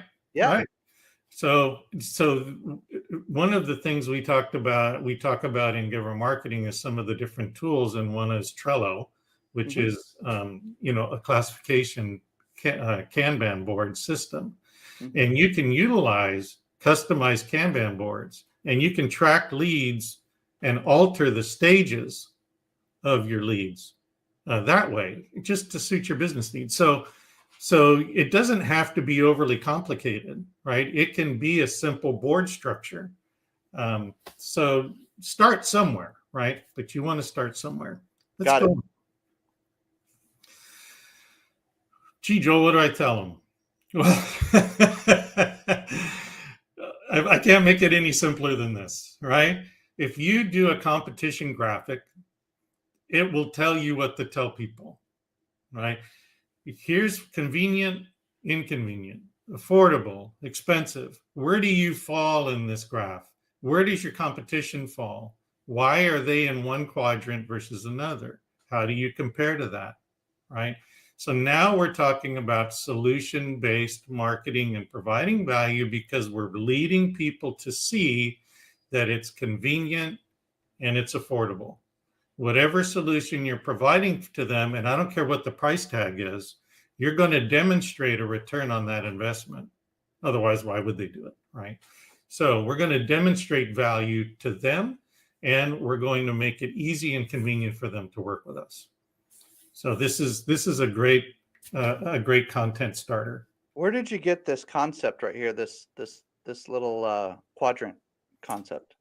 This actually comes out of the structure of agile marketing. Okay. So if you were to take a deep dive into agile marketing and workflows and systems, you might see something like this. Take a screenshot, ladies and gentlemen, or go back and watch this, or pause this if you're watching the replay, because this right here is for certain minds, the simplicity of this is, even if you can't read all the lettering, you can read most of it. Just the main 4 words there, just that alone is worth kind of thinking about or drawing out or sketching out just right now as you're watching this. So I'm leaving it up on the screen just for a second, because if you can screenshot this, follow up with Joel, ask him about it.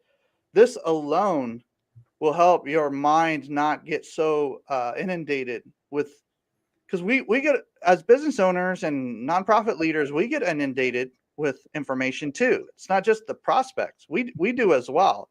So we got to figure out a way to kind of categorize this, especially with the amount that we're having come in. We got to organize it, man. We got to get it dialed in so we can use that information and those experiences well. So I love that. Thank you, Joel. This is a great visual.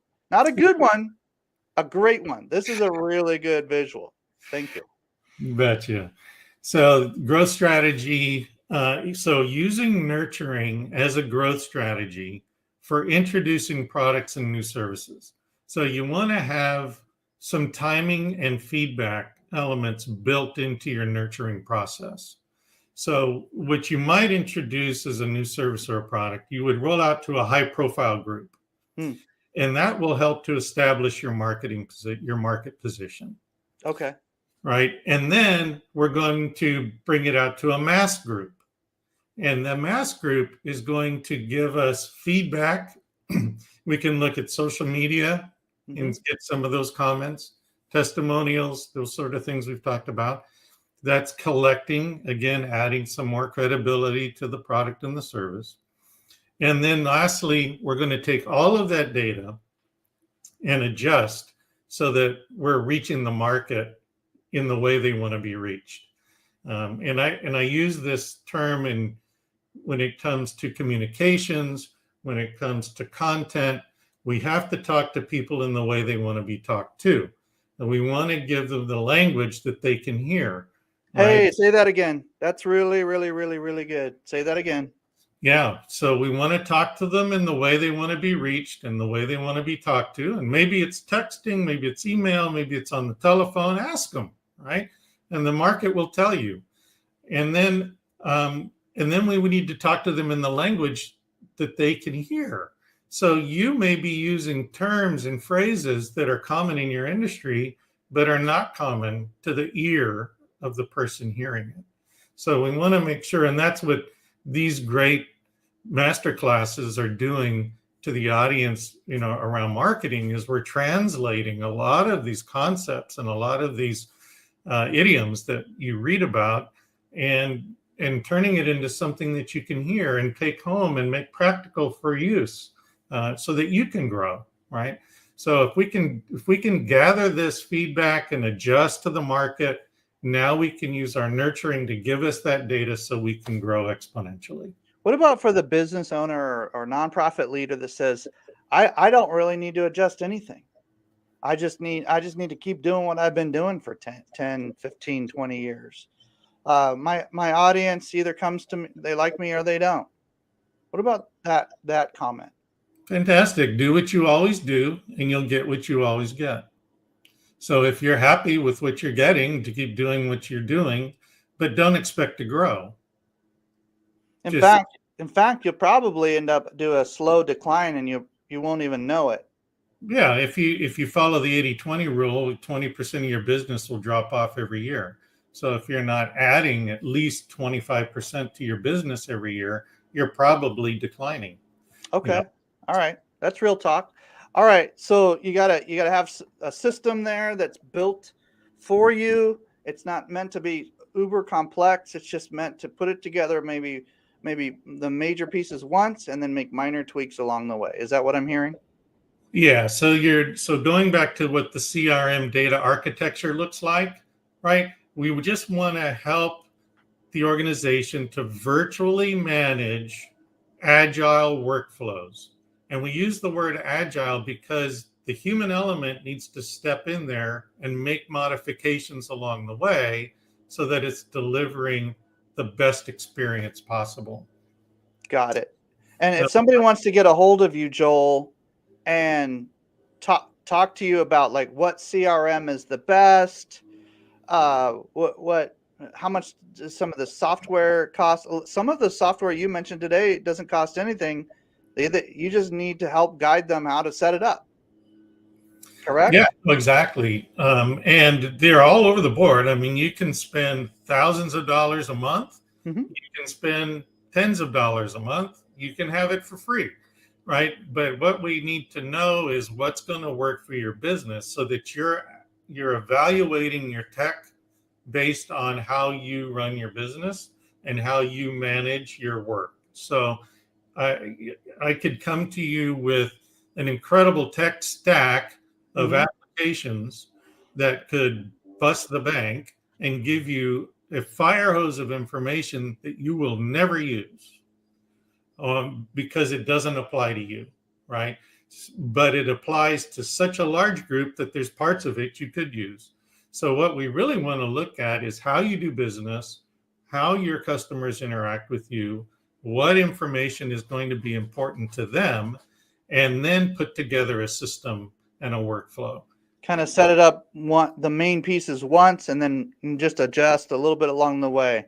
I love that. It's great how you've been able to help so many people with this process. And ladies and gentlemen, take a screenshot of this or pause this, scan this QR code with your phone. If for no other reason, just to have some fun with your QR code reader, like just have some fun with it, right? Look up Joel Snyder on LinkedIn if you want. Freeideasession.com. Did I say that right, Joel? Yeah, that'll get you 30 minutes with me to sit and really talk about some real solutions. It's not a sales pitch. It's designed to give you a little bit of coaching to start you on your journey. If we can help and supplement you in some way through the Giver Marketing Network, those are always options, and people there's tons of genius in there to fill in, and there's plenty of people that'll give you a few minutes of their time to help coach you and point you in the right direction. If you use the QR code, you go to my virtual business card that has all my links from LinkedIn to Facebook and everything else. So you can connect with me in any way that's helpful to you. And then, of course, you can jump on my calendar at freeideasession.com. It just goes right to my calendar. You can pick a time and just answer a couple of quick questions. So I love that, Joel. You're a classy follow-up specialist. You're a classy nurturing specialist. And one question you and I had conversation about at one point, and I'll leave this screen up for like 10 seconds, ladies and gentlemen. This is your last chance to grab it. So then we're going to pull it down. But one of the questions we had early on was, how much is a new client worth to us? And if it's in the thousands, then maybe another way to phrase it is, how much would you pay a professional to go find you a new client today? How much of your budget? How much would you pay in dollars or euros or whatever it is? How much would you pay for that new client? And a lot of people are like, well, 10% of revenue or 20% of revenue or whatever it is. Well, what is that number? What's the average lifetime value of a client? Maybe take 10% of that minimum, put it to the side and say, I'm going to put this into my nurturing and my marketing and my nurturing systems, because if I get just one new client every X amount of time, depending on your volume, one new client every day or one new client every week or even one new client every month, how much revenue, what's the impact for you on that? And if nurturing systems, and they are a system, okay? Business is full of systems. This is a nurturing system. You set it up once and you make minor modifications. That's it. It's not as complicated as some of these people on YouTube make it, okay? Yeah, we're streaming to YouTube. We're a part of that big mix, but we're not the guru that says, oh, it's so complicated. You can never do this yourself. Hire me for $47,000 and I'll do it for you, and you don't even need to know how it's done. No. Take somebody that wants to walk with you like Joel and do it that way, because this system can be set up once and create, it's like a fishing net. It'll just keep catching fish. It'll just keep going, and it won't the classy way you do this, Joel, is super impressive to me, because when you're approaching us, me personally, some of our team members, others, you're saying, look, we're not the spammy kind of follow-up systems. That's not what we do. We'll send a quick email reminder out here, or a quick social media thing here, or we'll follow up. We'll just get pinged when they comment on social media, or we'll stay in front of them in a different way. However they want us to stay in front of them. That's how we stay in front of them. Not what's easiest for us. It's what's easiest for them. That's what we're going to do. And so that other-centered approach to marketing, you're not forcing a square peg into a round hole. You're not trying to push somebody into a room. They're asking to come into the room, and you're just opening the door. And I love the fact that we can nurture in a classy way with Joel Snyder, ladies and gentlemen. So thank you, Joel, for today. We have some guests that want to come in and have a conversation. Are we ready for that, Joel? Let's do it. Let's have some conversation. I love that part. And all right, Laura, Ingrid, give me a thumbs up if you want to jump in the room and have some fun. Give me a thumbs up. Oh, okay. All right. Okay, we're going to have some fun. Okay. Hey. So this is the roundtable part of our masterclass, ladies and gentlemen. This is where we bring other marketing professionals in, put Joel a little bit on the hot seat, make him squirm a little bit, ask him some really fun and interesting questions. And we're all streaming live, so this is going to benefit thousands of people over time. And so we just want you to be, and keep asking questions in the comments, ladies and gentlemen. If you're a lot of folks have been asking questions, making comments in the social feeds that you're seeing this on. And by the way, we're here same time on this channel, the one you're watching, every week, like clockwork. I think we skipped one year. We skipped because it landed on Christmas. But every Tuesday, 8 a.m. Pacific, 11 a.m. Eastern, or do the time conversion if you want. But bottom line is, we're here on this channel that you're watching. People like Joel and Laura and Ingrid and Stacy Stockford and other people that talk about different aspects of marketing. So as we talk about nurturing and CRMs and follow up and these kind of buzzwords that tend to always come into our business and organizations. What questions do we have for Joel, or what stood out to you, Laura? I've always loved Joel and his follow-up and his nurturing. I'm curious always about different techniques of follow-up. So is it good to stick with one or maybe two different ways of following up, or having different types of ways and getting creative with that in how you follow up with your potentials and your leads? What do you think is better? So the best is the way that lead wants to be followed up with. Mm-hmm. So in the three real key indicators that is going to drive your decision-making process: cost of acquisition, cost of conversion, lifetime value of a client. Mm-hmm. So cost of acquisition is going to be made up not only of dollars, but time and resources. Do you have to give something away to move people from one stage to the next? That would be part of your cost of acquisition, right? And then once they finally converted, how much acquisition costs led up to the conversion, so that we know, okay, every sale is going to cost me, call it $500. Every acquisition might cost me $200, right? But the lifetime value of that client might be several $1,000s, mm-hmm. right? And so, and I had this wonderful conversation with a client last week, where we have this large marketing stack made up of several different layers, which includes email, direct mail, IP address, banner ads.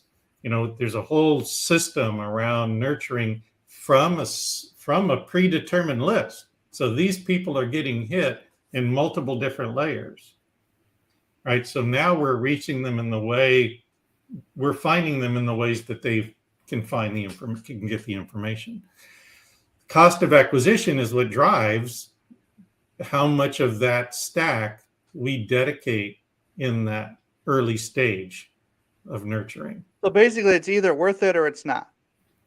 Exactly, but Like, you won't. there's a number there where there's a kind of a cutoff range where you're just like, it's just not worth it to pay this much for a new customer. Right. And so in our case, we had 20 pieces of direct mail in the initial marketing stack, and we whittled it down to 3 stages and put 4 in each stage. Right. So we've cut some of that cost of acquiring that lead. Love it. Good question, Laura. Nice. Thank you. Ingrid, do you have anything that stood out or any questions around a particular language set or conversation point? It was definitely all good. I liked how you came in the back door of systems through nurturing, something that was positive to, the entrepreneur as opposed to that which is less appealing, say, of systems. I do have a question in regards to, do you have a tweak or an alternative for those who you do not want to exit your nurturing process, but to re-enter and to ascend to, say, a new offer or another stage? So yeah, good question. I mean, I think the exit analysis is when that lead is burned, right? They're just gone, right? And we just need to know why that happened, right? So when you're reviewing your exits, you're reviewing reason, sequence, elapsed time. Maybe they weren't served in a way that was timely for them, right? But that doesn't mean you can't have nurturing workflows and additional sequences. One of the things that we do is we have a client where we actually evolve them in 30-day increments. So they're in a workflow for 30 days. Then they go to the next sequence, which is a 60-day. They go to a 90, a 120, and then they exit. That exit is not a burn of that lead. It puts them into a new email sequence where all we're doing now is delivering industry information. So now we're always top of mind, because these people are going to always be prospects of some point and sometime. We don't want to burn them unless they actively unsubscribe. So if I'm hearing you right, Joel, there's a way to evaluate or automate, and then evaluate then automate the sequence being maybe a little bit less frequent or less just more intelligent in how it's done. And ultimately, if the only way they end up off of your radar is when they opt out, and they literally say, we're not going to be working together anytime soon. They're opting out. Mm-hmm. Just to follow up to Ingrid, because that was a great question. Do we ever go back to the opt-outs and do anything of like, hey, are you interested in re-engaging this conversation like 6 months later? Or is that not even worth it? Like, what's your thoughts on that for most industries? Well, I mean, we can even think about a large purchase like a home or an HVAC system or a landscaping job, right? Eventually, there's a limited life, right, mm-hmm. to all of those things. And for years, people changed their residence about every 5 years. Mm-hmm. So we knew that in the real estate market, once they got to that 4 or 5 year mark, they were new prospects, right? Because now they may be thinking about changing their environment. Ah, good point. Right. So just because they're in an exit stage doesn't necessarily mean that they're gone forever. We're just going to have to be smart about how we're going to communicate with them, because they're not going to be any closer to you than where they are right now until that life cycle burns. And that works for products, that works for service-based industries, that works for, like, many of us are coaches and consultants of some way, shape, or form. That works for all different business, nonprofits. Big donors will donate a piece of real estate or something like that, and then maybe we circle back, even after they've opted out or kind of disappeared for a while. Maybe we circle back and say, hey, and re-engage in a classy way. Keyword classy. Keep it classy, San Diego. That's what I say when we talk with Joel. he's the class of the he's the class of the class, ladies and gentlemen. So I love that. Well, good questions, and we're coming against the clock. Joel, I'm going to bring up your contact information one more time. So this is literally your last chance, ladies and gentlemen, to grab his freeideasession.com. We're proud of our team members. We're proud of everybody who jumped in from the green room today to ask questions. You can always look them up online. Laura, if you want to put your first and last name, people can look you up as well, just to kind of connect with some good people. But Joel Snyder, ladies and gentlemen, SNYDER, look him up on LinkedIn. And more than that, freeideasession.com. That's worth hundreds of dollars, ladies and gentlemen. Joel has helped us on thousands and thousands of dollars worth of advice, and probably a lot more than he bargained for when we first started connecting. And he's just poured into the network and poured into clients and poured into prospects and projects. And gosh, what we just love having Joel around, because he's always thinking about, I'll leave you with this, ladies and gentlemen. There's a pre-sale nurturing that Joel is super good at, but don't forget about the post-sale nurturing. Mm-hmm. There's a sandwich there. And Joel is really good at making sandwiches. Really good. So you definitely want to connect with our friend here and make sure that he's available. And if you make a comment and you tag Joel Snyder, he will get that ping. He will follow up with you. He will do his due diligence. So at least reach out to him and see what he has to say about one or two of your questions. He's just good to have someone on your team, honestly. Like just connect with him that way too. But anyway, any last comments, Joel? Are we good? I think we've covered it all, and just keeping in mind that it doesn't have to be overwhelming. It can feel overwhelming in the beginning, but if you work the equation backwards, we can create simple steps, and that will help to remove the anxiety of how do I do this. So. And that's something I'm happy to talk you through. So let's have a conversation and let's find out what's going to help you scale your business. God bless, ladies and gentlemen. See you at this time, this channel next week.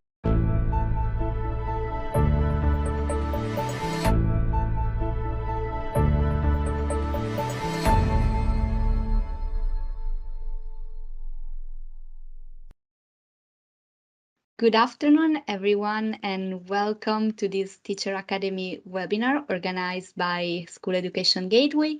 My name is Marta, and I will be your host for today. So, moving forward, the focus for today is how school teachers can support students in catching up. The webinar begins with examining the catch-up framework facing schools in helping students to progress, stay resilient, and more motivated to take control of their own learning. Additionally, we will explore different approaches that teachers can adopt to support their teaching and their students by looking at examples from various European schools. But without further ado, I would like now to give the floor to our guest speakers for today, Richard Powers, Professor Emeritus of Communication at the University of Maryland Global Campus. But Richard, sorry, I forgot one important thing before I give you the floor. The webinar is recorded and the recording might be used for dissemination purposes. And please, participants, if you have questions or comments, please post them in the chat and we will address them towards the end of the webinar. Thank you very much. Richard, please, the floor is yours. Thank you so much, Marta, for that very warm welcome. Hi, everybody. I'm going to share some slides, but they're kind of big, so it's going to take a minute. So what's always fun to do is, I hope everybody is slowly coming and you're rushing in or rushing in. It's a good time to just sit down, relax, take 3 breaths. If you're at home or someplace nice, you can take your shoes off and relax. I think a lot of us are teachers, and now we're going to have a very nice hour together just to be able to talk together about what's happened in the last couple of years. One fun thing to do while my slides are loading is if you could put where you're from, and since we're such an international group, it's always fun. What did you have for lunch? Put what you had for lunch in the chat, and we can see where you're from and what you had for lunch.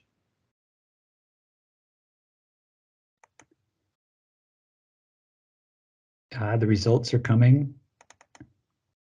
And I will probably, for people who didn't have lunch, now will get you very hungry. Richard, meanwhile, I don't see your slides are loading. Yeah, second to load. Well, just let me know if you have any kind of issues and I can upload them for you. And you can just take control. No, they're coming. It's really... Okay. Okay, no worries.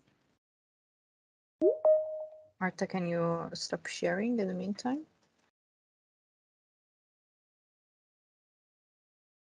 Oh, wow. Look at this bread with avocado. Delicious. Yogurt and fruit. Okay, now everybody's made everybody else hungry for dinner. And plus, everybody's given everybody great ideas too. They're still loading. It says the slides will appear when they're ready. Now we can see slides perfectly. Yes. Okay. Funny, I can't see mine.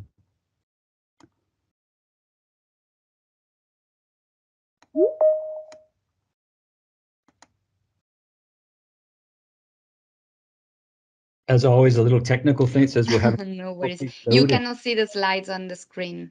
Right. You can wait a little longer or try reloading. So yeah, maybe you can try reloading and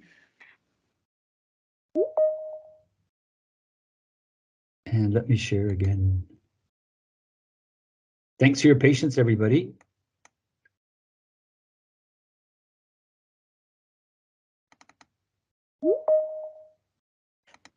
It's a nice chance to relax and get yourself situated.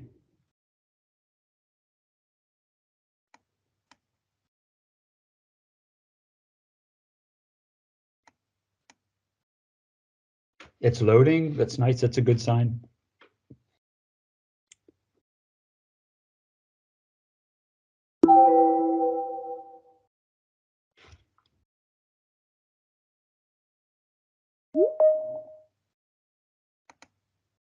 we can see them. Yeah, I can see it too. Great. And maybe everybody had a chance to get a drink of water or to kind of relax, kick those scissors, because now we have some time to talk amongst ourselves. Today's topic is how school teachers can support students in catching up. And as Marta said, I'm a professor of emeritus of University of Maryland Global Campus, and right now I'm a learning designer working with teachers in training, student teachers at the Professional School of Education, Stuttgart, Ludwigsburg.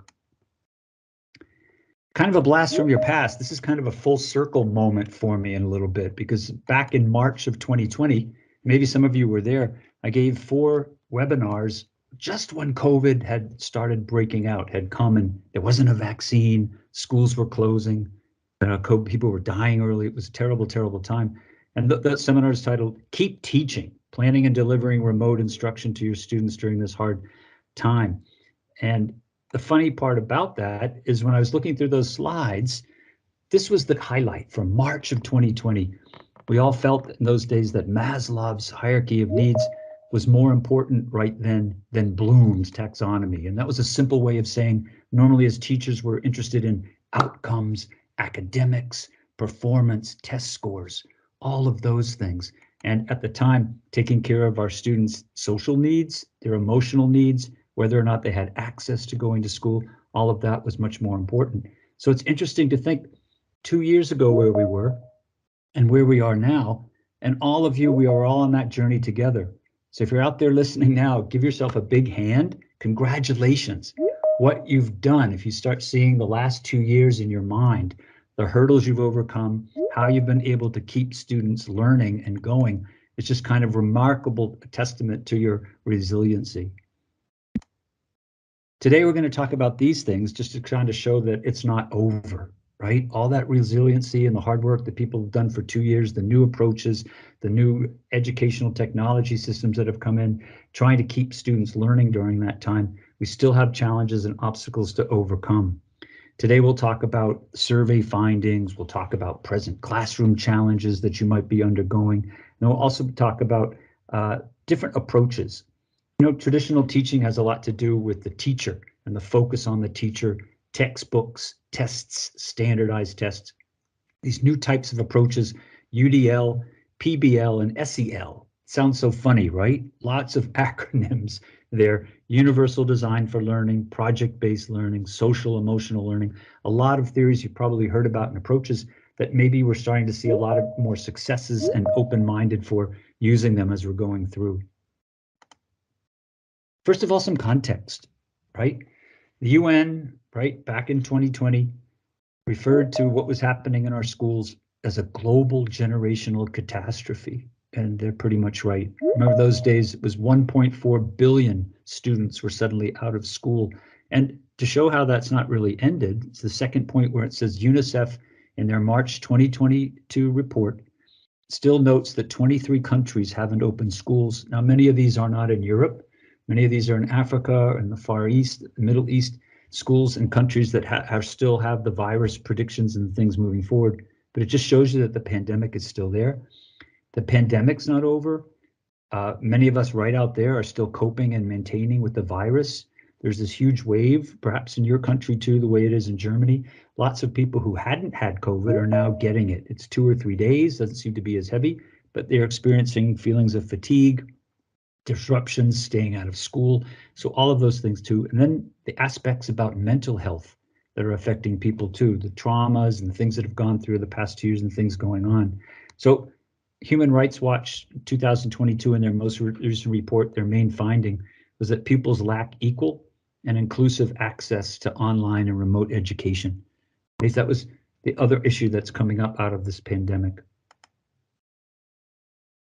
What would be nice now is if we had a little bit of interaction in the chat. I'm going to read through these things, and it would be interesting if you thought about your country, your culture, where you are right now, which of these major points that I'm going to talk about affects you right now the most. Okay?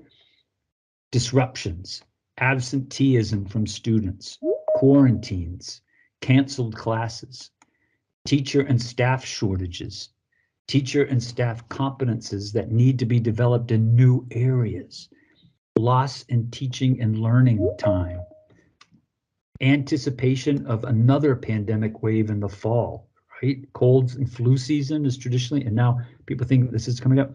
And then also navigating that world with masks in schools, right? So maybe some reactions in the chat. Which is the most difficult of these to do?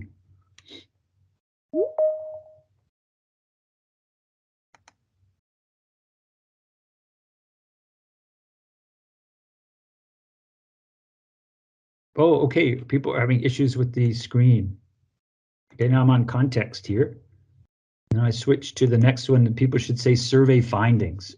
Can everybody see survey findings? Yeah, now we can see survey findings. Excellent. Okay, so some of these texts were coming in, and let's see what some of the surveys have recently shown with these ideas too. Okay, one survey, the UK, accepting marks in schools, right? Christina comes up and says that's, grades, because if the grades are going down, how does a student who is traditionally an A or a B student or a 1 or a 2 suddenly deal with having a 3-2, right? Teacher and staff shortages, right? We're getting from the Netherlands that's an important issue that's happening right now, right? How do you catch up, right? If we're simultaneously going through staff shortages out there too. Okay. When we talk about schools, it's always hard because you have learners at different levels and ages, right? For example, the first one deals with 6-year-olds. And what this survey found was that about 68%, 2/3 of the students they found were about a year behind, or where they should be, or where test scores had been a little earlier. And when you're trying to look at, students in that earlier grade, nursery school, kindergarten, grade 1, how they're doing and where they are with reading and math skills that then they're going to need for primary and secondary skills, so important in there. And that leads us to the second one, primary and secondary schools, learning gaps depending on the country, depending on the area, mathematics, phonics, reading, writing, stamina, and handwriting, so much as digital, languages, speaking and listening part, not so much the reading and writing, and then physical education and sports, right? And that was from an EU 2021 study. Christine is also mentioning that professors are just worried about carrying out what the students missed. Such a great point. I mean, the hardest part of all of that is trying to determine what did the student miss, and then how do you make arrangements for putting that back into the curriculum and seeing how that's going to work. And what's really interesting, Christina also adds a great number of students who dropped out or became anorexic. And that's when I talk about that falling through the gaps or falling through the cracks. Even learning one student who might be at an upper level, right? Say the 14-year, 15-year-olds, they're close to their degrees in a couple of years and they decide school has become too hectic and they drop out. Or as we alluded to before, the mental wellness and health issues that come. So students, an increase of psychological issues in case of learning disability issues all coming up. So all impacting that as well too.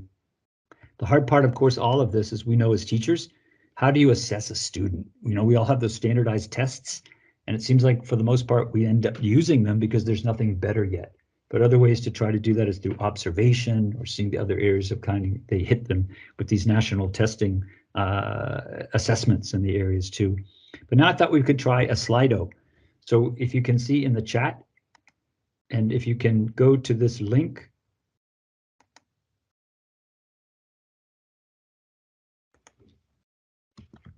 slido.com. And then when you get to that, right? Yeah, absolutely. And then you can just impact teacher as the hashtag, as the code to come in there. And then it would be great if you could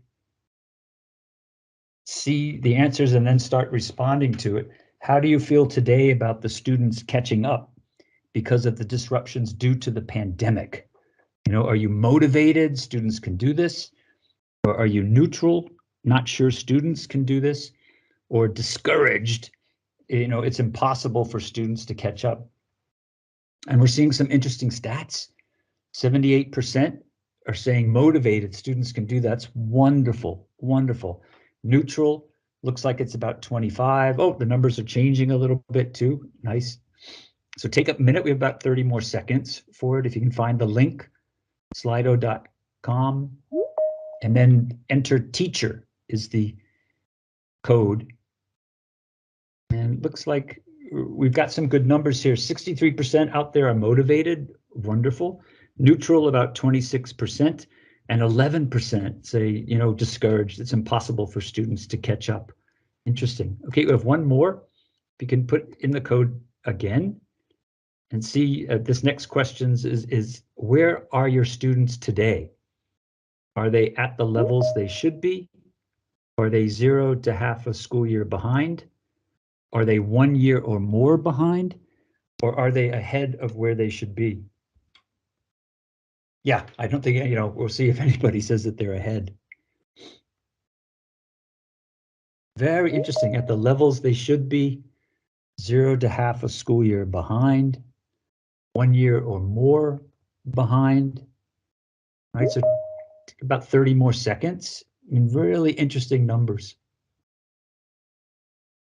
At the levels they should be, it's still encouraging, right? 0 to half a school year behind, and 1 year or more behind. Wow, those are some intense numbers. It looks like they're stabilizing a little bit. The numbers, okay, so about 5 more seconds. At the levels they should be, about 25%. That's not bad. Wow, that's a lot of good work out there. It would be interesting also to know what level, right? Is that high school or is it primary, secondary, or where that's going in? But 25%, right? Not bad. But then these are the sobering statistics here. 0 to half a school year behind, 52%, and then 1 year or more behind, 22%. So that comes up to something like about 71% are half a school year behind or 1 year or more behind. So then how do we kind of catch up for that too? So thanks for participating in that survey. Certainly interesting. And we have our work cut out for us, partly to deal with what does the whole concept of catching up mean? It's such a strange expression. How do you know when someone has caught up to something? So based on those surveys, here are some of these classroom challenges and pressures. How do we maintain pupils' resiliency to keep learning and to catch up, right? Our students have been doing this for about 2 years. Maybe you've got great tricks and techniques that keep them motivated and encouraged when they come in. I know one of my favorite ones, I come into the classroom and you'll see, I do a lot of substitute teaching. So too, as teachers in training, I keep my hand in that by coming in and taking it. And if I come into the classroom and they're just kind of there saying, who wants to learn today? And they all look at me like I'm a little bit crazy. Who wants to learn? Who's this kind of crazy guy? Who wants to learn today, to get them excited about that, what's going on? And then usually by the second or the third day, if I'm there for 3 days in a row, they go, oh, what are we going to learn today? There's a way of saying, okay, the classroom is a learning kind of place, right? It's moving in. So I'm sure people have their own ways that they do that, engage students. So maybe this is a great time in the chat. If you can contribute, do you have a special saying or a thought that you greet students with, particularly when you see that they seem to be tired or they've had a, maybe like this week, a long weekend, something's going, what's a nice expression you can say to a classroom of students to really kind of get them focused and then move on, right? Pasta for lunch. I thought that was what you said. That always works, right, for people, if you can say that too, but that's answering the first question. Great. Okay, so what else? These classroom challenges, mental health issues across a broad range of neurodivergent learners. And Christina mentioned this in the chat before, seeing an increased number of students early ages too with adult level problems, right? The pandemic's not over, coping and maintaining with that. And then also in the classroom, behavior issues, engagement and motivation issues. So all these aspects will help doing that. And this next comment is for the 11% that said, you know what, it's impossible. And it's nice in these webinars, since we're all teachers and we want to keep it real, that expression, keep it real, and kind of really talk about what's going on, is this dose of reality. What can we do to really catch up? And then this other question, what does we will catch up later mean? Each one of us is in a different place, whether you're teaching 6th graders or 4th graders or kindergarten or vocational school students. Catching up is going to have a different relationship to you depending on what material in the curriculum you're trying to catch up with. And then maybe also what material in the curriculum in the past you left out. A classic example is the textbook has 12 chapters. You decided you couldn't do chapter 8 and chapter 6. So whatever was in those chapters, it didn't work. Or you do geography, but there wasn't time to do geography of South America. Now, how do you catch up and then do this geography of South America or the chapters that are missing? And for other, skills-based programs such as math, shortcuts to learning are hard because they're foundational. You can't move on to algebra before you have a nice basis in integers and in variables, that type of language that build blocks. And if you miss that one, as you know, then you're going to kind of miss that and keep that whole thing together. So here's this dose of reality slide is the next one. It's a mountain. And really, to be honest, I side with the 11% that said it's impossible, it's risky and pointless to try. I mean, that's with my head. Because I just sit back and think, okay, how do I catch up? People have said a year behind, 6 months behind. The first reaction is, okay, students should repeat the year. They should go back. It's to their benefit. It's really good when they go back and then they learn. But then you have all those social issues. The parents might not want them repeating. They have their own agendas, the things that are going on. So while it is impossible, I mean, we're teachers. We can't just say, forget it and throw in the towel, right? So I found this, personified kind of quote. It's impossible, said pride, right? It's risky, said experience. And then it's pointless, said the head, the reason, right? But then what else happens here? Give it a try, whispered the heart. And teachers' hearts, they're resilient, and they're resilient in the face of all these challenges. That's why we've been able to keep students learning over the past 2 years. It was impossible situations, but we kept going and moving through it. So now at this stage, where we're doing more than just trying to keep students learning, if we're in this catching up phase to move forward, the focus has to be on teaching pupils how to learn and learning strategies, what their learning preferences were. Maybe some of you are like me when we went to school. They talked about learning styles. What's your learning style? Are you audio, visual, haptic, right? And a lot of that type of language has gone out of the way because people change, brains change, right? What we've learned about the brain and how it learns is that somebody could start maybe years ago as an audio learner, and now they're more visual. Or probably what happens is there's a combination of things that are going on. So more than talking about somebody's learning style, these days it's about the learning preferences. And maybe a good conversation to have with your students, your pupils, no matter the age. What do you need to learn? What are your conditions? Do you like music? Do you have to have an organized desk? What are the best ways that you like to learn? Do you like video tutorials? Do you like reading a book? Do you like group work? What are your, and engage students with what are the best ways to learn, so that what happens to the students, they begin to think of themselves as learners, not so much as a student or a pupil, but I'm a learner, a lifelong learner. And when I want to learn something, this is what I need to do and how I move forward with it. So rather than all that standardized drills and standardized tests and memorization, all of those types of things, maybe teachers, as we can be showing students how to learn, and they're able to tell you, how do you learn? What do you need to learn? What are your options? Instead of just this one way that fits all. Okay, there's some great sources out there too for this Foundations Learning Network that UNICEF has provided. It's fln.com. There is the hub. And UNICEF partnered with these organizations, and they support resources with ministries, with districts. And then here down at the bottom, that's our group with institutions in there too. So certainly great resources in there. What I really liked that I thought was good to talk about today to us is to discuss the categories in the FLN Hub organization. Notice that they've taken early child education, and probably the way it should, and moved it in its own category away from the school system, right? Then the next category is this formative assessments. How do you go about measuring learning, right? It's the age-old question, you know, how do you measure a effective accomplishment of a learning objective in here? So there's a whole range of different assessments for doing that. Then teaching at the right level. You know, all the literature right now with trying to catch up.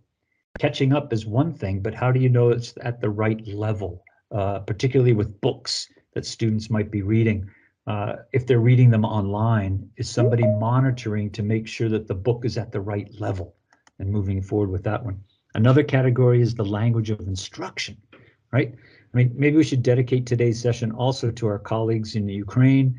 I mean, war-torn Ukraine right now, it's got everybody by the heartstrings. Most of our countries are seeing an influx of wonderful Ukrainian children, and also Ukrainian teachers hopefully are being hired at the schools to do this. But whatever the language is, every culture and country has a home-based language, but then has students with other languages coming into the school. And years ago, it was always the target language and no other language being taught. What the pandemic has taught us is that language of instruction is very important, and languages should be kept going and moving forward with that too. This next category is parental engagement, and none of this catching up, remember I said it's impossible?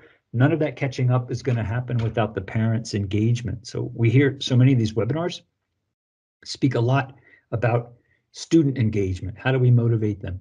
But now how do we do with parents? And some of you might experience up to 25% of the parents aren't supporting children at home, or are busy and don't have time to look at the homework or monitor what's happening in there. So helping parents become more engaged with the learning process is certainly something that's important there too. And then also, oh yeah, thank you for putting the link in there, flnhub.org, right? And then this last category of digital learning. So that was a long way of saying why I like this organization. You might be in a task force at your school. And if you're on a task force at your school working with these areas, those are nice categories to divide up and then have subcommittees working in those particular fields. Trying to catch up is such a nice expression. We have to catch up, but then when it has to be particularized and put into project management types of categories, these might help. And maybe think about your school and what's happening now at your school. Are there task forces that are involved with these things, or is it kind of hodgepodge and moving through it? And now we have Marissa makes a very nice comment.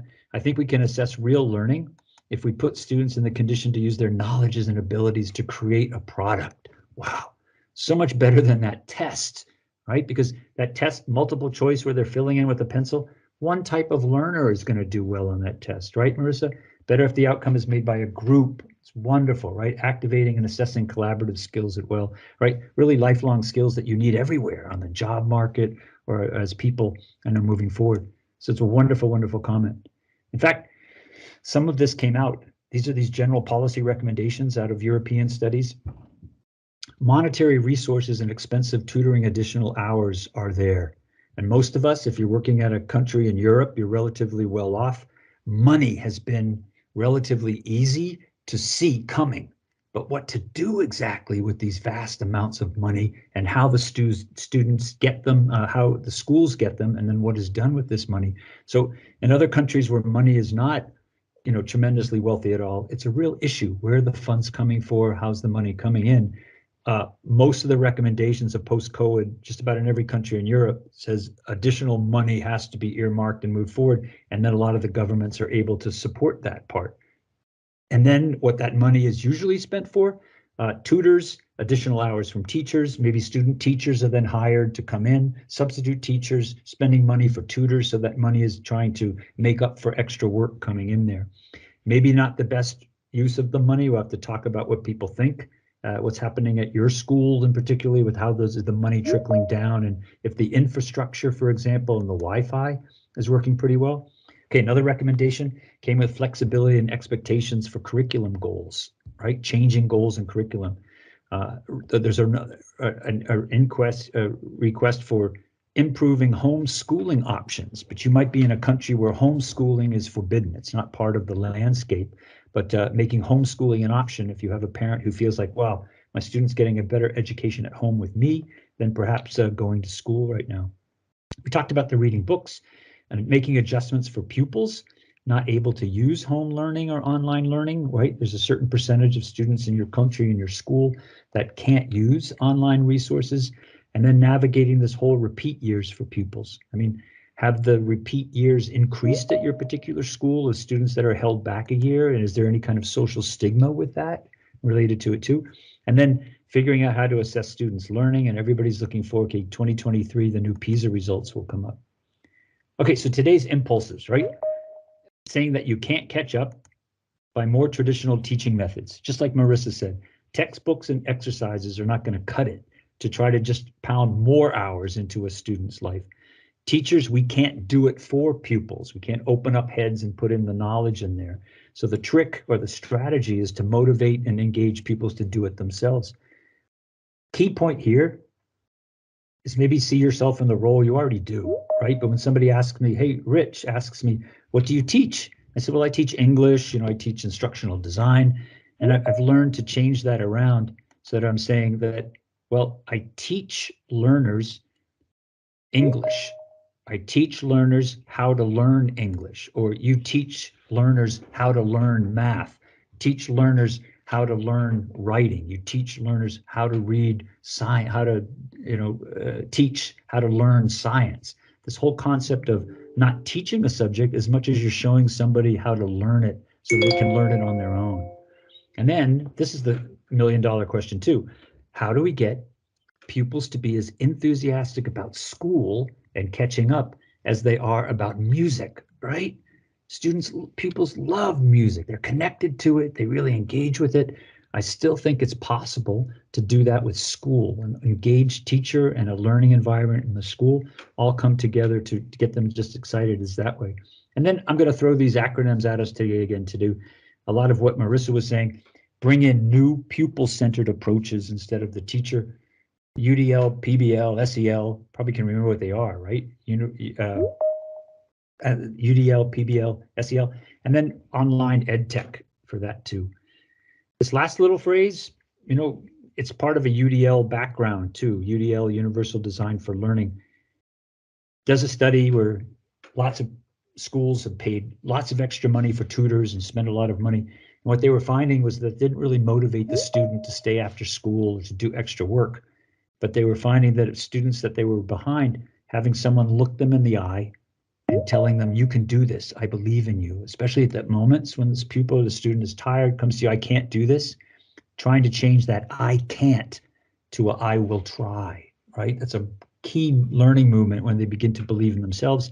And that's, my recipe today for success of trying to catch up It's not so much the extra work, the extra Bloom's taxonomy.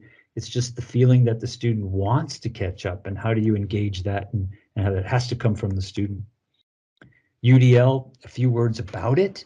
There are major, it comes out of cast.org, right? You can find that website very easily. A lot of you know this framework. You use it already with your classes. It's really an approach more than it is laws or rules. There are 3 principles: engagement, representation, and action and expressions. And it comes from the 1980s out of architecture and universal design. And now they apply it to universal design for learning. At the same time, all this new work was being done with the brain and how it learns. So it simplifies it, UDL, a little bit. The brain is much more complex than this, but it throws the networks into our brains and says, okay, you've got the affective networks, certain parts of your brain that deal with the why of learning, the curiosity. So if you can get students to be interested in something, that stimulates that part of the brain, and then they're engaged. The what of learning is the representation. It's usually the content, how the material comes to a student. Traditionally, it was a textbook or a book.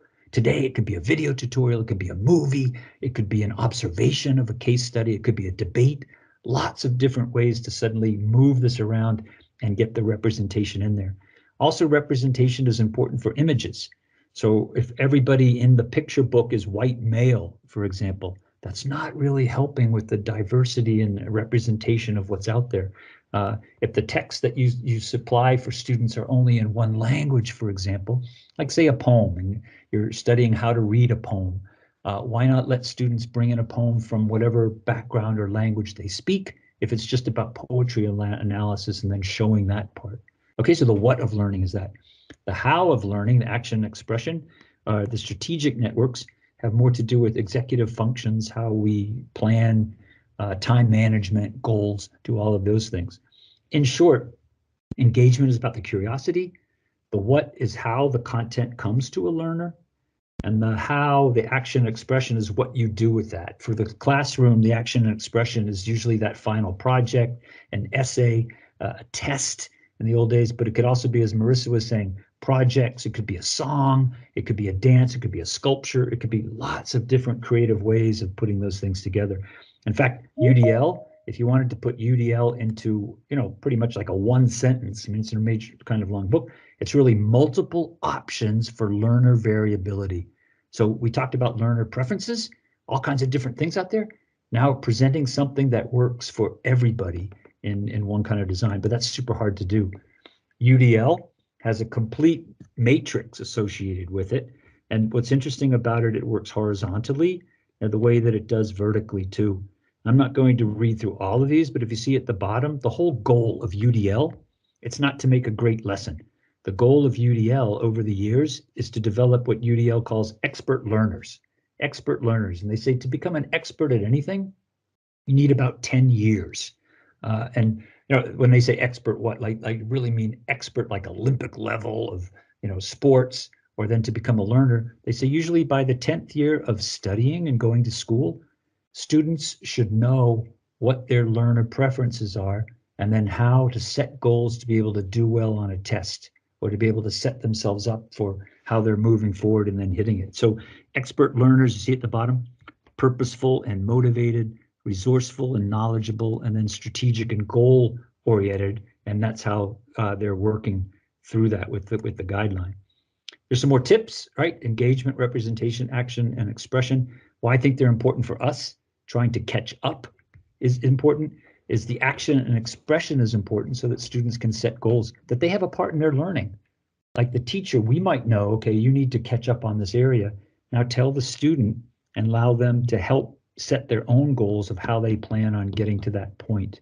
If they want to go to this next level, how do you do that so that they can kind of see what's happening for that?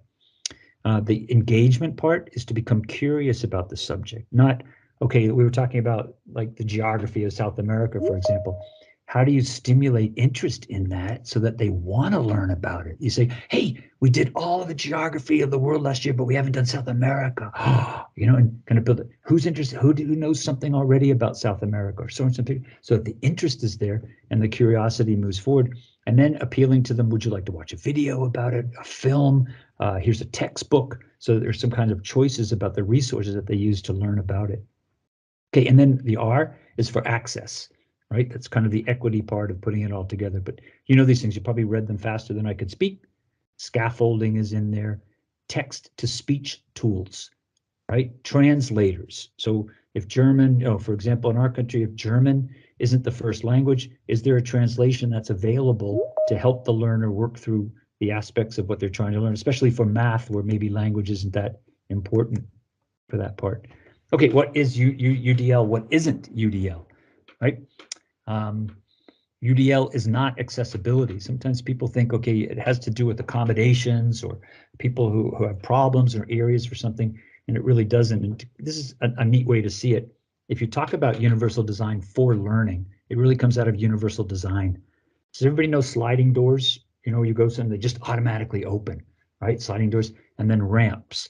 Once those started to be in use, they became interesting for everybody, not just people maybe in roll chairs or people in wheelchairs or couldn't turn the handles because they weren't strong enough.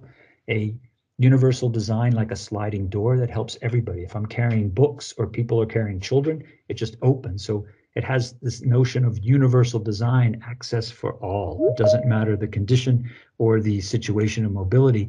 And there's a little bit of difference between accommodation and universal design. And this is also important for learning. An accommodation is an extra thing that's put there to help people who can't. For example, can't use stairs. Now there's a ramp. Whereas universal design from the beginning, when you first start building it, you think, okay, who are all the possible users? Let me take all the barriers and I only need one thing that's coming in there. So with universal design for learning, that's what that's about. What are all the barriers that could be out there for students? Learning preferences, maybe writing and reading issues, and how do I design a task or a project that is applicable for all instead of having separate and different types of assignments. Okay, some UDL thoughts are also kind of interesting. It's not about changing students. There's nothing wrong with students. It's about changing the school. And when I first read that kind of made a lot of sense to me too, that I'd always heard, well, it's a bad student or a lazy student or something, and nothing could have been further from the truth. If the student had been engaged, they would have just been just as successful as the others who were able to take tests really well. And we talked about this other one. A teacher doesn't teach math, English, or science. A teacher shows learners how to learn these subjects, and anything else in life learners want to learn. So somebody finishes school, they can be a wonderful learner. They learned a lot in school. They don't go on to university perhaps or college, but now let's say they've moved somewhere and they started a family and now they have a baby. They want to learn how to take care of it. They know how to do that. I can teach myself how to do the things that I need to do. And then that's what an expert learner would be. An expert learner is not somebody who has a PhD or has gone through college. An expert learner is somebody who knows how to learn something when that need is there. And a great skill that teachers can give. All right, switching gears a little bit, kind of moving up towards our time. Project-based learning is another approach alongside with UDL. That's a lot what Marissa was talking about too, using projects in the class, but not assigning them. So the first part of this, of course, is align them to the curriculum and what your learning objectives are. Active learning. The difference maybe between doing a project and project-based learning is that some kind of real-world long-term problem, right? So those of you who know eTwinning really well, Erasmus Plus, popular topics like climate control, population, smart cities, those topics that are hard for adults to answer and prove, let children in school work at them, right? That might become more stimulated by thinking of a real world problem in their community than something that's just in the textbook coming in. So what happens? Pupils formulate questions. It's up to them to decide what questions when they work collaboratively across the disciplines in different subjects. It's all about the process. So if they don't produce some kind of brilliant result in the end, that's what did you learn going through it? So lots of reflection. What did you learn? So when you go out in the real world and troubleshoot and problem solve, all of these things make a lot more sense, that you can't do it alone. You need research and collaborative work coming in. And then when you finish the project, whatever it might be, is that it's supported by a real world audience. For example, if the students are working on a video about a current event, right, in their hometown or their village, and now they've, an election was recently done or something that's a sports day, and they put together a short video for it, then they would be allowed to send it to the TV station or a journalist. Maybe the journalist, thank you, I really can't use it, but they see that school isn't this kind of bubble, that things that they produce in the school then can be used and then maybe make the world a better place in that aspect. And maybe some of you in Germany right now, lots of money is going into maker spaces and fab labs. So students are creating things, 3D printers, virtual reality, those types of things are happening in the school. So if you're fortunate enough to have those kinds of grants and programs coming in, those are all great activities to kind of advance PBL and moving forward. PBL is not, just the way we looked at UDL was not accessibility. PBL is not doing projects, And you can read through this list faster than I can go through it, certainly, right? Projects on one side, the teacher gives you this, you go do it, right? The project-based learning, okay, what are you going to pick for your project? Collaboratively, working it together, student-centered, and have those things coming in. So lots of great resources out there to PBL, and find that about too. Okay, this third one I wanted to talk about today, we had UDL, Universal Design for Learning, PBL, and now Social Emotional Learning. Maybe the image speaks best for it. See the heart with the brain? For years, academic intelligence, that's what you have in school, not emotion. But now starting to learn that the brain works well with social and emotional intelligence. So being able to understand emotions, control them is kind of hard, but as students, especially in those early years, nursery school and kindergarten, learn to control perhaps anger or tears or frustration as they move in, being emotionally intelligent and aware of how that works in us, especially with the studies done with neuroeducation showing that an intimidated brain, a brain that's trying to learn out of fear, or a brain that's trying to learn out of in a traumatic experience, something's going on at home or something, all those things have to kind of go by the wayside, or space has to be given kind of a check-in. You probably noticed they did that initially. Hi, everybody, take 3 breaths, relax, kick off your shoes, kind of like a check-in, so that the Unterricht, the lesson, doesn't really start right when the bell goes off, but there's a 5 or 10 minute phase, and it's an important time. You might think, oh, I can't take away the time from the learning, where you're checking in and people are saying, how do you feel today? What's going on? And then clearing the air so that there's a central learning space, and then the learning can begin. Okay, so learner and culture variability, emotional states then become important areas to talk about. These types of techniques, positive reinforcement, good work, helping pupils find the language to how are you feeling about, how did that make you feel, formative feedback, cyberbullying and bullying and all of these different things that are going out. So there's a lot of love with social emotional learning, a lot of being kind. So some schools might have like a Be Kind Day or a diversity week that talks about feelings and people's coming from too. And it's got all about empathy, kindness, and the respect for humanity. So one of the premier organizations for this is the Mahatma Gandhi Institute for Sustained Educational Development, MICHIP. And they've got a wonderful framing space, learning area for these, with courses that are free to the public that you can take.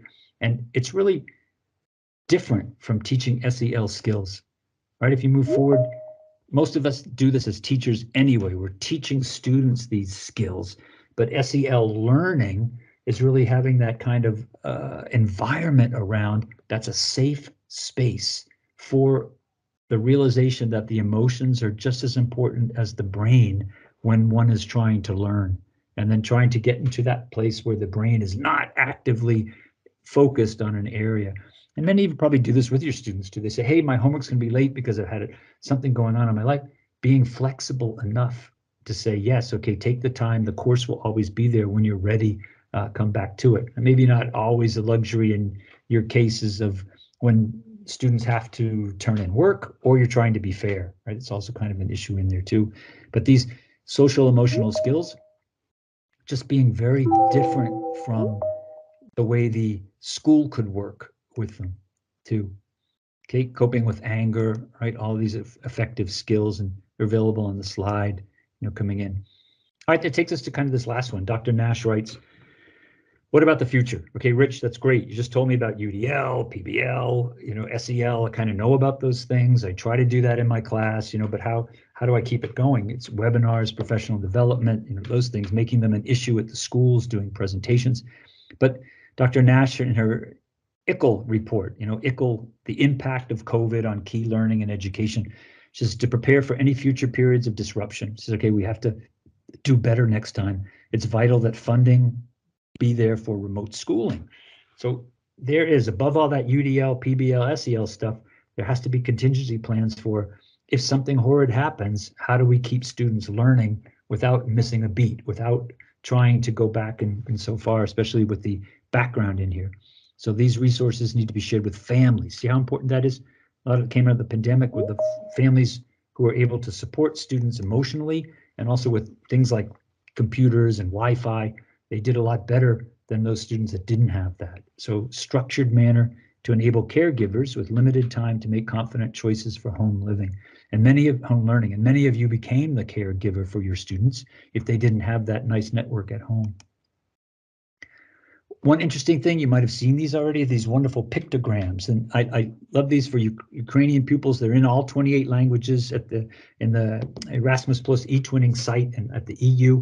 And what they are, they use UDL, PBL, and SEL all at once to inspire students from Ukraine who are now in the classroom, and then also the students that are with them in the classroom to learn each other's language and the customs. This example is from the Spanish version, and there's the website that you can get for all of your countries in there too. But see the simple pictogram that has that image in there for learners who like the image. And then it's also got the emotional words and language that can be used. So it's a place where bridges can start through that. And I kind of think if it just had an audio component, speech to text, then it would be a universal design with all the barriers for how that's kind of working. So exciting stuff is coming out of that. All I talked about today, UDL, PBL, SEL, I keep saying it, it's almost like a t-shirt or a coffee mug, right? It is in relation to what we're learning also, or what we have learned in the last 2 years about these online learning pedagogies. So all of that was like, these were just approaches to what we can do to try to engage students and make it more student-centered. Things that you see here are more about how education is transforming, and each one of us has a different relationship with technology and how that's worked. But all of these are ways to catch up too. Flip your classroom, right? Where the students are reading before they come into class instead of sitting there too. Build out your Moodle, okay? That you might not have a Moodle, maybe you've got Ilias or Blackboard or Brightspace, but Google Classroom, Schoology, whatever your LMS, if you're fortunate enough to have a learning management system, build it out. Blend your learning, so maybe a combination of both, of the async and the sync, putting it together. Web enhance your class with links. Quizlet, Padlet, a lot of us know many of these tools that are out there that our learners like to use. I mean, to try to study and catch up, those are nice tools they can do on their own. They almost are gamified ways of learning. And internationalize your curriculum. I think you know where I'm going with that. Of course, eTwinning and Erasmus Plus. And this last one is for us as professionals. We're so busy teaching, we rarely think of ourselves that what we've done and what we've taught is worth for other people. So if you've developed a great graphic organizer for integers, or you have a wonderful vocabulary sheet, right? Publish it in a repository as an open educational resource with the Creative Commons license on it so that others can use that. So I see this in the next 5 or 10 years in Europe, it's just going to take off. Will it be more publishing, sharing, and using of our educational resources for our lessons? eTwinning and Erasmus Plus mobility projects are another one besides those wonderful Picto books that we saw with Ukrainian and other target languages in the lands where people are. eTwinning and Erasmus Plus mobility projects together are a powerful 1-2 connector for learning. Some of you might be in small and remote villages. I've visited them in Germany, eTwinning schools as I make the rounds, and it is amazing how involved students are. When you talk to the teachers at some of these schools, they say, wow, they didn't have an international perspective, let alone a national perspective. They only kind of knew the village. And now they've got pen pals in Italy, pen pals in Spain. So this e-twinning and Erasmus Plus mobility project, when the student first learners meet an e-twinning, they do a small little project. And now with the money available, they're traveling and getting to meet people. Wow, that suddenly brings that whole UDL of engagement, representation, and action and expression. It brings it all together, and the resources are there, right? If your school doesn't have an expensive LMS, right, chances are that you've got Wi-Fi, hopefully, and that you could connect and use the e-twinning. Okay, right now, it's kind of neat because e-twinning is in its own transformation, right? E-twinning and the Education School Gateway. And there's an exciting webinar. I guess I can promote that a little bit. I think it's been moved to the 14th or the 16th. It was going to be the 9th, but we're all kind of getting excited about that.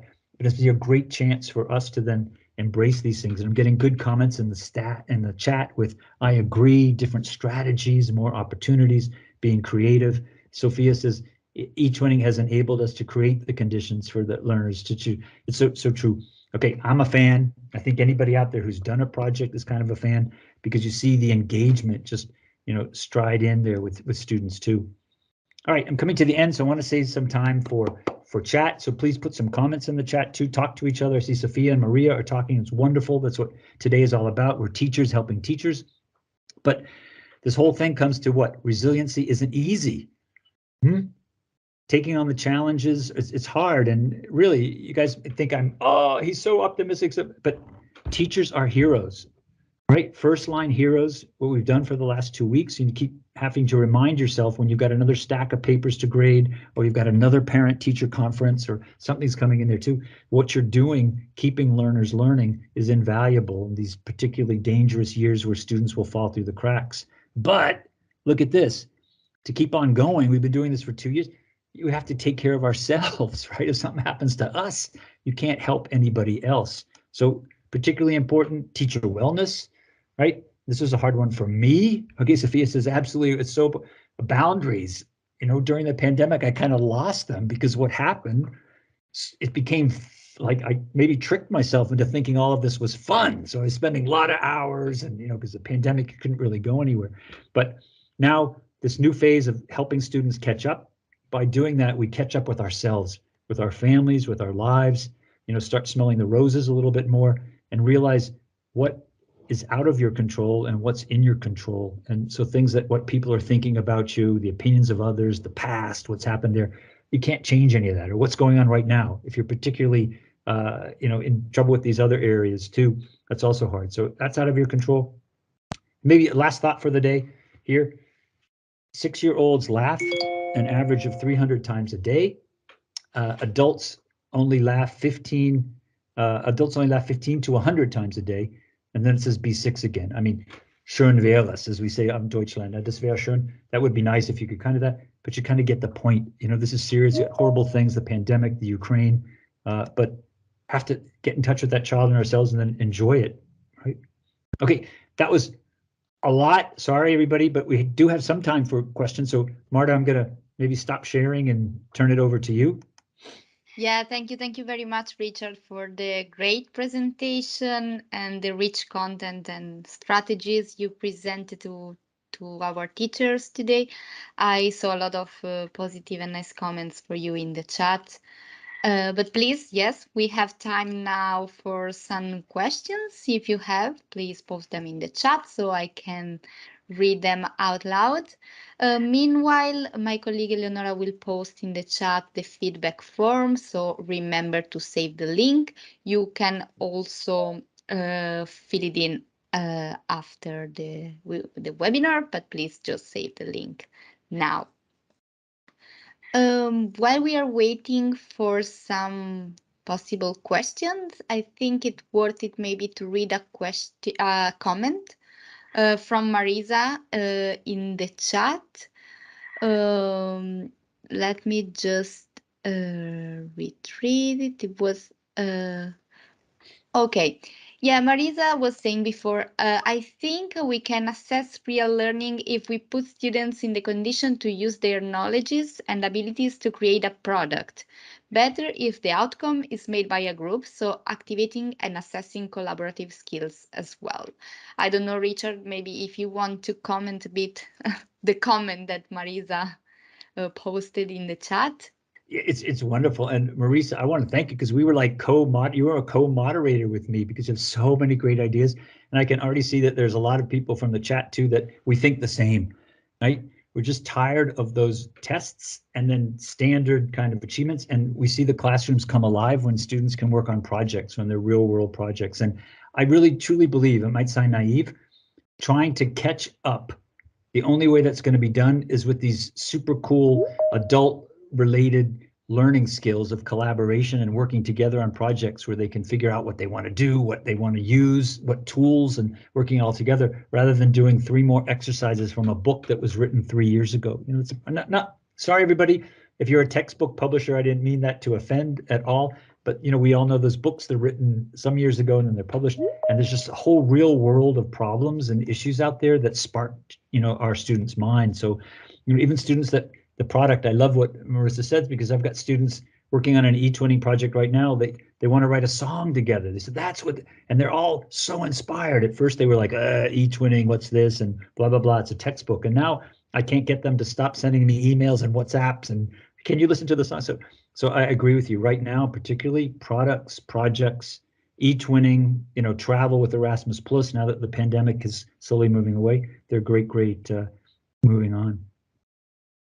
Yeah, thank you very much, Richard. And maybe another one that it's really worth it in this context, also for all the teacher. Christina was saying, this webinar made me feel better. I'm a primary school teacher. Unfortunately, most of my daughter's professors do not care about the importance of collaborative skills. So I think in this sense was really important.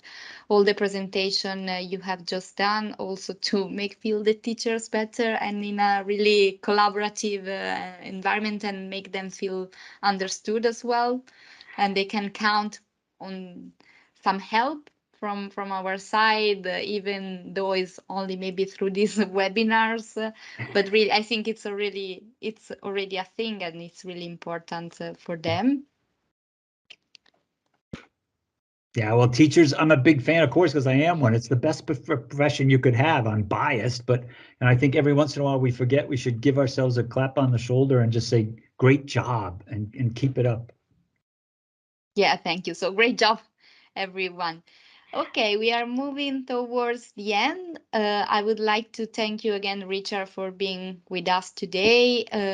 I think it was really inspiring for all the teachers here. There are a lot of thanks in the chat for you. And thank you, of course, to all the participants who joined us today. Please remember to fill in the feedback form and remember that no certificates are issued for this webinar.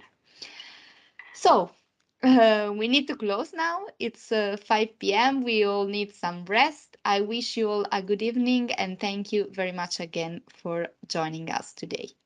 Bye-bye, everyone.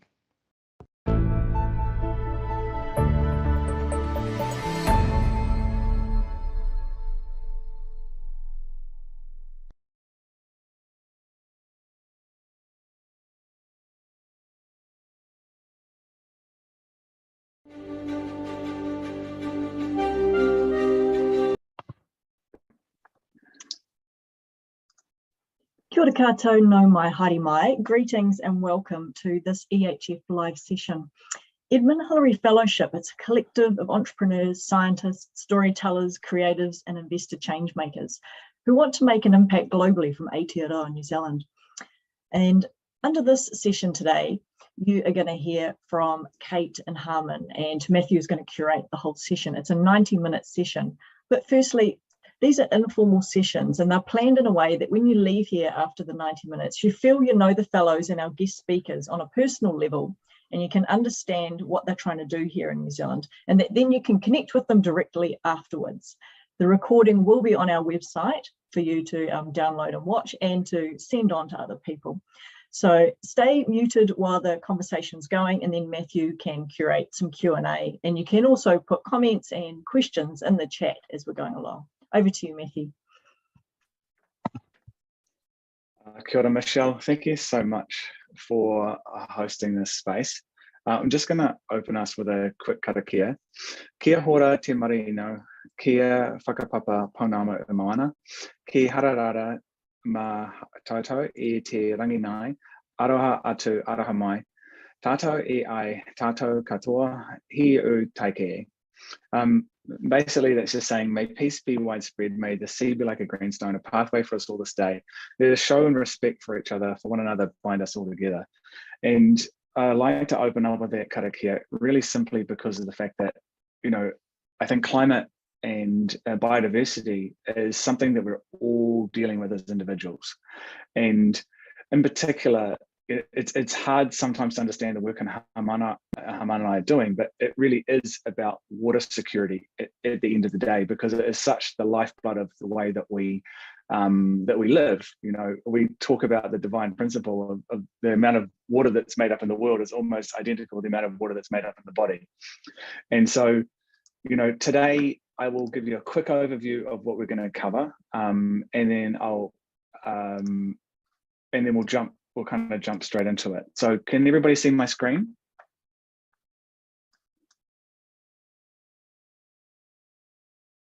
If you're muted, then I can't hear anything. Yes, we can see it. Great. Okay, so we'll start with some introductions. We're really privileged to have a forward by Owen Gaffney, who is also part of the fellowship.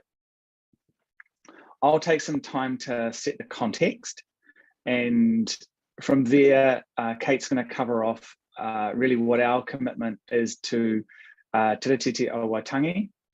We're going to cover off the planetary accounting network and the work that Kate's doing, and recontextualizing for us, I guess from Haman and I's perspective, and why we're so interested in planetary accounting, is that we have looked at climate from the perspective of waste and carbon, but really it's so much more important than that when you look at the planetary accounting boundaries. And Kate has created a framework that actually allows us to bring that down to a project level.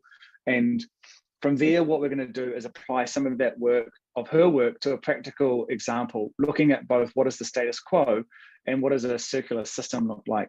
And at that point in time, Haman's going to take us through what does it look like to build, I guess, an integrated waste treatment system that's fully circular at a regional level, and looking at examples around agriculture and around how by collaborating and opening up our discussions across industry verticals and across councils, we can actually look at climate change holistically in a region. From there, we're going to go into a question time, and we'll do an experiment. Hopefully people are kind of familiar with Miro now that we've been in the pandemic, and we'll get to do some interaction, and then cover off kind of how we want to work with us before just closing karakia. So that will be the overview for today. And into introductions. Dr. Kate Meyer, we first came across Kate's work when we were looking at the incredible work that she'd done at Becker as head of sustainability there. And Haman and I were fortunate to meet Kate inside of the Creative Accelerator Climate Exchange acceleration program that's just ended. And from there, we realized like how much her work was relevant to what we were doing. And then my co-founder, Haman, we met at the beginning of his EHF journey, and you know, he's now based in Christchurch, New Zealand, has moved here with his family and 2 daughters. Just absolute privilege to be able to work with him and on this journey. And myself, Matthew Jackson, toko ingoa, no koe aho e waihara keke te wai punama o Aotearoa, ko waikara te awa e maha nei aku maraharara, ko tungaringo te maunga e te rai e taku nā kau, e mihi ana ki nā tautau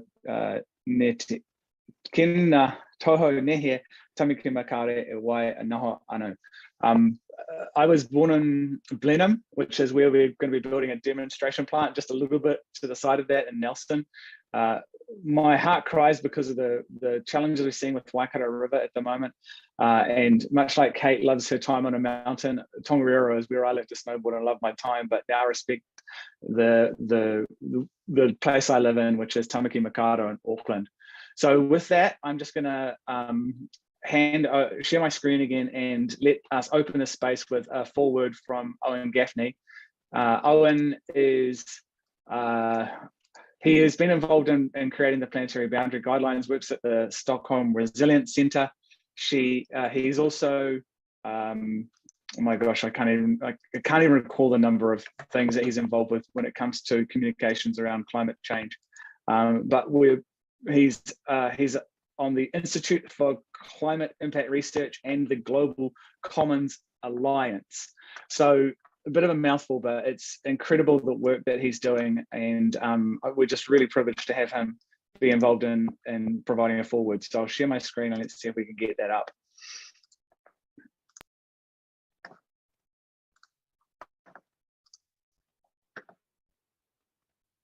Action. Hey, hi there, Kate. Hi there, Matthew. Hi, everyone at EHF. Wonderful to be here. So it's been 13 years since the publication of the Planetary Boundaries Framework back in 2009, which was a landmark achievement. For the first time, we had an Earth system framework for a stable operating system for humanity, for civilization, a stable operating system for humanity, and that we know that for the previous 10,000 years, that's been the only state we know that civilization can thrive.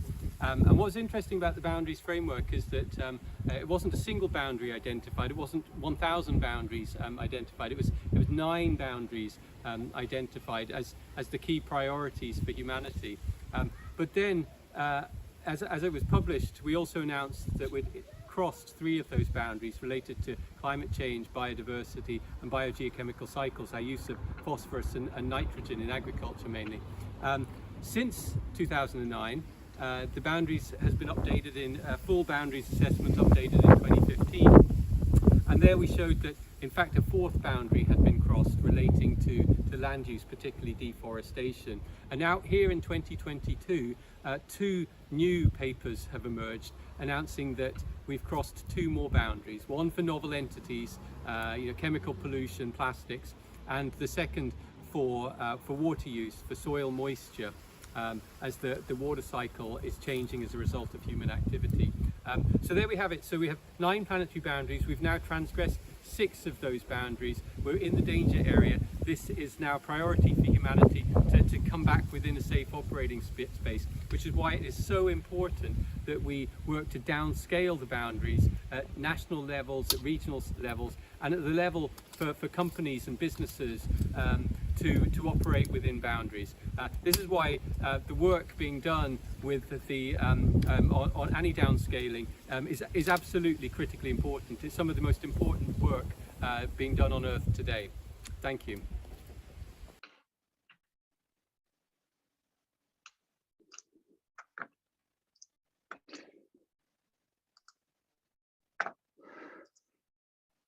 Well, I don't know about you, but when Owen sent that through to me this morning, I was just a little bit shocked, right? And kind of in terms of the context setting for today's session, Owen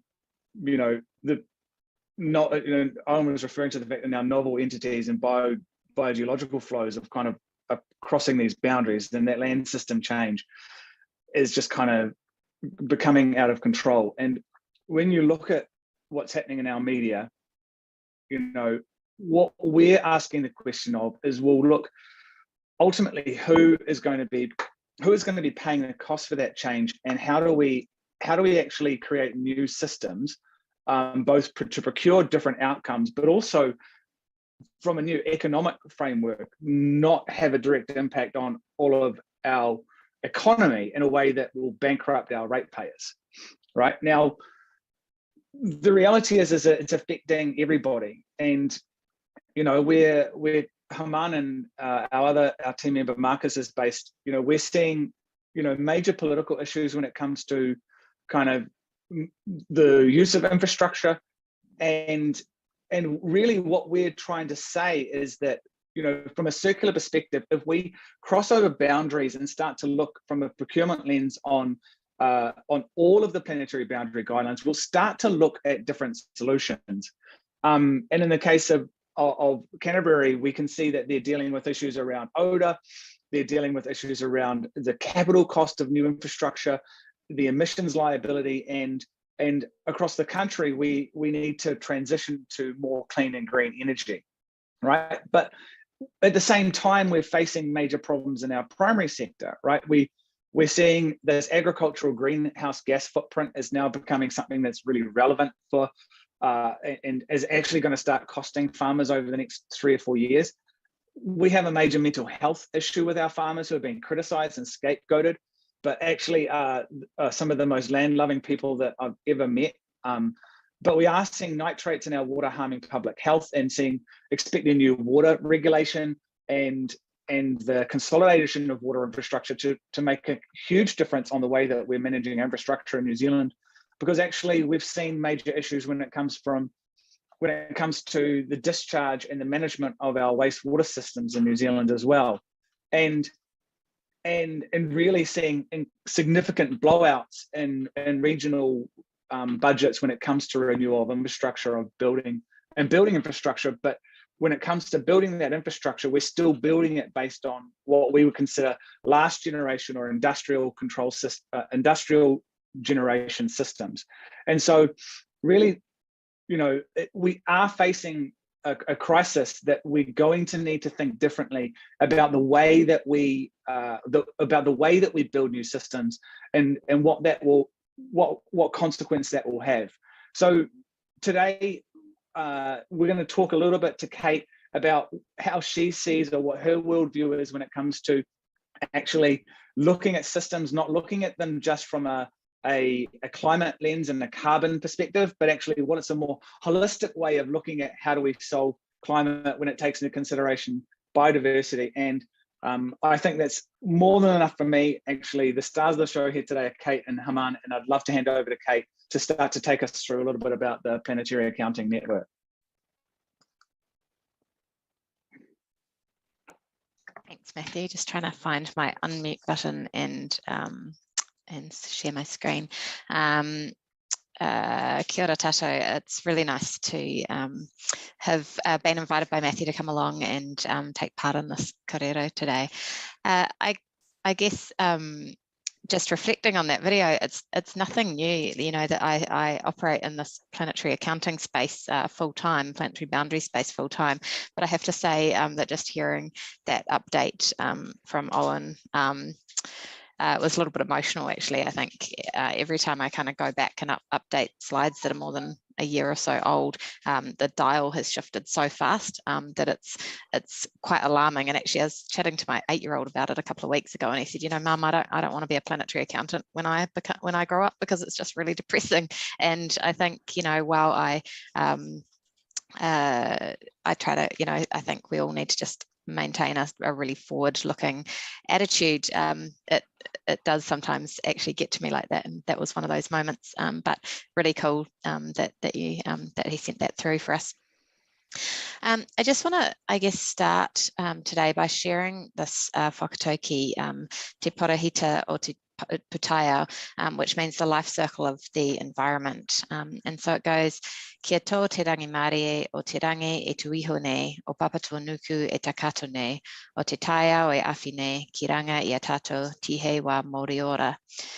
And what it sort of, the meaning translates to say that it's really only when the spiritual world and the heavens and the physical world are brought together by the active participation of the kaitiaki, of the guardians, can there be true peace and well-being.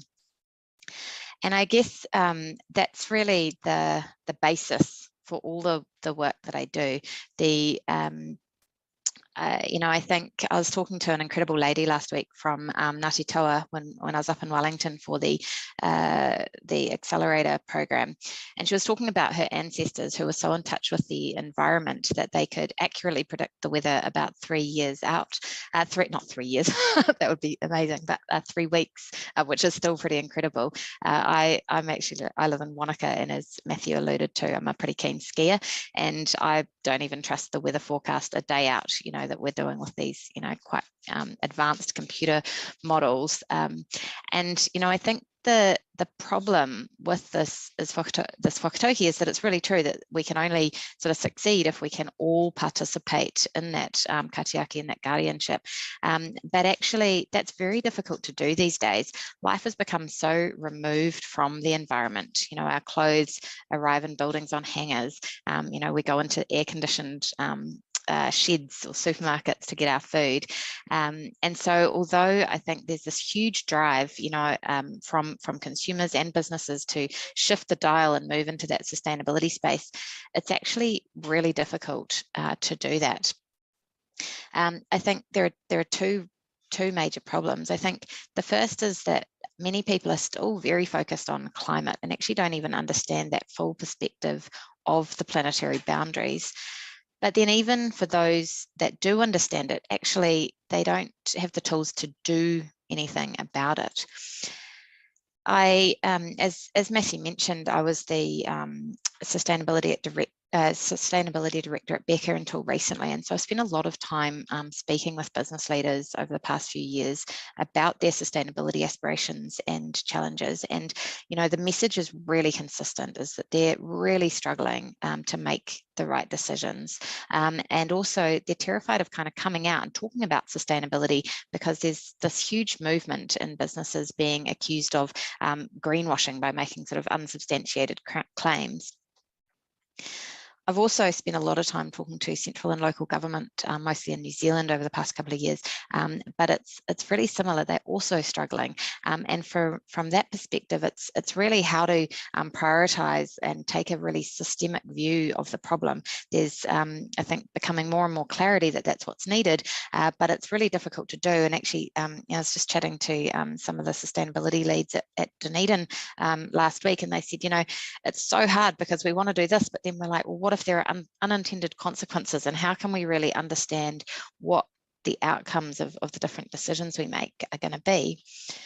And then, speaking to consumers, and I've actually run some really interesting focus groups with consumers quite recently, and for them it's they're motivated to make better choices, but actually it's really hard to do that, and they're really concerned that they don't feel enabled to take action, but they're not seeing businesses or governments move at the pace that's needed. And so there's this sort of three different sort of player groups, if you like, all facing these really big challenges.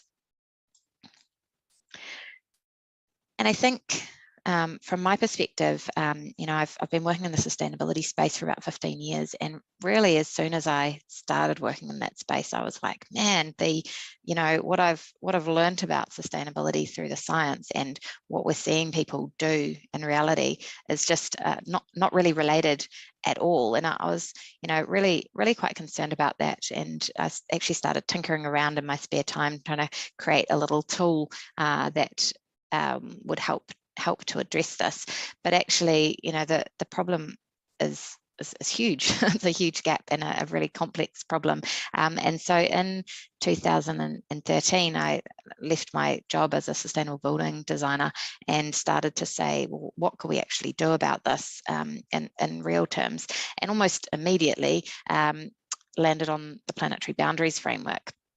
And it was that somebody's actually put the numbers around this. My background is engineering, and I love numbers, and I think at that stage felt like if we could just quantify sustainability, we'd all be okay. And and then I guess it just emphasizes that disconnect that the planetary boundaries was published in 2009, and it wasn't until I actually went from the business world into the academic world that I heard of them, because it was such an exciting thing for me to say, okay, well, we've quantified it, so now what do we do? And I think the planetary boundaries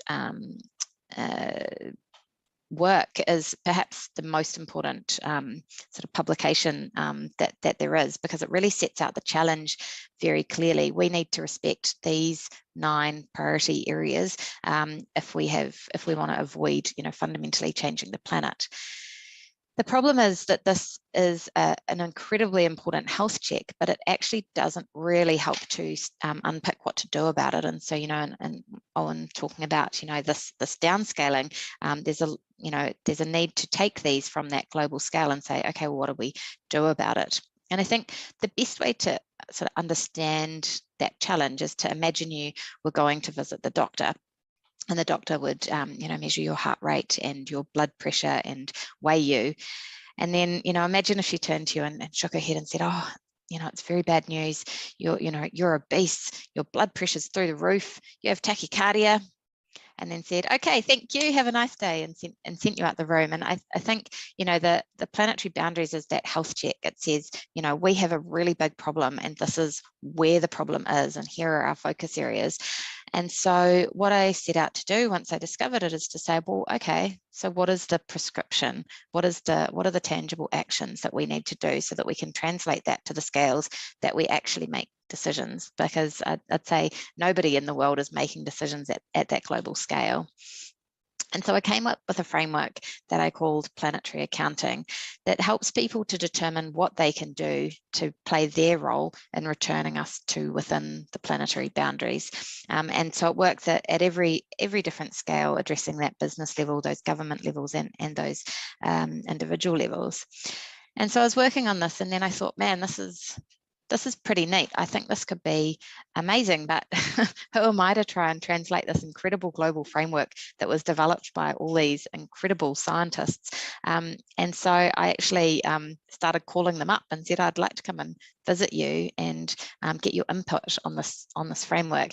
And there was such a positive response from the global scientific community. It was actually blew my mind how warm and welcoming everybody was. And so my husband quit his job, and we packed our children into a caravan, and we spent a whole year traveling around Europe to go and visit all of these incredible scientists. And so I got to spend a couple of weeks with Will Stefan and Johan Rockstrom, sat in Johan Rockstrom's office for a few days working, and so I got to be a fly on the wall for some meetings. And man, he's a pretty incredible person, but also took the framework around social scientists. Catherine Richardson at DTU, who's also one of the lead authors of Planetary Boundaries, the Water Footprint Network, Nitrogen Footprint Group, to really make sure that it was really scientifically rigorous what we were doing, but also that it was really connected into the social sciences around behaviour change and how you can actually, take science and put it into action with businesses and governments and people. So the way that it works is it basically translates the outcomes of the planetary boundaries into global budgets. Now it looks really nice and simple with a little pink arrow, as if that was a kind of a linear translation. And behind there is a pretty complex diagram of chaos. But what it means is that there are these global budgets and environmental currencies that we can use, a little bit like carbon accounting with science-based carbon accounting. So like carbon accounting, we can say, look, we want to avoid global warming of 1.5 degrees. And so here's a global budget, and then we can start sharing it up, and we can look at the carbon footprint of a product or a project or a company or a person and compare that with those global limits. Planetary accounting lets you take that approach across all of the planetary boundaries. And so I guess for those of you who don't sort of sit in the environmental accounting space, there's two reasons that that planetary accounting really is a bit game changing. What you can do at the moment is you can either do something like a life cycle assessment, or you might have heard of environmental product disclosures, where you get a whole host of complex environmental data and lots of complicated metrics, but there's no context. And actually, to be honest, you really frankly need a PhD in environmental accounting to even understand it at face value. Even with that, there's no context to say, are these numbers good or bad? You can only compare them to is it better than another product? Or you can get quite good context around carbon, but then you get a really narrow lens for decision making. And so planetary accounting simplifies that broader environmental data and puts the context around it so that it can be as straightforward as carbon accounting, but with that holistic planetary lens. I'm not going to speak to this slide in a lot of detail. I'm just going to whiz through it, but basically just to give you an idea of the variety of things that you could do with it.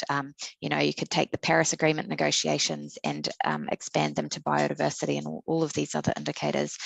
There's actually a report called the Safe Operating Space for Aotearoa that translates the planetary boundaries to New Zealand, and you know, it sends a message that we're well beyond them, which is no surprise. But you know, planetary accounting would help to inform roadmaps for national action plans, or you know, future scenarios and roadmaps at city or regional level. We're doing some neat work around some complex systems like global food models. You know, how would you meet nutritional needs within the planet's limits? You could put financial value against each of those currencies. You can use it for sustainable product design, for corporate science-based targets that go beyond carbon, really to look at the impacts of local action. And we're doing a really neat program called Planetary Facts that I'll tell you a little bit more about later on. But the neat thing about it is that it isn't just able to operate at these different levels, but it actually brings them all together so that what we can do at these really big, you know, national and international scales can connect up with some of that local action, and we're all sort of pushing the dial in the same direction. I'm going to pause here and pass on to Herman, who is going to share a bit of a case study, which I'm quite excited to see because I haven't seen where this has got to. So over to you, Herman. Thank you so much, Kate. And I'm going to take some help from my colleague Matthew here. So Matthew, if you could just share screen, then I could jump into it.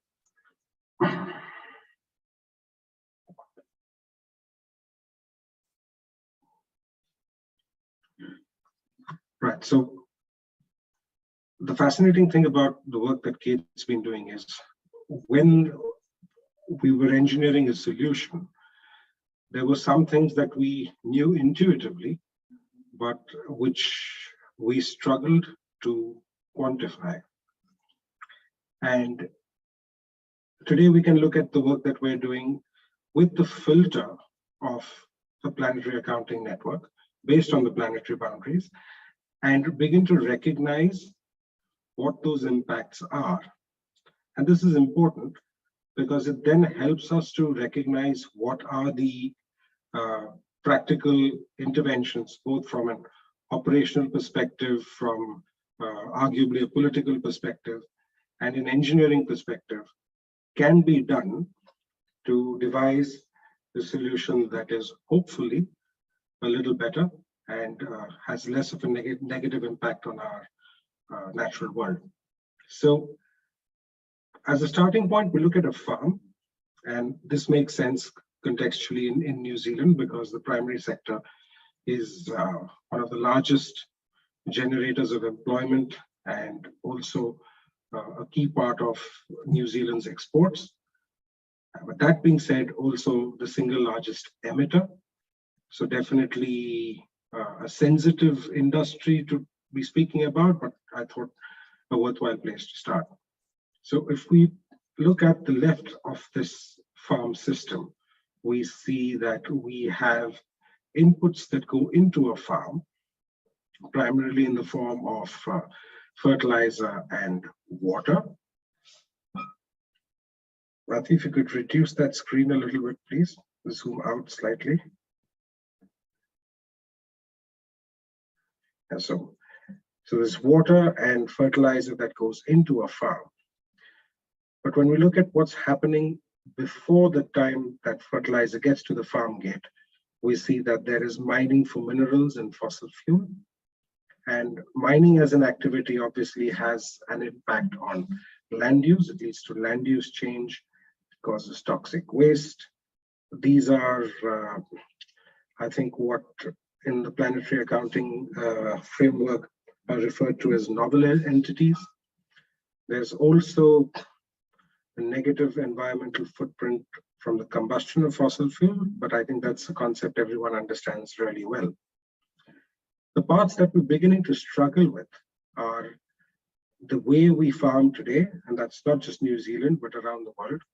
Industrial agriculture also leads to a depletion in soil quality.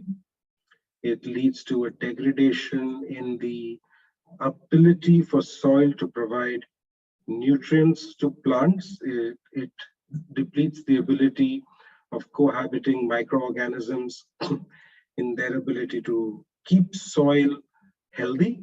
So that could also be quantified as a biodiversity loss. And the tragedy of all of this is the typical human response then is to use even more fertilizer and more water to solubilize this, to add it to soil, in the belief that that is what will lead to a consistent or a higher crop yield. But that isn't true. And then you have the flow-on effects out of farm, which are now understood in terms of the nitrogen use, the phosphorus use, and also the waste that are produced by primary industry. There's also, within a regional framework, the need for these farms to send their produce to cities, and these cities then have requirements of infrastructure all their own. And here typically what we'll find is that there is green waste infrastructure, there are wastewater treatment plants, there's an energy requirement of a council to operate these facilities. And there's obviously a footprint associated with this energy use. And this is, again, has an impact in terms of essentially greenhouse gas emissions. And those can be found either in terms of the actual emissions from waste that goes to landfill, but also in the energy use to manage and operate such systems. So this is business as usual. This is what happens on a day-to-day business, this on a day-to-day functioning of the way we live. But when we look at it in the context of planetary boundaries, we begin to see that these impacts are now felt on the local ecology. There is water use, there is a decrease in biodiversity, there is an increase in emissions. These emissions are both in the form of carbon dioxide, which we understand conventionally, but also in the form of methane and nitrous oxide, which have significantly higher global warming potential as compared to carbon dioxide. And there's also the persistence of these novel entities that are created either through the direct use of these products or in the manufacturing processes to create these products that linger within our natural environment for unimaginably long periods of time. So this is business as usual. This is what is happening in the 21st century.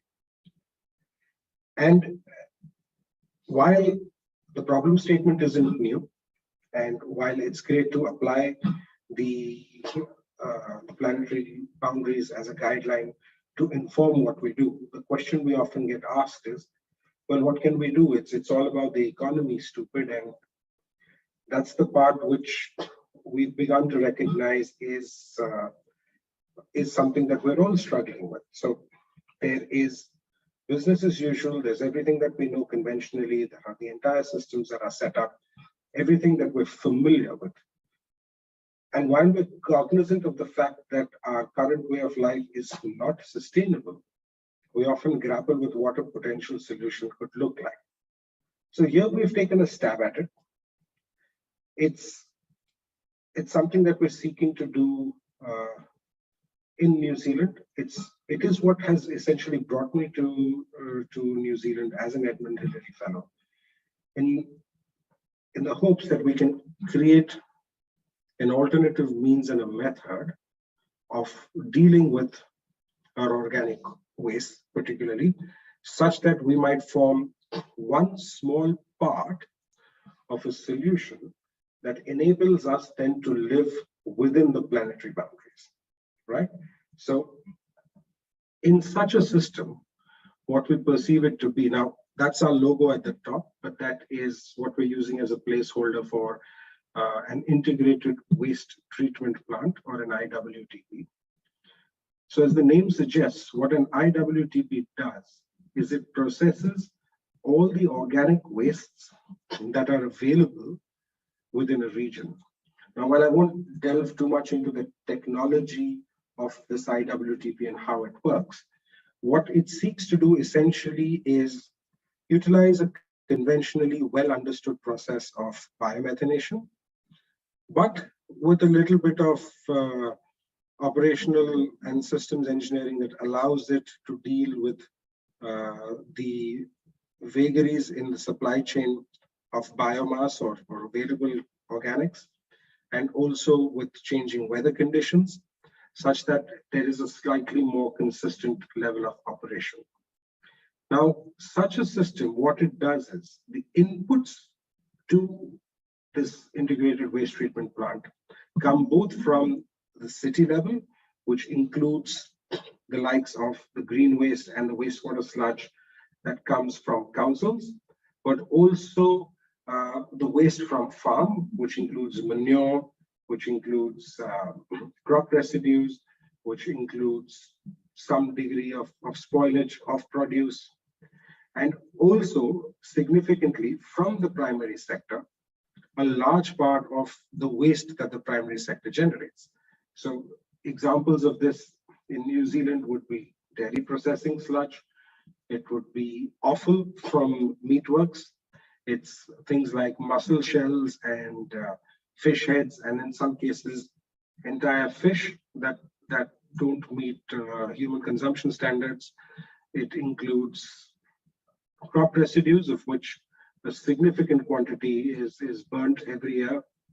So all of this then gets sent to the IWTP in the region. And here it is about what is locally available, because again, we recognize that there is an environmental cost associated with the transport. So we would like to minimize this as far as possible. And all these inputs go to an IWTP. And like I said at the start, it works in a conventional biomethanation process, but it puts out essentially energy and a digestate. And this digestate is, in essence, the nutrients that are required on farm. However, since this is organic in nature, and it also contains what we would call good microbes, these seek to address the imbalances that have been created in our natural systems, help to restore organic carbon in soil, help to create a healthy environment for other microorganisms and other smaller creatures to migrate back to soil, and also reduce the amount of water use on farm. And so here what we begin to see is that we can, with a slightly more considerate approach, be sensitive to our local environment and start living within the planetary boundaries, while still meeting the requirements that we have in terms of managing our organic waste, ensuring public health metrics are met, ensuring that we have potable water supply, and without an overreach in terms of what we can achieve through some fantastical technological intervention to do something that will suddenly save us because technology is going so fast.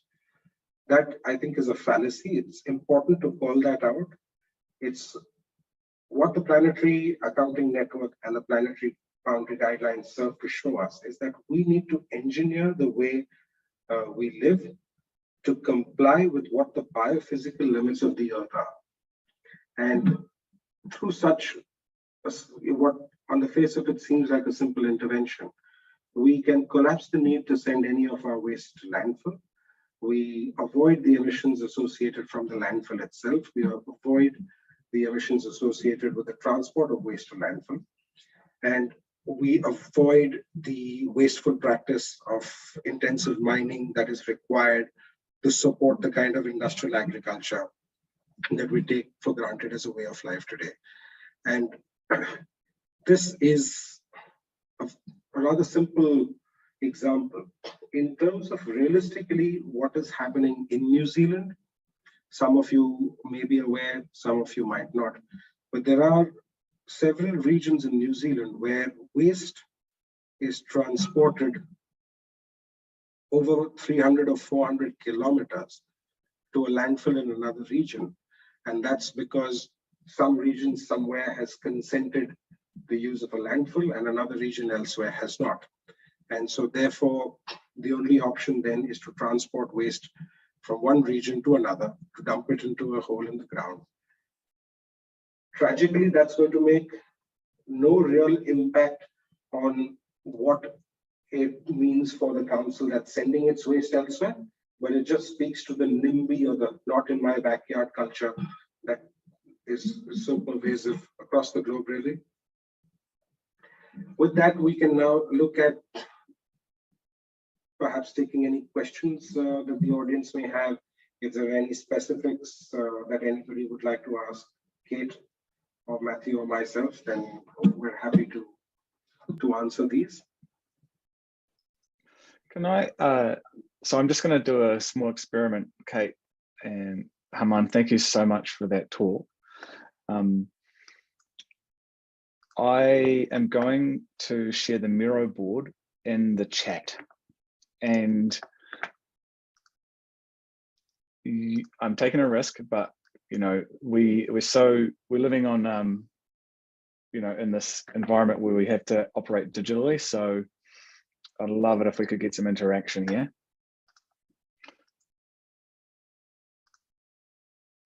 And I highly encourage you to participate by clicking on this link that I've just shared with everybody. Now, I'll give you another one just in case that one doesn't work.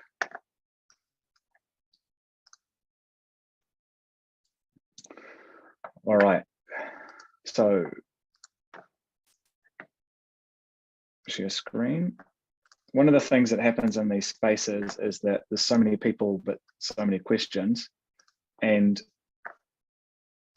what I'd really love to do is to see if there's any groups of questions. Okay, so I am unlocking a little question board down here that you should be able to see now. And if you can see my screen, you can see you can grab these little question marks and you can go and drop them onto the board.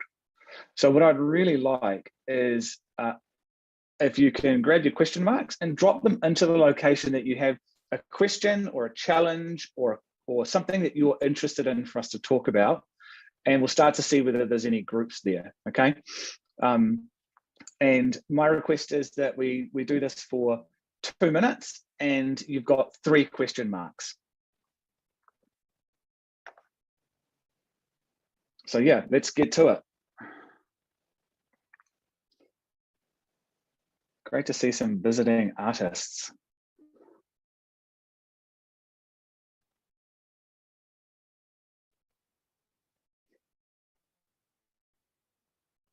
I'm gonna stop that share for the time being and go back to conversations and take some inspiration from Michelle, who has been at the beginning of this, was very good at curating a listening space.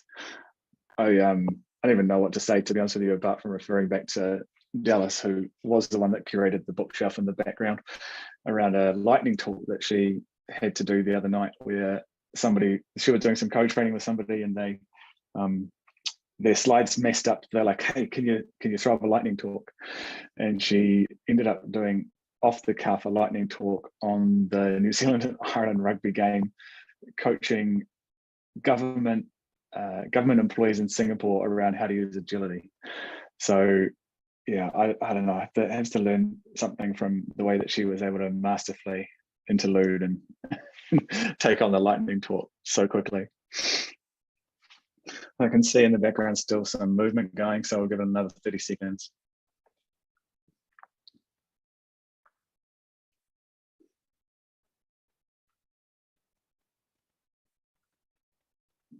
Oh, I may not have dropped or locked all of the boards. Sometimes these experiments go well, sometimes they don't. Don't worry if you break anything, guys. It's all fixable.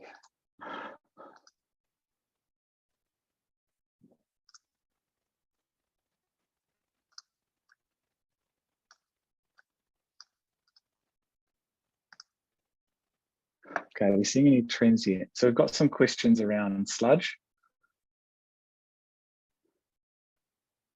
Okay, I'm going to bring that board up and share screen for a second, and then get us back into this talk.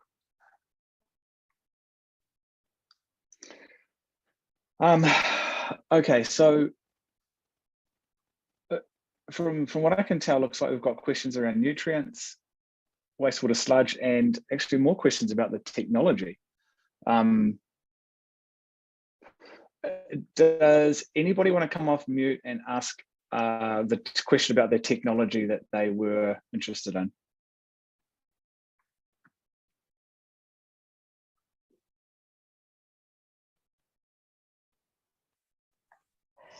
Sorry, I'll just jump in. Hi, kia ora, I'm Nikki Solomon. My question is the technology that is being suggested here anaerobic digestion or something different? Yes, it is. Okay. And so I guess then my question is, obviously, you know, there are projects happening around the place that are including anaerobic digestion. So I guess my question is, are we talking about anaerobic digestion but assessed more holistically within the planetary accounting framework, or are we talking about a next generation anaerobic digestion, or I guess what's different is kind of my question. Yes, fantastic question, Nikki. Thank you.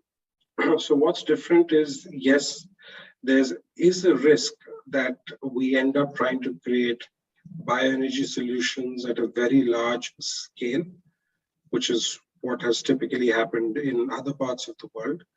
And then they become dependent on certain market interventions, and those don't necessarily lead to the desired outcomes.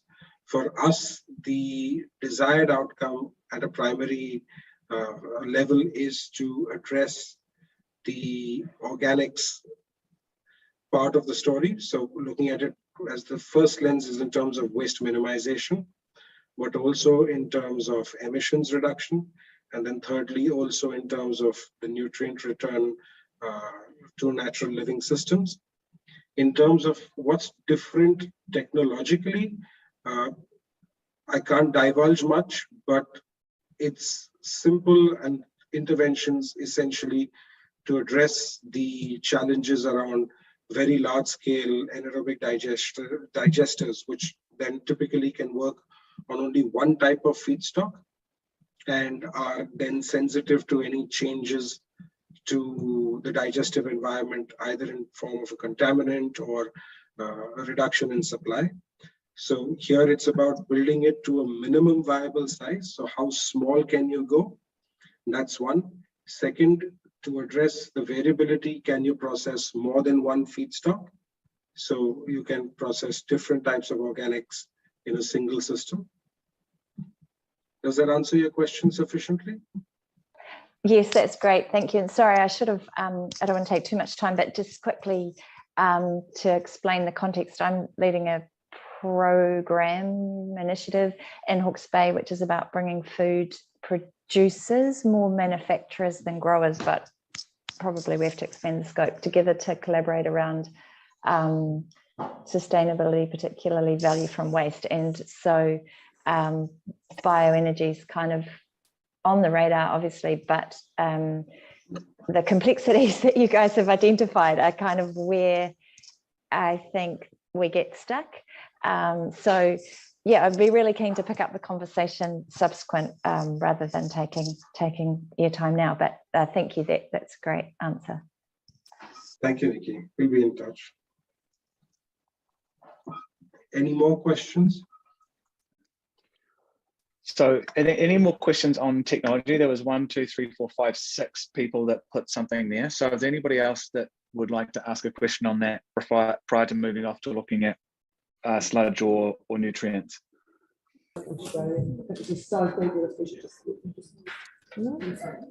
Hi, Tony Moore, Christchurch City Council. Just a real quick question. You've obviously proposed, you've got a new technology or solution there, and I just wonder if you could share where it's being used and what the results have been. So is it actually built, in play, running, operating, and how that's going? Yes. Hi. So we're currently in the process of building our first technology demonstrator for a council in New Zealand. I don't know if I'm at liberty to name names. I'd probably defer to Matthew for that. But yes, we're building our first technology demonstrator in New Zealand as we speak.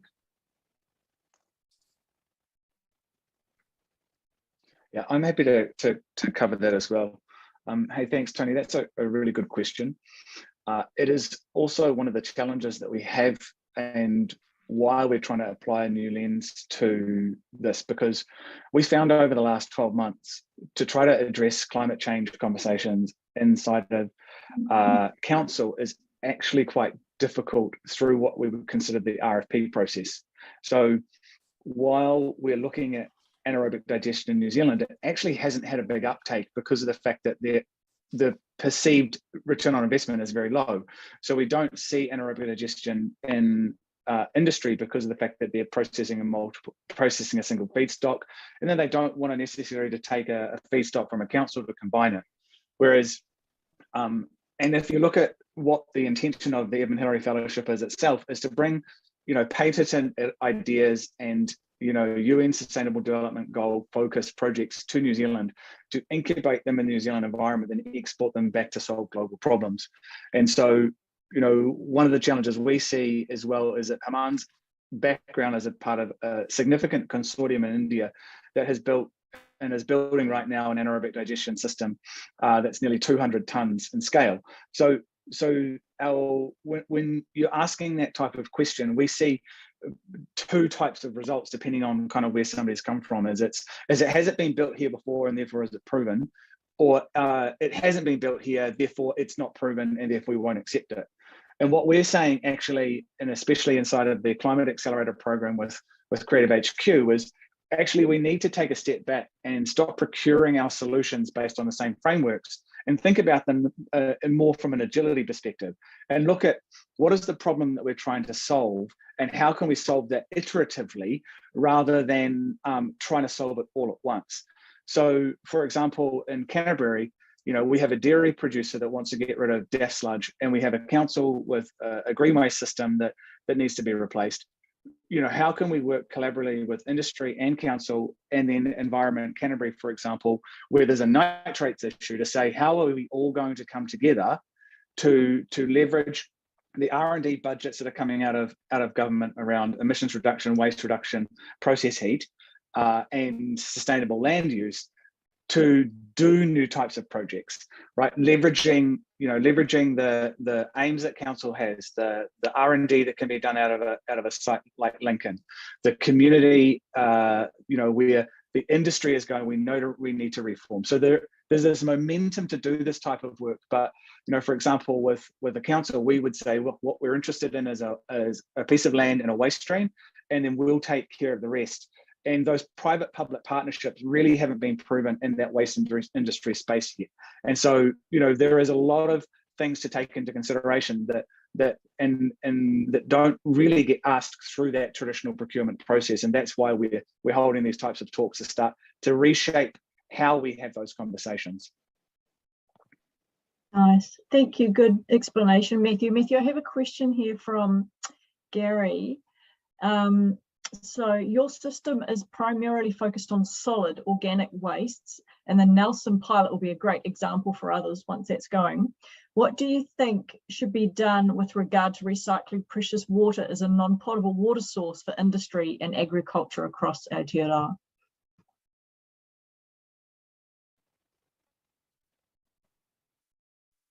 Hamana, is that something you want to take? Yeah, I'll answer that. So when we say solid organics, organics by their very nature contain considerable moisture, unless we're talking about straw, which has been dried and baled.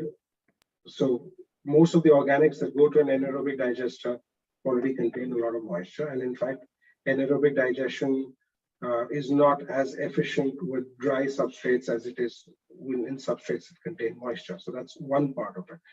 Secondly, in terms of the water use, the tragedy with water in New Zealand currently is there should be no reason for New Zealand to struggle with water because it's blessed with perhaps one of the highest per capita availability of fresh water anywhere in the world. The function of pollution in New Zealand's water system is a consequence of anthropogenic activities, primarily around water use by industry and water use on farm. And this is the part where, as we spoke about earlier, farmers get scapegoated for. So the wastewater system in New Zealand needs to be addressed. The wastewater treatment in New Zealand is still rudimentary in a lot of places.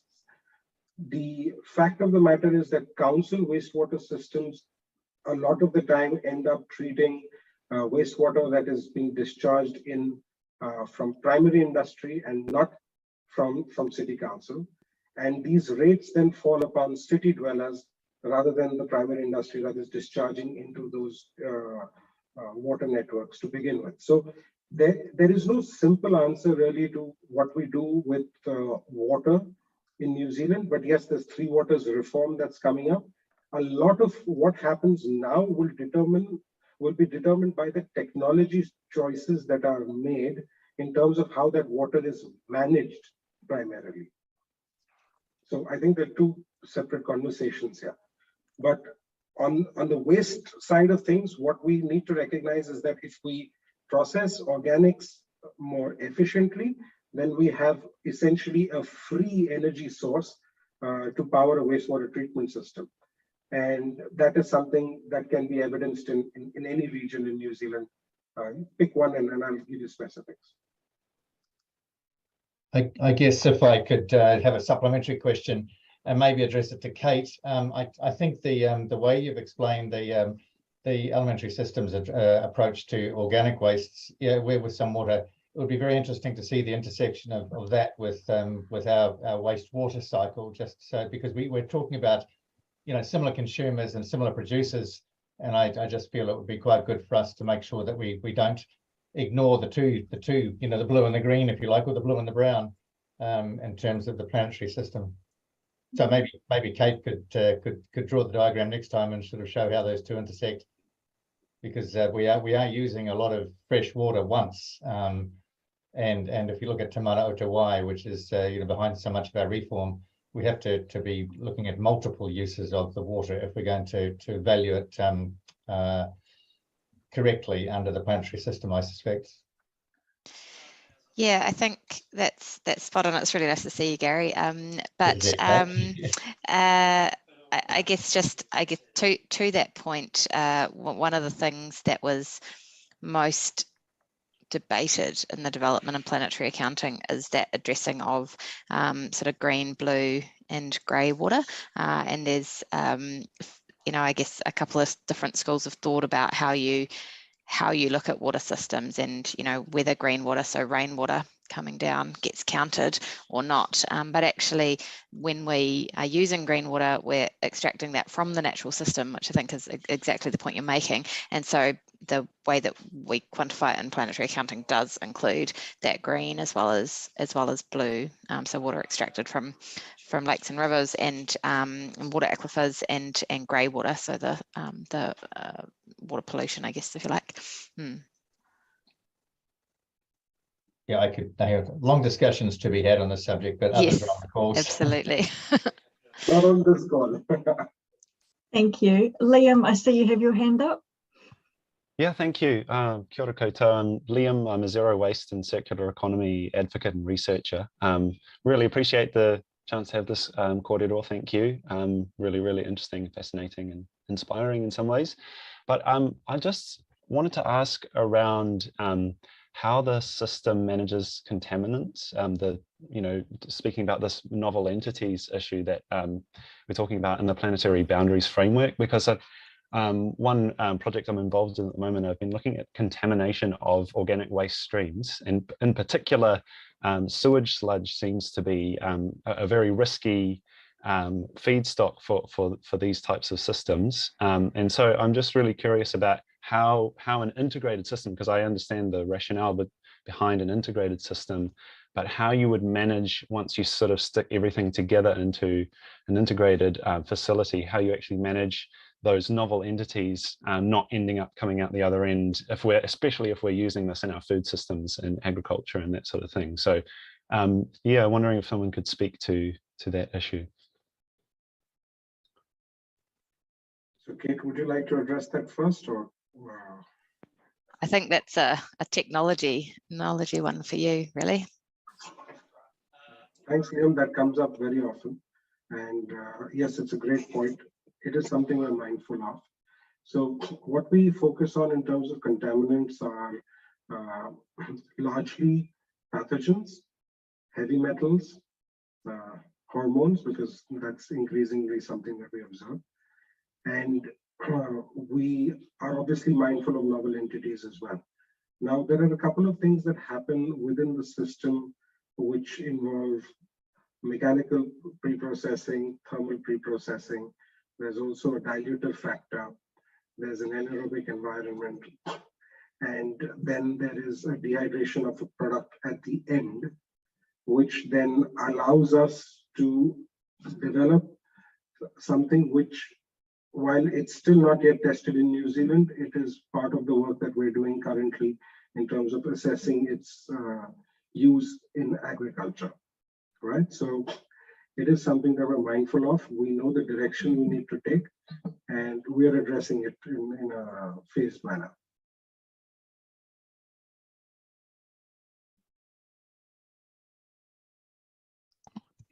Yeah, another element, sorry, just another element to add to that was that, Haman kind of mentioned it earlier around the idea that anaerobic digestion in New Zealand has traditionally been single feedstock and then as large as possible. And then when the souring occurs, because of that contamination, that whole entire feedstock goes into landfill. So the kind of conversations we're having around modularization and small anaerobic digestion, but still having a positive return on investment from an economic perspective, as well as a positive return on investment from a planetary accounting network perspective, is that those modular, smaller anaerobic systems will pick up contamination and the entire feedstock will not be destroyed. And so, when it comes to minimizing what goes into landfill, it absolutely is along those lines. We'll then pick up the data out of that system to then return information back to council or to government around actually how do you stop that contaminant coming in upstream. And so, one of the issues that we see is our built environment has never been intelligent. We procure solutions for lowest possible cost or cost minimization rather than maximum value and value creation. So our mindset is to turn around and make these systems smart, connect them back into either smart housing or industrial environments using IoT and artificial intelligence, and actually pick up those detectors so that we can put the cost back onto the system that created it. So it's not about just building dumb infrastructure. We have to build intelligence into their systems so that they can interact, because we've become disconnected from our built environment, and that's why we pollute it. We've become disconnected from the environment, which is why we don't care for it. And why we're trying to bring back this Matarangi Māori-led view is that if you go into a Papakainga, you go into a marae, Māori are still so connected to the environment because they're brought up in a household where you're not separate from the environment, therefore you're not separate from the place that you're polluting. So we have to go and undo that systemic change that's occurring, or that's occurred in our culture as well. So when you talk about an alimentary system being a living system, it's not about just an anaerobic digestion system. It's about a living system connecting back into the people that utilize it and giving the tools back to those people that put those inputs in. And so, we can dive into that work offline around how we're addressing that. But yeah, very good question, and it's one that has to be solved at many different levels. Liam, do you want to put your email address there or send it to me directly, and then I can add it to an email list? But Vicky, would you like to unmute and ask your question? Kia ora. Can you hear me? Is that working? Yes, perfectly. Oh, great. Sometimes it doesn't. I have to do the right selection on my microphones and things. So I'm interested, you mentioned a regional plant, and you've specifically referenced Canterbury a couple of times. And I'm just Canterbury is an enormous region, and many of the sort of systems I look at that I'm interested in around, you know, sort of like energy supplies or water management, to me, many of the more sustainable options now are looking at ever decreasingly small, you know, more small, locally, located locally, disseminated systems. But you seem to be talking much more here about a much larger system that's bringing waste in from different streams, like all the various farms. I mean, I went to Ashburton, which is the other day, which of course is one of our big, more industrialized farming areas, and it's a good hour and a half away from Christchurch. And of course, moving all that, many of the farms at the moment don't, in Canterbury, because we have such permeable soils, don't necessarily have as much effluent storage or collection systems as what you might have in some of the areas with lower permeability soils. Hence, of course, the problems we have, because it soaks straight through the ground and it goes to groundwater. But it means that there's a whole load of infrastructure required if we were to be able to collect up all that effluent on these farms and put it into some sort of transport system to get it to a centralized place. So there's some aspects there that to me don't actually sound as sustainable as a more disseminated farm-based waste management system solutions. And also I've been listening to a lot of regenerative agriculture podcasts, which there's an ability potentially here to shift to farm systems where essentially they are managing their nutrients and their feed growth and so on without needing imports. And so that in itself is completely self-contained. So I'm not saying there isn't a place for example, anaerobic digestion, but I'm not sure that an entire regional scaled solution with all that transport that's associated with it and collection systems and everything else is necessarily, you know, the ideal option. So I just wonder, am I misunderstanding here what you're pitching? Because yeah, that disseminated system seems to me to have a lot of benefit from a lower energy input, more resilience in longer term, less carrying moisture around, which is heavy, of course, and so on. So perhaps you could answer that question. Thank you. Yes, and I'm happy to respond to that. So close to Ashburton, there's the town of Methven, and we've actually carried out an assessment on farm. What we recognize today is that if we were to provide an on-farm standalone solution, then the effluent from a dairy station, from a milking station that's milking about 500 cows, that effluent would be sufficient to produce, would produce sufficient energy to chill the milk at that dairy station ahead of transport, right? So that is one example of a problem statement of solving at a farm level. So that is one thing that we can do, and which is better for the environment as well, because then you don't have that effluent being pumped to ponds. But when I say regional level, I'd also like to bring your attention to what happens at dairies where now these farmers have transported milk. And now there's milk that's coming in not from 500 cows, but perhaps from 50,000 cows or 100,000 cows to a single dairy plant. Now, this dairy plant, amongst all the other functions that it has, uses coal to provide process heat for the boiler. All dairy factories have a coal-fired boiler.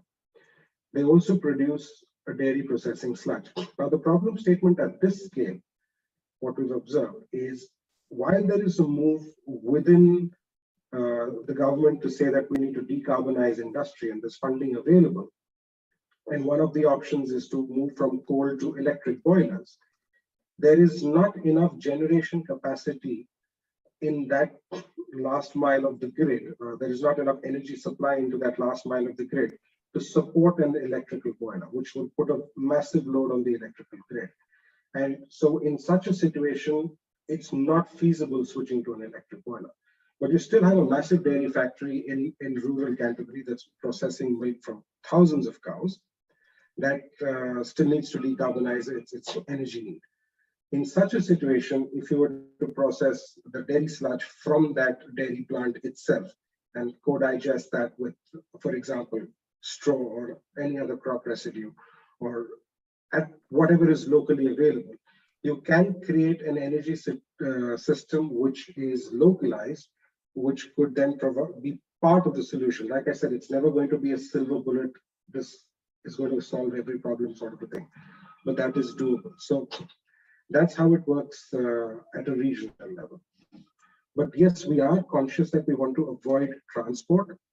Scope 2 and 3 emissions is something that we talk about a lot. In Canterbury, there are large city councils that truck their sludge elsewhere because there's no means or method of disposal locally. So it's horses for courses. The solution can be scaled from as small as 3 tons per day, which is our first technology demonstrator, to what we've actually built in India, which is 200 tons per day. So depending on what the need is, depending on what the feedstock availability is, depending on whether we're engineering a waste minimization solution or whether we're engineering an energy solution, we're agnostic and we build to what's required. That's really helpful, and that's really clear that you are talking about disseminated and not when you said regional, it sounded like we're going to put all the waste into one plant, which I know some of those massive energy to waste plants to do exactly that. So no, that's reassured me. Thank you. No, but it is part of the problem, and why. And we're not trying to pick on Canterbury, but it's where we see such incredible opportunity to pivot what is industrial agriculture into a more sustainable land use. And specifically, when you look at Canterbury, creating resilient infrastructure has to take into consideration some of Canterbury's history as well. So we're opposed to large infrastructure. We don't think building 100-ton plants is the future.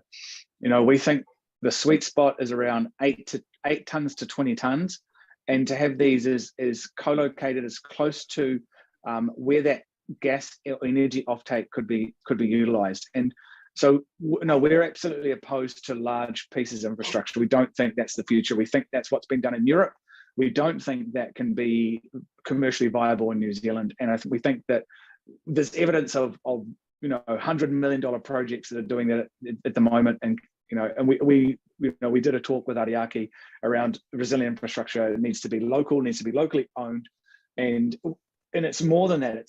It's not just about locally owning it. The reality is if we don't have iwi involved in and tie the water plan to a 5-year plan to a 100-year plan, our procurement really isn't looking at what's the cost of water going to be in 10 years' time, right? That's the point of the planetary accounting network. And the standards associated with it. It starts to ask different questions. You're asking questions about how can our organics look at nitrates. You're asking questions about how does a procurement of an organic system actually start to impact our land use, right? So if we start to apply that Maori worldview, then and look at context of place and well-being, we're not just looking at, okay, well, how much does it cost and what physical location does it need to be in? So it's significantly bigger than just, are we building a single plant? We have to look at ownership models, and we have to look at, what are the underlying well-being elements of it. So I hope that provides a bit more context.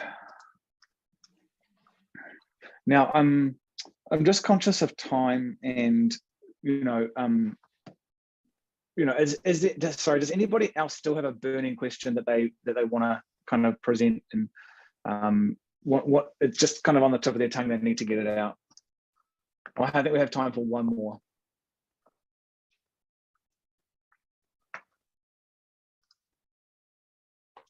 Liam's raised his hand. Yeah, I could do one more just quickly. Thank you. I just had a question about digestate in general. My understanding, my sort of lay person's understanding, is that digestate through the process of digestion is stripped of a lot of carbon, and so it's high in nitrogen. And so I'm just wondering, how do we, if we're using that as a fertilizer, how do we address, you know, that affecting, exacerbating the nitrogen cycle, which, you know, we already know is being exceeded as a planetary boundary? So excellent question. And again, I'll answer that in two parts. So, but I'll answer the part around the planetary boundary first.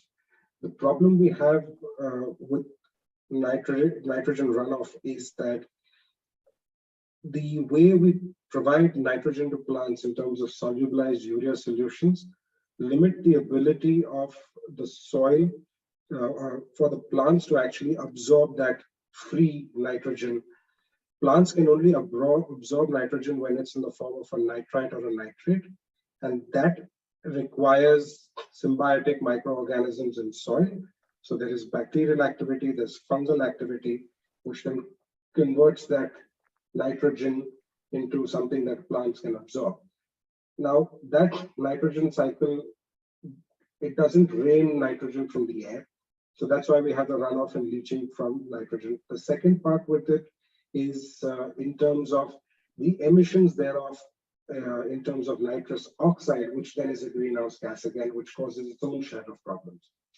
Coming to the digested side of things, your point is excellent, but that's some of the key part around our IP is that we optimize carbon nitrogen ratios of the input feedstock ahead of loading the digester.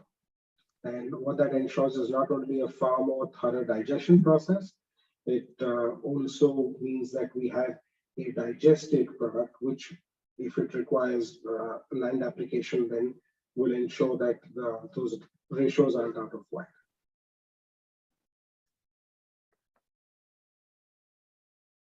I think we lost you. He's still there. He's No, muted. Well, thanks.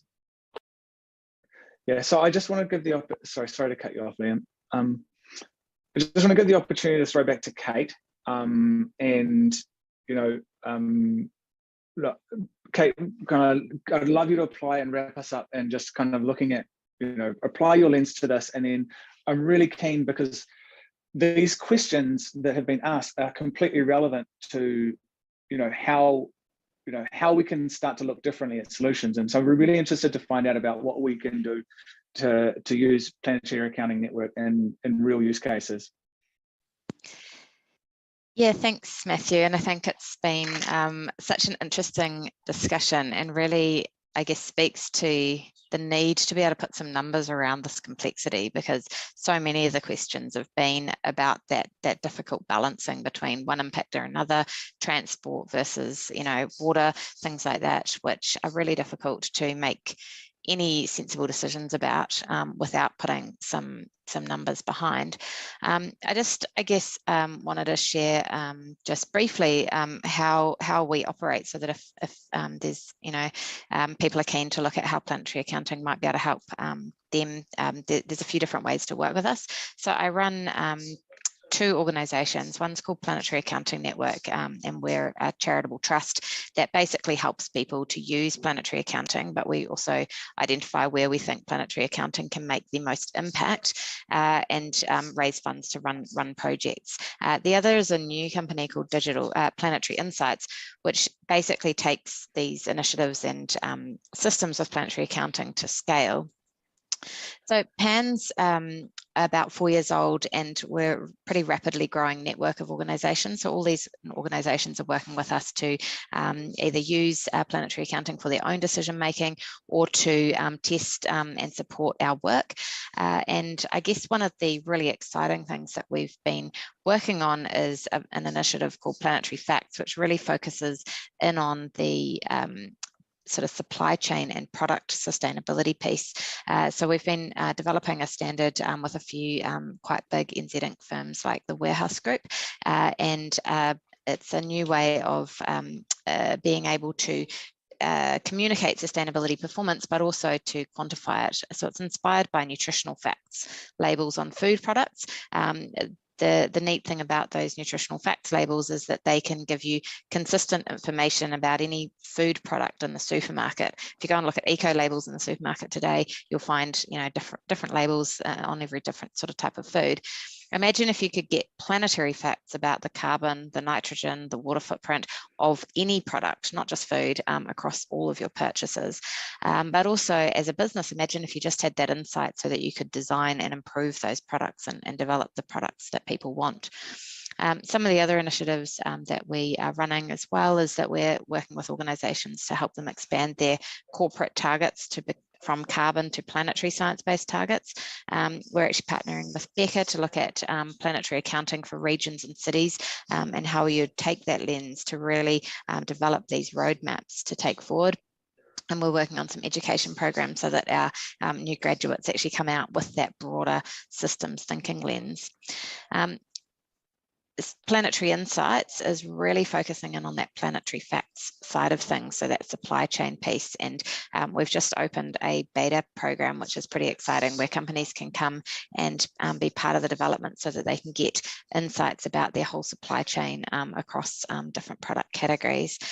So I guess at the moment, the biggest opportunities to work with us are really to become part of the Planetary Facts program with PAN, where you can, there's an opportunity for 10 companies to work with us and pilot our labels on the shelf with real customers over the next 12 months, and also to be part of our beta cohort to actually get those detailed insights about products, and you know, how you can actually improve the design of these. So, you know, I think the discussion today really does just emphasize how much we really need environmental data to support decision making. And so if you're interested to sort of chat with us about opportunities to take that data and apply it to projects that you're working on, I'll leave my details here, and I'd love to hear from any of you.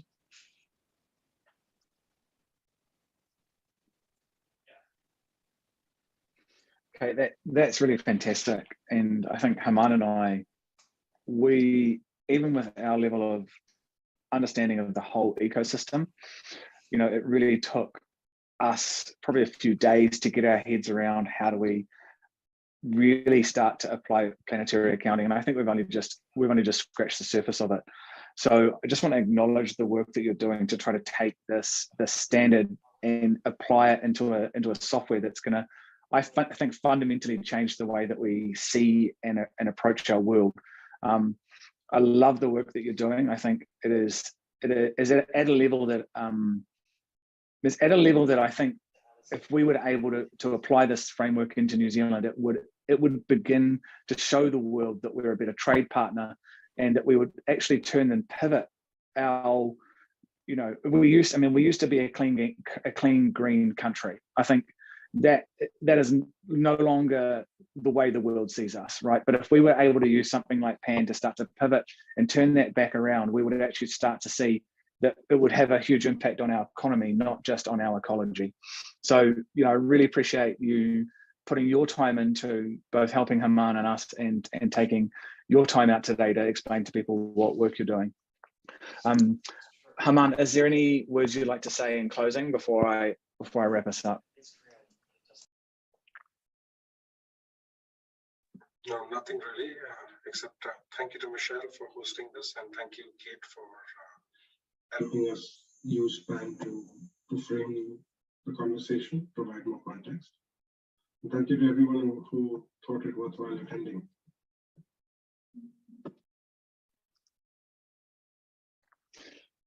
Yeah, and also for the patience during the experiment around using Miro for collaboration in the middle. I really do enjoy these EHF live sessions because it does bring us into a conversation. I hate so much the one-way interactions. So appreciate you suffering a fool that likes to play with new things. So look, with that, I'm just going to close this off with a karakia. Kia tau te rangamari e, kia ranga e ngā iwi o te ao. It's basically let your peace reign over.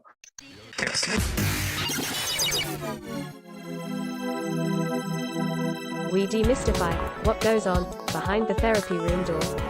Join us on this voyage of discovery and co-creative conversations. This is The Therapy Show, Behind Closed Doors podcast, with Bob Cook and Jackie Jones. Welcome back to episode 41 of The Therapy Show, Behind Closed Doors, with Bob Cook and myself, Jackie Jones. And this week, we're going to be talking about how do we work with the angry client. Interesting. It is. This was one of my big fears, I think, when I first started working in private practice from home. Yeah, I understand that. Yeah. I've never come across anything untoward while I've been practicing psychotherapy, but I must admit it was one of my main concerns. Well, yeah, I can understand. I think having your own office provides us a level of safety and security. Yeah. Anyway. Yeah. I always felt safe when I was practicing from MIP. Yeah. Because there was always somebody else in the building. That's right. Yeah. Okay. Let's look at these types of clients. Now, when people talk about expression of anger or lack of emotional regulation, so the person, I've got something in my mouth, hang on. Oh, that's bad. The most important thing to bring out, I think, is the contract you have with the client in the first place. Yeah. So, we get many people who phone up or over the years want to deal with anger issues. That's absolutely fine. And that's addressed in the contract. Now, I know anger can come out in the therapeutic process when there's other contracts, but quite often people come because they have anger issues or feel overwhelmed with anger issues. And so there's a contract around that. Yes. Yeah. And built into that contract, as I hope, with the therapist, is what's acceptable and what's not acceptable, and spelling out boundaries. Yeah. Before they even begin. I have that in my contract, definitely. Yeah. And what do you have? There's something about no physical contact or, damaging property and things like that. I have been known on the odd occasion to let a client lob a cushion down my hallway. But yeah, no physical contact whatsoever, basically. Yeah, and that should be in any contract, I think, especially if you want to take anybody on who's dealing with so-called anger issues. I'm glad you said so-called anger issues, because a lot of people that come for me with anger issues, they actually say it themselves. Do you know what I mean? I have anger issues. And it's been anxiety or fear that's been underneath. It comes out as anger and aggression, but I've not found them to be angry at all. Yeah, well, you're probably talking about a piece of theory. I mean, you're trained as a transactional analyst, so you may think this way, I think. The way you're talking anyway, it's about rackets. Yeah. Now, for those people listening who aren't TA therapists, might not know what rackets mean, but in the world of TA, a racket is a substitute feeling. Yeah. So if you weren't feeling angry, what would you feel instead? Might be a question that you would ask at the contracting stage. Yes. Yeah. For example. Yeah. So quite often it isn't the presenting anger, it's the underlying issues. The anger is the racket or the substitute feeling. Yeah. And what's underneath that might be sadness, fear, anxiety, frustration. Yeah. Any of these underlying processes. So that's where you need to get to. Yes. That's what I've found with people that actually come themselves and say, I've been told I've got anger issues and I need to come and, my wife has said, I need to come and speak to somebody because I've got anger issues. So in the contracting is important though. Yeah. Oh, definitely. Yeah. In terms of keeping yourself safe and what's acceptable, what's not acceptable, boundaries, written into your contract, I hear is yours about, and most therapists actually, about keeping themselves safe and what's acceptable and what's acceptable. So that's really important. And anybody comes with anger issues, I think the contracting stage is important in that sense. Yes. Another aspect about people who may express anger as their major emotion and the other emotions are missing is an inquiry into a person's history in terms of what's been modeled down to them. Yeah. Because if anger was the major currency of the day in the family of origin, yeah, then they may have taken on that modeling as a way of making contact or solving problems, or in fact as a way of being. yes. So they may have not had any permission to be sad or to be frustrated or to be frightened or be anxious, and being angry was the major port of call, which is why I think the theory of rackets is really interesting in TA. Yeah. Because if somebody's got a prominent emotion, whatever it is, we're talking about anger here, then it's the missing emotions which you need to get to. Yeah. I love the racket system. I use that an awful lot with clients. Yeah. And I relate to it personally as well. You know, as a parent, often we say to our kids, don't be angry, don't be sad. So it's like, okay, I can't be sad and I can't be angry. So what can I be? I can be scared or I can be happy. So we kind of, exactly like you say, we substitute one feeling or emotion for another one. Yeah. So I think that's really important. And in my experience, it's usually the hurt, injury in the child where you get to, the child ego state I'm talking about, developmentally. Yeah. That is often covered up by expression of anger, which I need to get to. Now, as I said, it's really important at the beginning here in terms of keeping yourself safe. So somebody lacks emotional regulation and starts getting angry in a very sort of outrageous way, then the therapist needs to move to keeping themselves calm and also feeding back to them yeah, what their behavior is. So even if you fed back, well, I'm experiencing your behavior is quite scary here. Do you know that? Yeah. Example. Yeah. Because 10 to 1, what they're doing with you, they'll be doing in other relationships. And probably that's why they've come in the first place. Yes. Yeah. I think the only one that springs to mind specifically, and it was anger, but it was specifically about road rage. That was the reason why he came, was road rage. He just loses the plot if anything happens when he's on the road in the car. He was traveling long distances. If it was a traffic jam or if somebody cut him up or anything, he would feel himself get absolutely irate while he was driving. So you might do a bit of educative therapy there about teaching him how to regulate his emotions. Yeah. That'd be one thing if you want to do that. Another one would be, if you weren't feeling angry in that car, what would you be feeling? And explore that.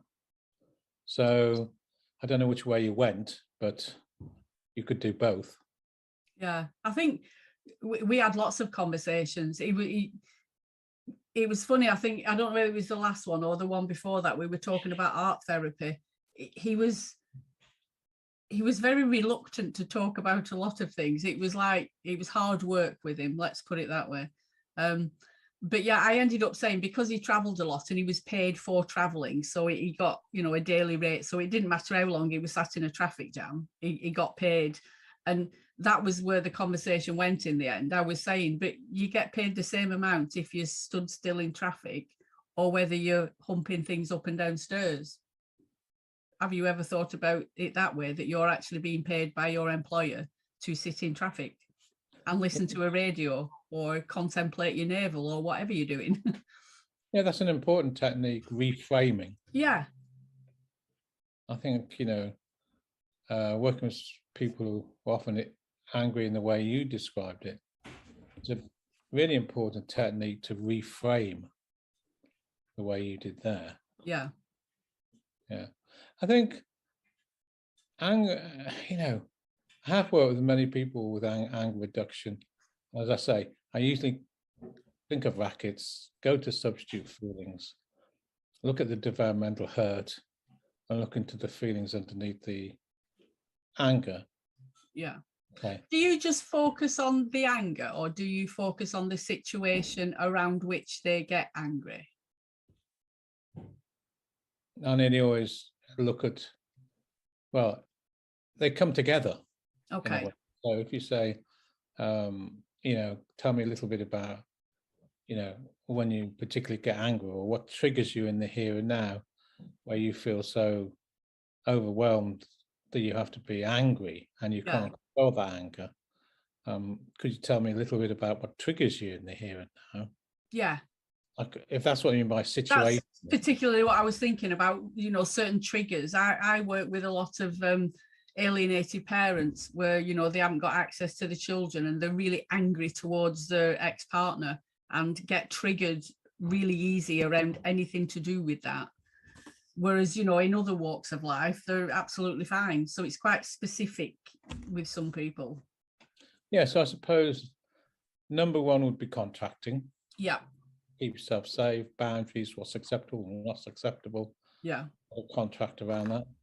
Number two, if a person starts to get angry, keep yourself calm. Yeah.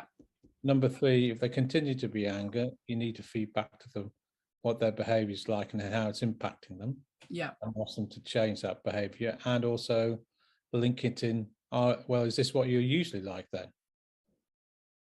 Yeah. So you're actually getting to some frame of reference in the process in terms of, well, what's happening here? Is that what's happening there? Yeah. And usually when you do that, people are able to move to their thinking or their adult place quicker because they put the two and two together. Yeah. Another thing I tend to do with them is ask them, how would I know if you got angry with me in the room? What would I see? That's a good question. Which kind of gets them to really think about the behavior and what goes on in the body, or sort of thing. Like if I said something now and you were angry at me, what would happen? What would I see? That's right. So that's another good way. I usually head developmentally though. Yeah. So I want to find out, well, was it modeled to you to be angry? Yeah. To get your needs met? When you were angry, were other needs not seen? Yeah. Did you have to be angry to, get heard and understood? If you weren't angry, what would happen? So I do a lot of developmental work, and usually, as I said, the anger usually is a racket, or it's modeled down to them as a way of getting their needs met. Yeah. And often anger, sometimes, especially with borderline clients, for example, when there's a borderline switch, which is usually involving extra, anger or, frustration or attacking transactions of the therapist, it actually usually is a real desire to make contact, but they don't know how to do it. Yeah. I found that with a lot of the foster kids that we had, it was their only way of communication sometimes. I think it's really important for a therapist to do that developmental work. But I do want to stress that if this person is getting anger in their room, in the room, I think it's really important for the therapist to say that transaction I said earlier, is this the anger issues that you're talking about that you've come into this therapy to resolve? Because actually the way you're behaving now, I feel quite scared. Yeah. Are you aware of that? Yeah. So you're shifting them to thinking. Yes. Yeah. Yeah. Because touching on what you were saying then as a form of communication, the strokes, any stroke is better than no stroke. So you can imagine a young child, if they got attention for being angry or having a tantrum or throwing something, that then becomes kind of internalized, that's if you're not listening to me, this is what I'm going to do to get your attention. That's right. And in the process, other needs can often be missed. Yeah. Yeah. And I think if one person, comes to therapy with one expression of emotion, it usually means that other parts of the self or other emotions are hidden. Yes. So you need to get to what's beneath the anger. Yeah. When you get to the hurt part of the self and you start dealing with that, usually the healing happens there, and then the anger the anger dissipates, or because the real feelings get dealt with. Yes. Yeah. That's the developmental approach. If you stay in the here and now, you definitely, I think, it's important to contract and keep yourself safe, keep yourself calm, reframe the process. If you're still having problems, go to supervision, talk to the colleagues about it. And at the last analysis, if you still can't get through that process, you can always terminate the say, well, I find it quite hard to work with you because you don't listen to the contract we make. You keep doing XXX. It's quite scary working with you. Are you aware of that? And all those things don't work. Yeah. And pass them on. Yeah. Yeah. Again, that's it. And I think, you know, your own safety has to be paramount in that situation. You can't be putting yourself at risk, exactly like you said, in a therapy room. My experience, though, nearly always is if you go developmental, yeah, help them understand how the past affects the present. Yeah. You usually get to the feelings which are underneath the anger. Yeah. You did mention something I think also is really important, another tack as well, is helping them identify the triggers in the present. So they can work out how the past affects the present and how the present affects the past. So they connect the two. Yeah. Yeah. I think that's really important. Yeah, definitely.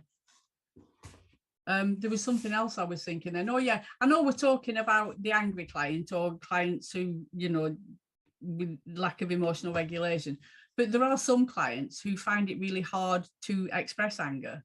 Oh, which is completely the opposite.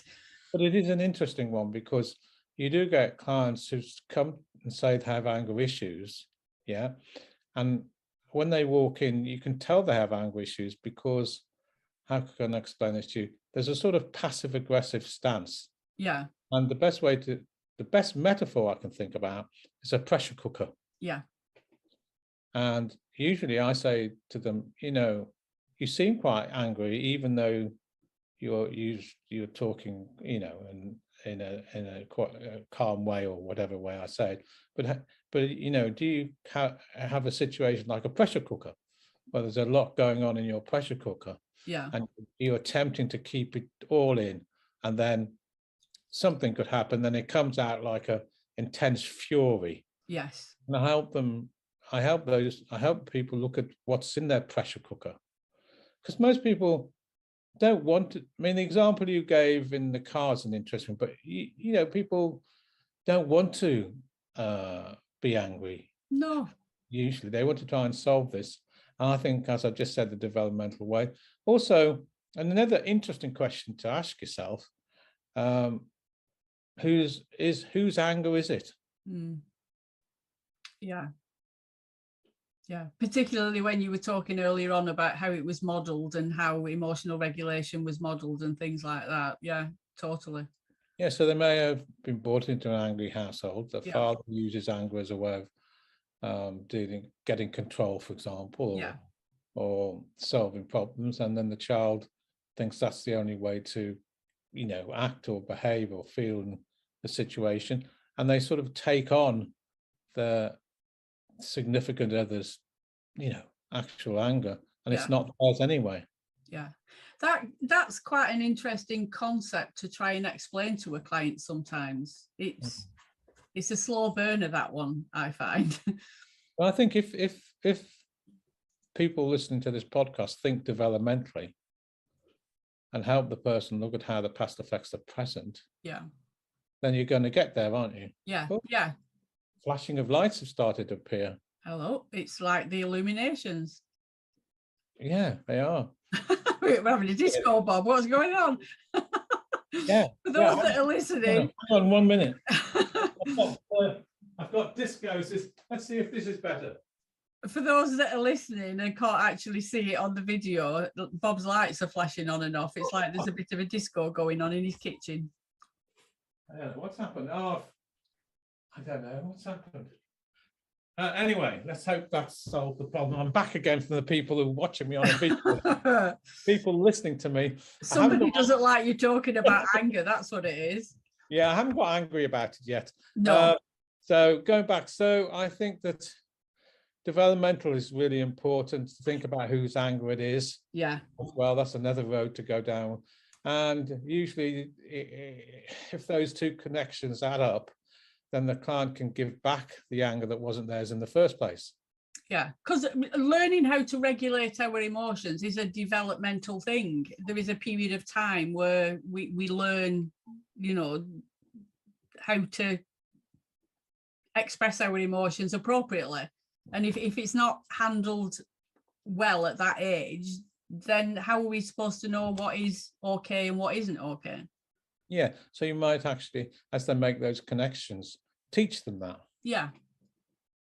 So there's a lot to do in therapy, I think, with people who come specifically with anger issues, and it comes up in the therapeutic process. Yeah.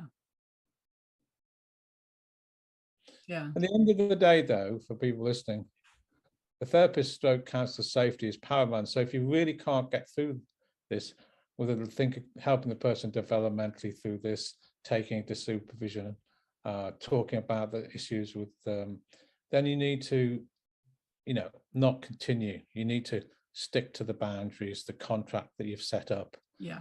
That means referring on. It's really important you do that. Yeah, definitely. Yeah. I don't know any statistics about anger towards clients. It's not something that I looked up before. I'd like to think there isn't many instances of actual physical aggression within the therapy room. No, I mean, I worked for 30 odd years. And the other thing is, of course, you know, in many cases their anger might be valid.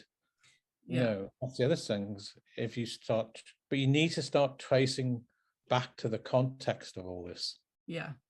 So if you know, whether you work relationally or not, you know, might work relationally and say, well, what I do is that I feed back to the person in the relationship in the room. If they're starting to get to angry at unacceptable levels, that I'm feeling scared. And are you aware of this? And these are the issues that you come at in the first place. And that can get perhaps to the here and now issues about failures in relationships and what they, you know, what they do in acting out in other circumstances. Or you can go developmentally, and as they start putting these two connections together and they start healing at the feelings which are under the surface, then the anger dissipates in the present, or you can teach them triggers. But if none of those processes work and you feel you can't go any further, then you need to end it. Yeah. Yeah, for both parties, because if what you're doing isn't helping any, then it's, you know, it's obviously outside of your skill set, and it's only, you know, it's ethical really to refer on.